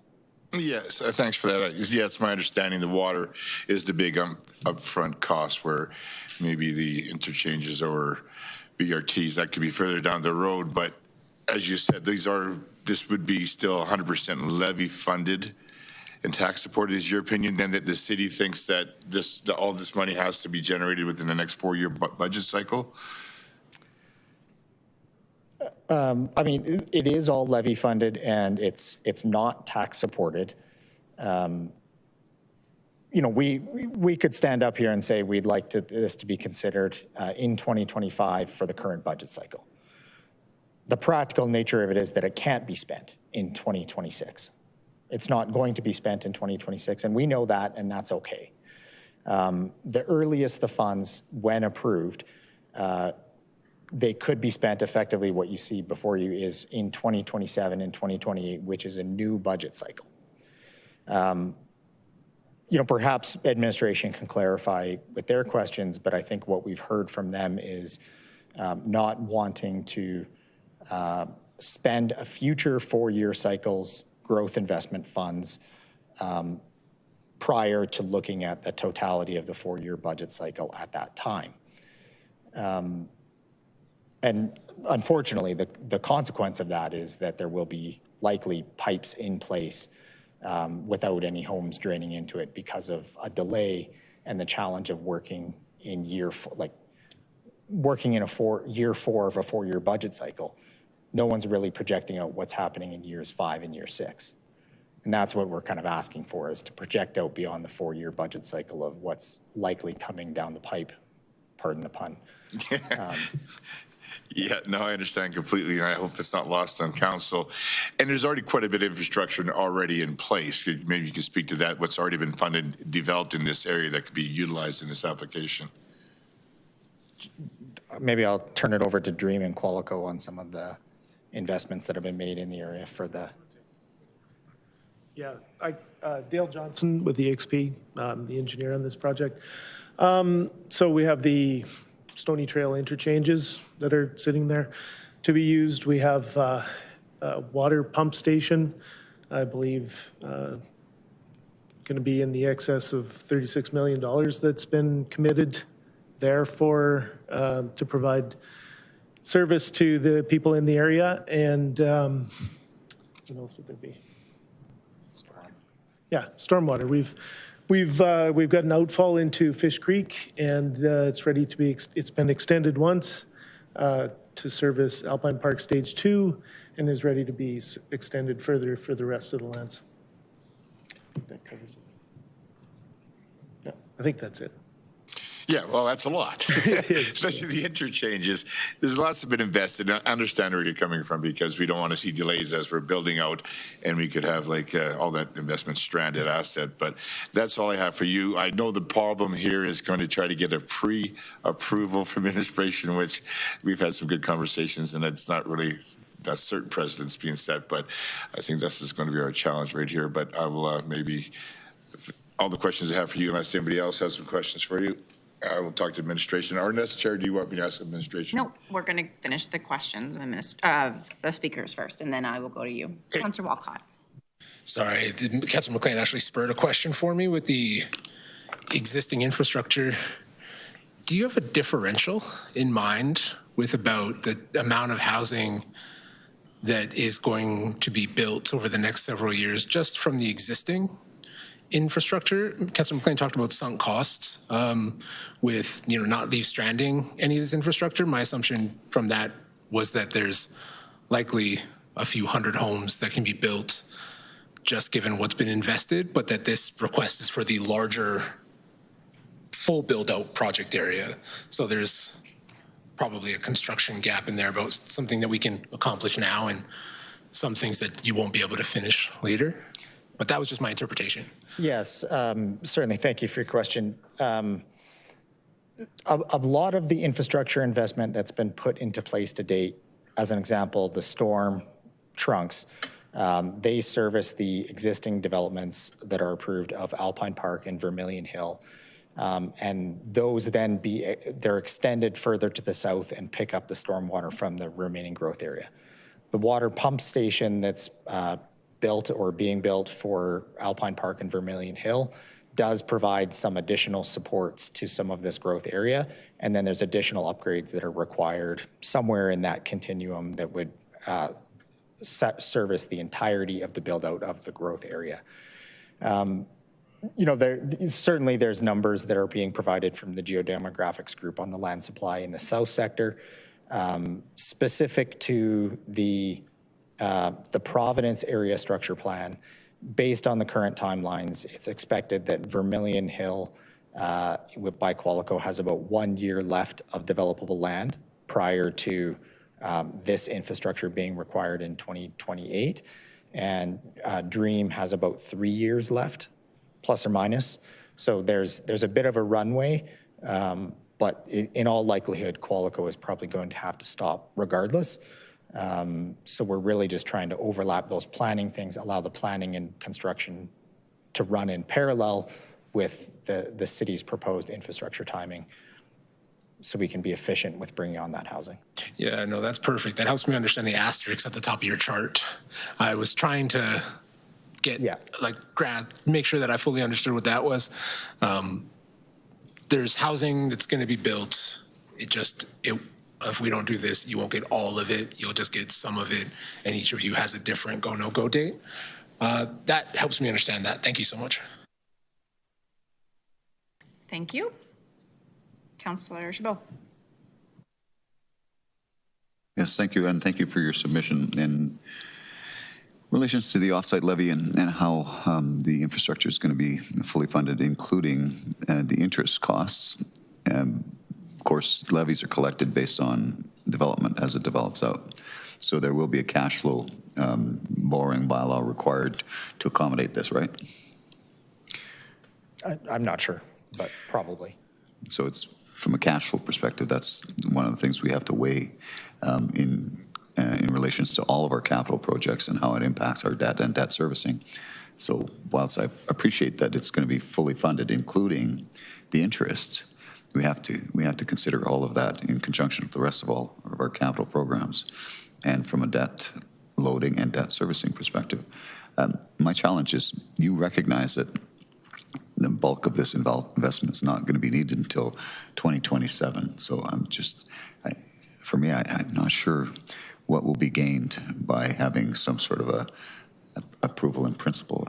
And I'm not sure whether or not these recommendations don't actually get us there. I'm trying to understand why you don't think these recommendations are sufficient to be able to move forward, and how this is going to actually delay things if the investment's not going to be made until 2027 anyway. Yeah, that's a good question. So just with this, what's shown on the screen before you, the city's recommendation is the red bar as you see there. So that would allow us to submit our outline plans, which almost all of the developers have for the growth area lands, submitted their outline plans. We can get outline plan approval, but we cannot get land use until the budget is approved for the supporting infrastructure. So under the city's recommendation, it would see land use, if it were to be approved in, call it November 2026, then, stripping and grading permits, engineering drawings, then the physical construction of that infrastructure, then building permits, then you build the houses, then you have occupancies. So that's kind of the totality of the continuum. With an approval of the growth application in 2025, the outline plans will circulate through the system. We can get outline plan approval in late 2025. If approved in the budget in 2025, then land use could be approved in January 2026, and construction could start, engineering drawings can go, and we can better tie the construction and bringing on the housing supply to when the infrastructure is going to be built by the city. Like I said, my challenge in all this, without seeing the full picture on the whole capital program, capital implications, but budget, debt servicing, with all of the capital projects that are going to be hitting us in November, it's kind of hard to add on an additional $500 million to our total debt load. I'm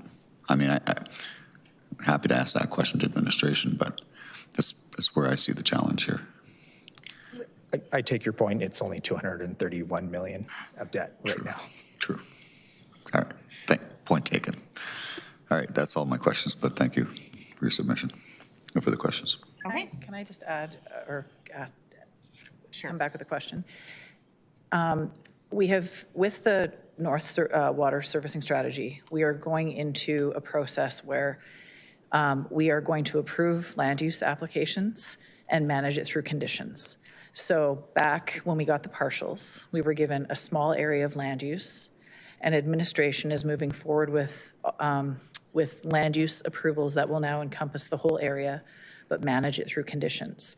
And so the way I'm looking at the process timing, that mechanism can still be there. It might not say shrink the 2-year or the 1.5-year outcome at the end, but we could certainly get through a number of the application processes and then see where we're at in November of 2026 when we look at the full budget.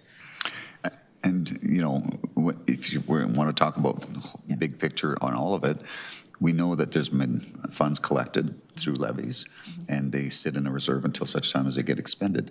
But then those funds that are in those reserves, once they're fully allocated, then the only way to actually fund some of those capital improvements is through debt. And so whilst the interest is covered, it still ties into our whole capital, debt and debt servicing. So it would come on in that 1-year component, that element, it would show up as debt. Yeah, anyway, so it's and this is an area that if we go back to all the other areas, it's a little bit different than the other applications. The first phases of an area they're not small.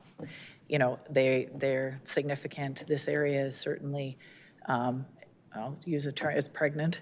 So it's understandable, but I hear what you're saying about just the lining up of it. It's, we're hearing that it's, there's a process that's been outlined by administration that we understand, and we're not trying to debate any of that. But yeah, we're just trying to free up some of the red tape in the process, but understanding your perspective as well. From my perspective, I'm trying to figure out if there's a way forward where you guys can actually move forward with some of your plans without fully committing the dollars in advance from our perspective. And I get that you can't do it without budget approval. I don't know. I'll ask some questions to administration. Maybe, hopefully through those questions I can get there. Thanks though. Okay, thank you very much. Let me look one more time, and then I'm assuming no one else wants to speak to this. Okay, thank you. I'm going to go back up to Councillor McLean, who has questions of administration. Yeah, thanks, Chair. I'll wait till the whole posse gets seated there. It's quite the gathering. It's going to administration to follow up then on Councillor Chabot's questions. It's not 500 million, it's 231 million required to enable this development, which I understand is levy funded. And if so, if it is all levy funded, how much will we collect in levies in total after build out of this development? Do we have an idea of what that number would be? I'm trying to figure out if it's a net positive, because on some charts, and one chart you had in on page 8 of attachment 2, it had some conflicting numbers, but maybe if you can just answer if you have just a gross total. Yeah, through the chair, it's been indicated that it's about $283 million, roughly, approximately, based on the current rates. Okay, so net positive. Yeah. Do we know how much is in the levy fund currently?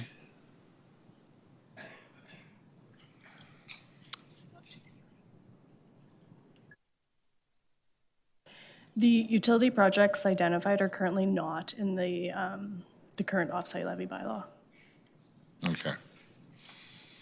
And Councillor McLean, if I may add that 283 million is not just for utility levies, that's across the 10 different services that the levy collects for. So I don't have the breakdown because we haven't got it into the bylaw. Yeah, I understand. And we always have this challenge of, I wish we were like a big, huge bank and we had all the money, we didn't have to go into debt.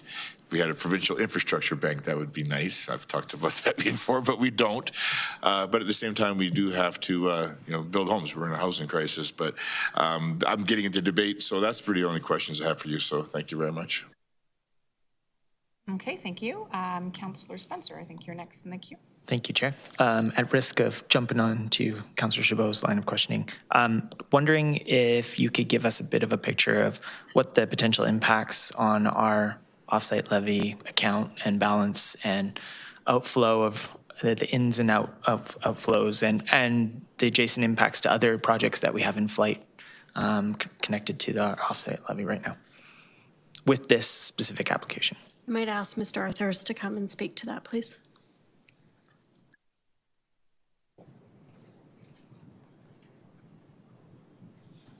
Hi there, Brian Arthur, leader of Growth Investment. As far as the impacts on the levy rate itself of just the Providence growth application, and we are monitoring other inputs, ignoring all of those and just isolating this, it would add approximately, I believe it's $41,000, nearly $42,000 per hectare to the levy, which would be a 6.6% increase on the current levy rate. Okay. Can you help me understand how that number is created? Yeah. Can you thread the needle between subject matter expertise? Can you kind of a little bit of a journey to that? That'd be great. In the model itself, we would add the infrastructure that's required. So the borrowing, that's the 231 million in borrowing that's required. Set out the cash flows over time with assumed, at this point, assumed borrowing rates. And then sort of amortize that like a mortgage over the next, I believe it's 15 years. So the we would add the land in as part of the denominator to get the per hectare piece, and the infrastructure cost in as the numerator plus, so principal plus interest over the full length of the model. And that works out to nearly $42,000 increase. Okay, so, and that's because the sheer volume would be my assumption, the size of the number of the enabling infrastructure, the timing of it coming on right now, and then the fact that you've collected a whole bunch of offsite levies for other projects at a rate that's lower. Is that where the conflict ensues? Is that I'm losing you, so I must be down the wrong path. I'm not sure Can you bring me back to the path? I'm not sure where the conflict is, if you could clarify that for me. Well, Councillor Spencer, do you mind just restating your question? Sure, I yeah. think we may be off where you're trying to go. Thank you. So my understanding is if council was to approve this, so Councillor Chabot started to get into debt load and some of the trade-off impacts that approving something of this size today would have on the corporation. My understanding is there's potentially impacts just in delivering other in-flight off-site levy projects that we're committed to right now. Can you help me understand how approving this today would potentially negatively impact our current commitments to off-site levy projects that are in flight right now? Gotcha. For utility projects, those are funded entirely through debt initially. So from a dollars perspective, it wouldn't necessarily directly impact other projects that are in flight. I'm less certain about the technical requirements, design requirements that would impact timing of other projects or our capacity that feeds into that piece. Councillor Spencer, I may just add two things. One is the utilities debt capacity, and I'm not sure how this would fit into that. I think that that's something that would need to be reviewed through the budget process. The second piece is really our ability to deliver the infrastructure in the timely manner. We have a limited capacity in your team. Capacity to deliver. Okay. And so it's not the financial piece that's the limiting factor, because we do take on debt for utility infrastructure. Yeah. It's really the ability for all of the programs. So it's not the offsite levy that's in the limiter here. Yeah. Good. Okay. That's helpful. Yeah. Because in some previous conversations, I guess I was misinterpreting. So the real constraint really is the amount of people that we have operationalizing, making those investments alongside the offsite levy right now.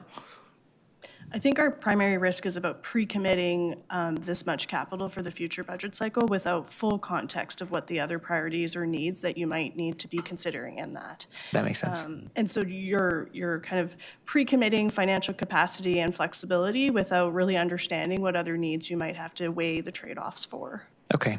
I mean, obviously housing is right up there at the top of the heap when it comes to priorities for the city of Calgary. So like when you weigh that, I mean, obviously you're weighing way more than we will. You've got spreadsheets that I don't know how to read. But when it comes right down to it, I guess the argument that we are getting that we need to be looking ahead, if we were to operationalize and approve this, it's as a priority of the organization of adding housing. It's not going to immediately disrupt other housing initiatives within the city of Calgary. No, that's correct. It will not. Okay. But it may limit your flexibility when you get to the that is 27 understood. to 30 budget. Okay. Thank you very much. Okay. So I don't have any other questions for administration, or maybe we do. Councillor Chabot? Yeah, sorry, you probably sat down a little prematurely, but maybe the rest of the team might be able to answer the questions. So water, sanitary is debt serviced in a self-supporting debt, but it's an upfront capital requirement beyond our current capital programs, right? So this would further add to our That's correct. Yes. Our water servicing debt, and it would also, I guess, set us up for for additional capital investments, and that's part of the challenge as well. And when would those additional capital investments need to be made beyond this self-supported levy-funded debt? So we would expect to start construction as early as 2027. Practically, I don't see any way that we could advance that any further, given the amount of design work that is still remaining and the amount of collaboration still required with the developer information. So is there any way that we can move forward in a more accelerated fashion without having to give 100% budget certainty? Councillor Chabot, from a planning process perspective, certainly outline plans can be advanced and be concurrent in advance of land use. And so I don't, off the top of my head, know where all of the landowners are on that process. But that is something, and we do have, I believe, about 4,600 more homes that was demonstrated in the chart yet to deliver in this area structure plan. Sorry, did you say 4,600? 4,600. There's capacity for about 4,600 more homes that has current serviced land. All right, well, it sounds like I've got a whole bunch more homework to do over the next week and a half or 2 weeks before this gets to council, and just to get further clarity on what may or may not be possible to move forward without having to commit 100% on a budgetary increase prior to 2026. Okay, thanks. No further questions for me. Okay. Councillor Spencer. I'll be quick. I just want to ask, I don't know who wants to field this, but my assumption is within our strategy, obviously not all growth is equal. It has different trade-offs and impacts on our city.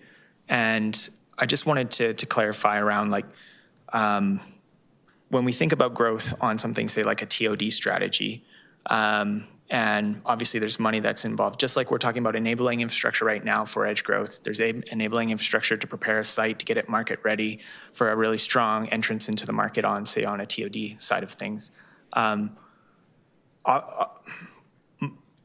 guess I want to, is that potentially where the constraint is that we are pre-committing growth dollars, growth strategy dollars very heavily in one direction without allowing a future council to consider other aspects of the growth strategy that are also quite valuable and need to be considered in all of the other trade-offs. Councillor Spencer, it's that, and it's other trade-offs beyond growth, including asset life cycling and maintenance. That was perfect and concise. Couldn't ask for anything better. Thank you. Okay. I was looking for something. I had time, and then I thought you were going to ask another question. Now I'm not paying attention, Evan. Okay. Councillor McLean. Yes, for down here, I've got an alternative recommendation. I think clerks will have that. They can put it up, please. And thanks to administration for going back and forth, and the applicant and everybody else. But just a little bit of a change. It reads simply, direct administration to consider the 2026 capital and operating investments, if any, needed to enable this growth application in the prioritization of investments in the 2025 November adjustments. And number two, just to direct administration to consider future and capital operating investments for 2027 plus as required for this growth application in the prioritization of investments in future service plans and budgets, basically just so this does not die. That's my, I guess I'm just got any questions. Thank you very much. Councillor Penner. Yeah, so I won't support this. I think not dying is, if this fails, then it actually dies. Whereas the main recommendation as proposed by administration allows much of, I think, actually what Councillor Chabot was talking about. It allows administration to work with the applicant to continue looking at how some advancements could be made in this area and have conversations. And I think Councillor Chabot is, like, in many ways on the right track about, the steps in the process to move, parcels, like large parcels of land forward through development. Is we may need to reconsider in some ways how certain things are done. And the other thing I say, it's not a little change, it's $250 million consideration change. That's not little, that's significant. And so let's be honest about what the numbers are and what the ask is. So I'm not going to support this. Okay, thank you very much. I'm just gonna go back to the queue. Okay, Courtney, or Councillor Walcott, go ahead. Courtney's fine. So just a question for administration. So one of the kind of core tenets of the no recommendation is to keep working on it, right? To allow just like the ongoing review of the application throughout the process. This is, okay, so where does that sit in this recommendation, given that your no recommendation was we'll keep working on it? If this were to lose, now that it's an alternate recommendation, how does that sit with administration's willingness to keep working on it without council direction? Councillor Walcott, I'll look to the team too. I would suggest that this would, if this passed, this would put an, or sorry, if this failed, this would put an end to this application, and we would be seeking a new application. If the original recommendation moved forward, that would allow the existing application to sort of stay alive, and we could continue to work with the applicants. Help me understand, what does that look like? So if this fails, this is the main. So we can't move another main. That would be the end of this work, but I would ask the team if there's something else they'd like to add. I would say, apart from the procedural. Just 1 second. Go ahead.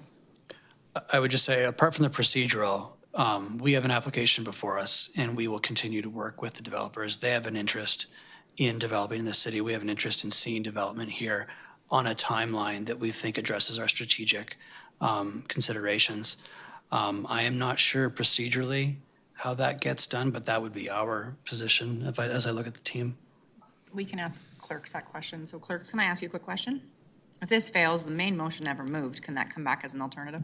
That could then be brought. Okay, so nothing's dying today, guys. Okay. Everyone take a deep breath. That's why I want clarity on, just because we've struggled with that in the past, but it might be because that happened at council, that an alternative main failed and we scrambled to try and figure out how to get the original back on the floor. So I wanted to make sure. But if this is, what I'm hearing is that irrelevant to that process is the application is still in. So you can keep reviewing it without explicit direction from council because you have pre-existing direction as part of your growth application process. Yeah, I think we would always continue to be in contact with the applicants regardless of the sort of procedural part of this. I do want to emphasize that our recommendations on these when it's not to consider, it's never a no, it's always a not now or a not yet. It's never a full stop no in that sense. So yeah, cool, thank you. Okay, Councillor Spencer. Thank you, Chair. So with the comments from administration around timing and also recognizing that what we're talking about is prioritizing our limited resources. That's what we do all the time. I'm just uncomfortable supporting this for a myriad of reasons, but one specifically is because we're talking about one leg of the growth strategy right now. I mean, Councillor McLean, you're a part of a party that talks about smart growth. I'd love to have a conversation about smart growth in the city and how this is a part of a larger strategy that also needs other parts. Spurs of this need considerable funding and consideration. I'd even be willing to have that conversation before council. Because I do think as a priority, I actually have zero qualms about pre-committing a future council to one of the #1 priorities within the city of Calgary right now on housing. I actually love the fact that there's an awful lot of support around this horseshoe for housing right now. It just needs to be a more comprehensive conversation for me to be supporting supporting it moving forward. So if we're gonna come back and pre-commit council to at council, commit council at council, future councils at council to a whole lot more capital outlay on housing. Let's bring TOD, let's bring LAP, let's bring large buckets of resources to pre-commit the 25 edition of council to really make sure they would have to put their heels in the sand and go a new direction. I'm happy to pre-commit the 2025 council to that. So, but I won't be supporting this right now. Thank you very much. Councillor Chabot. I'm just curious as to whether or not administration had a hand in drafting these recommendations. Recommendation 1 as written, it looks kind of generic in nature, which almost implies that there's potentially no investment requirements, and I don't know if that's necessarily true. Councillor Chabot, is that a question to admin? Yes. Yes. We did work with the councillor to ensure that something technically could be brought forward. We do not support this recommendation. Excuse me. The difficulty here is that there's actually no capital in 2026 forecasted. And so there's nothing to consider this year. Right. Because it is actually in 2027 and 2030 budget. And so the decision that would be made in 2025 would not trigger any capital investments until 2026, is that correct? Or beyond 2027? My understanding is it's beyond, but I'll just check with the team. The capital is all in 2027, post-2027. Yeah, so I'm struggling with understanding recommendation number 1. It says, direct administration to consider 2026 capital and operating investments if needed to enable growth and make that determination 2025. But there's no projected for 2026, but it will certainly trigger investments in 2027, right? That's correct. And with the 10-year capital plan coming forward, it's, I don't know, I'm trying to see how all of those pieces come together, and I don't see this as actually facilitating that, but rather complicating that. Anyways, like I said before, I'm just go right into debate here as part of this and say that I appreciate where Councillor McLean is going with this. I'm just not really prepared to support this recommendation today. Certainly happy to have more discussions with administration as well as the industry on how we can, as I hear often around the circle here, is how we can square that circle or circle that square. I don't know. To see if we can find a path forward to allow things to progress forward without a pre-commitment of capital funds, because we're talking about pretty significant capital funds, debt servicing, and how that's all going to play into our overall capital program, which is why I'm hesitant on supporting this today without having a better understanding of what our capital infrastructure requirements are going to be from a 10-year capital perspective, not to mention all the other competing capital investments and agreements and approvals that we've made recently, not the least of which is Green Line and some of the components of Green Line that are as yet unfunded. Anyways, I'm not there yet. Sorry, I can't support this right now, but happy to have that discussion. Thank you, Councillor Chabot. Before I go to Councillor Meehan, I'm just going to give everybody the heads up. We are going to finish this item, and then we're going to return back tomorrow at 1. So administration, if you're waiting here for the next item, go home. Merry Christmas. We'll get through this one. Until Councillor Meehan, go ahead with your question.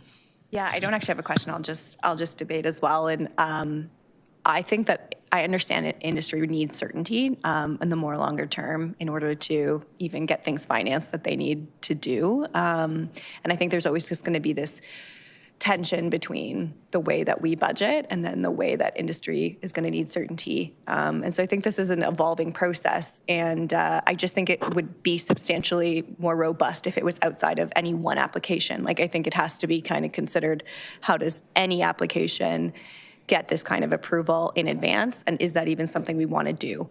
I mean, it comes down to sort of different priorities, as you mentioned. Like, all that's going off in my head is Green Line, which we've spent over $5 billion on, and we haven't even connected through the downtown. That's going to land right around this time. And so I just think that you kind of have to keep your powder dry for those things. And I appreciate why industry wants to have that certainty. And I do think that we have to kind of think that through. But I won't be able to support this at this time. And hopefully this process can continue to evolve.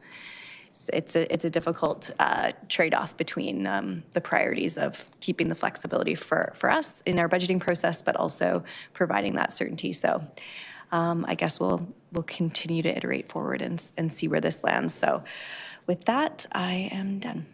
Thank you. Okay, so Councillor McLean, you have another alternate recommendation. Just wait. I will wait. Wait. Before you go down the path, are you willing to withdraw what's on the screen? That's exactly what I was going to And then ask, what are if you we doing? could pull this one, and I have another alternate. So committee, do we have consent to let Councillor McLean withdraw the amendment he had on the screen? Don't hear any opposition. So Councillor McLean, you have another alternate recommendation. And clerks, if you could pull that up. Yes, I wanted to test the will of council because, as Councillor Chabot said, I wanted this to continue to progress with some mechanism. In the last wording, maybe it was a little too vague, even though we didn't offer any funding for it immediately. So what you've got that up there now, as you will see. To direct administration to continue working with the applicant in the planning for future stages of capital infrastructure, including the optimal timing of funding and delivering, including facilitating circulation and review of new community, stripping and grading, subdivision and or engineering design in advance of land use, to plan for growth in the Providence Area Structure Plan, in alignment with the timing for delivery of capital infrastructure when approved at council. And then number two, to consider the capital operating investments needed to enable this growth application into prioritization. Because as we heard from the applicant, that's kind of what they really wanted to be able to do, is continue with the grading and prepping of it, allowing this to go forward. Yes, it's a lot of money, but it is levy supported. Councillor Miana brought up the fact that, yeah, we're putting a ton of money into a Green Line, into maybe a Prairie Gateway, and maybe into other infrastructure and Arts Commons and all these things, but what people really want is homes. At the end of the day, we need to build some homes, and other municipalities, we're building up faster than we expected. And so I wanted to keep this project going. They have been here in the past. As you said before, applicants have to keep coming forward. They've been waiting and waiting, and we are going up faster. And before we go into questions or debate on this, I'm not going to bring up parties, the future election, or who's going to be here next council, or whose poll numbers are better, who's popular and who's not, and why you're going to vote this way or that. I think we can leave that off the table and try to not talk about, to keep the politics out of it until the next election. But I think this is a good compromise, and I'll leave it at that. Okay, thank you. I have a question for administration, but I'm going to let Councillor Meehan go ahead of me. Yeah, we do need housing units, and I'm sure some of the applicants look forward to your support on Viscount Bennett next week, Councillor McLean. I do have a question for administration, which is kind of, what are your thoughts on this?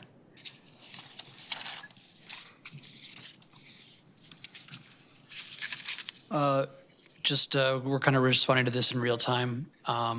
I think this actually reflects some of the late conversations that we had with the developer group in the last couple of weeks about doing what we can to align some of the planning application types that are mentioned in there, so that we don't have a situation where you have a pipe that's available and then it's a year before new houses.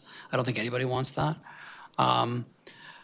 And I appreciate that it says circulation and review in there, but doesn't presuppose approvals. So I think we are okay with this.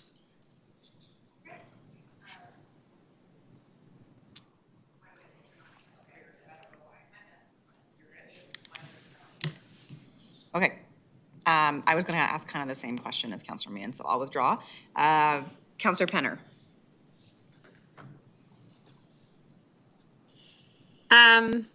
Yeah, sorry, I was slow to it. Councillor Meehan got to most of the way that I want. Really, this is not that much different than what we would have, than what the original recommendation is. So I'm not going to split hairs at this point. But it's essentially the same thing. Okay.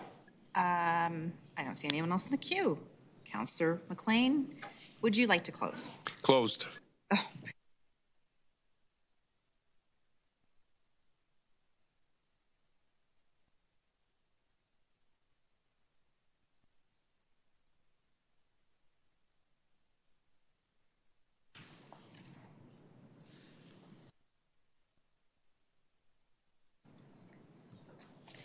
Councillor Meehan, on the motion before you. Thank you. Chair, all the votes are in. Great. Let's see those results. That is carried unanimously. Thank you very much, committee. So this is how tomorrow will go. We'll recess today, come back for 1 p.m. We're going to go to item 7.7, and then we have 2 confidential meetings or confidential items that we'll go into camera for. And I hope we won't take all afternoon tomorrow, but I'll see you back here tomorrow. You will have quorum, I promise. Recess till tomorrow. You're lucky I didn't adjourn.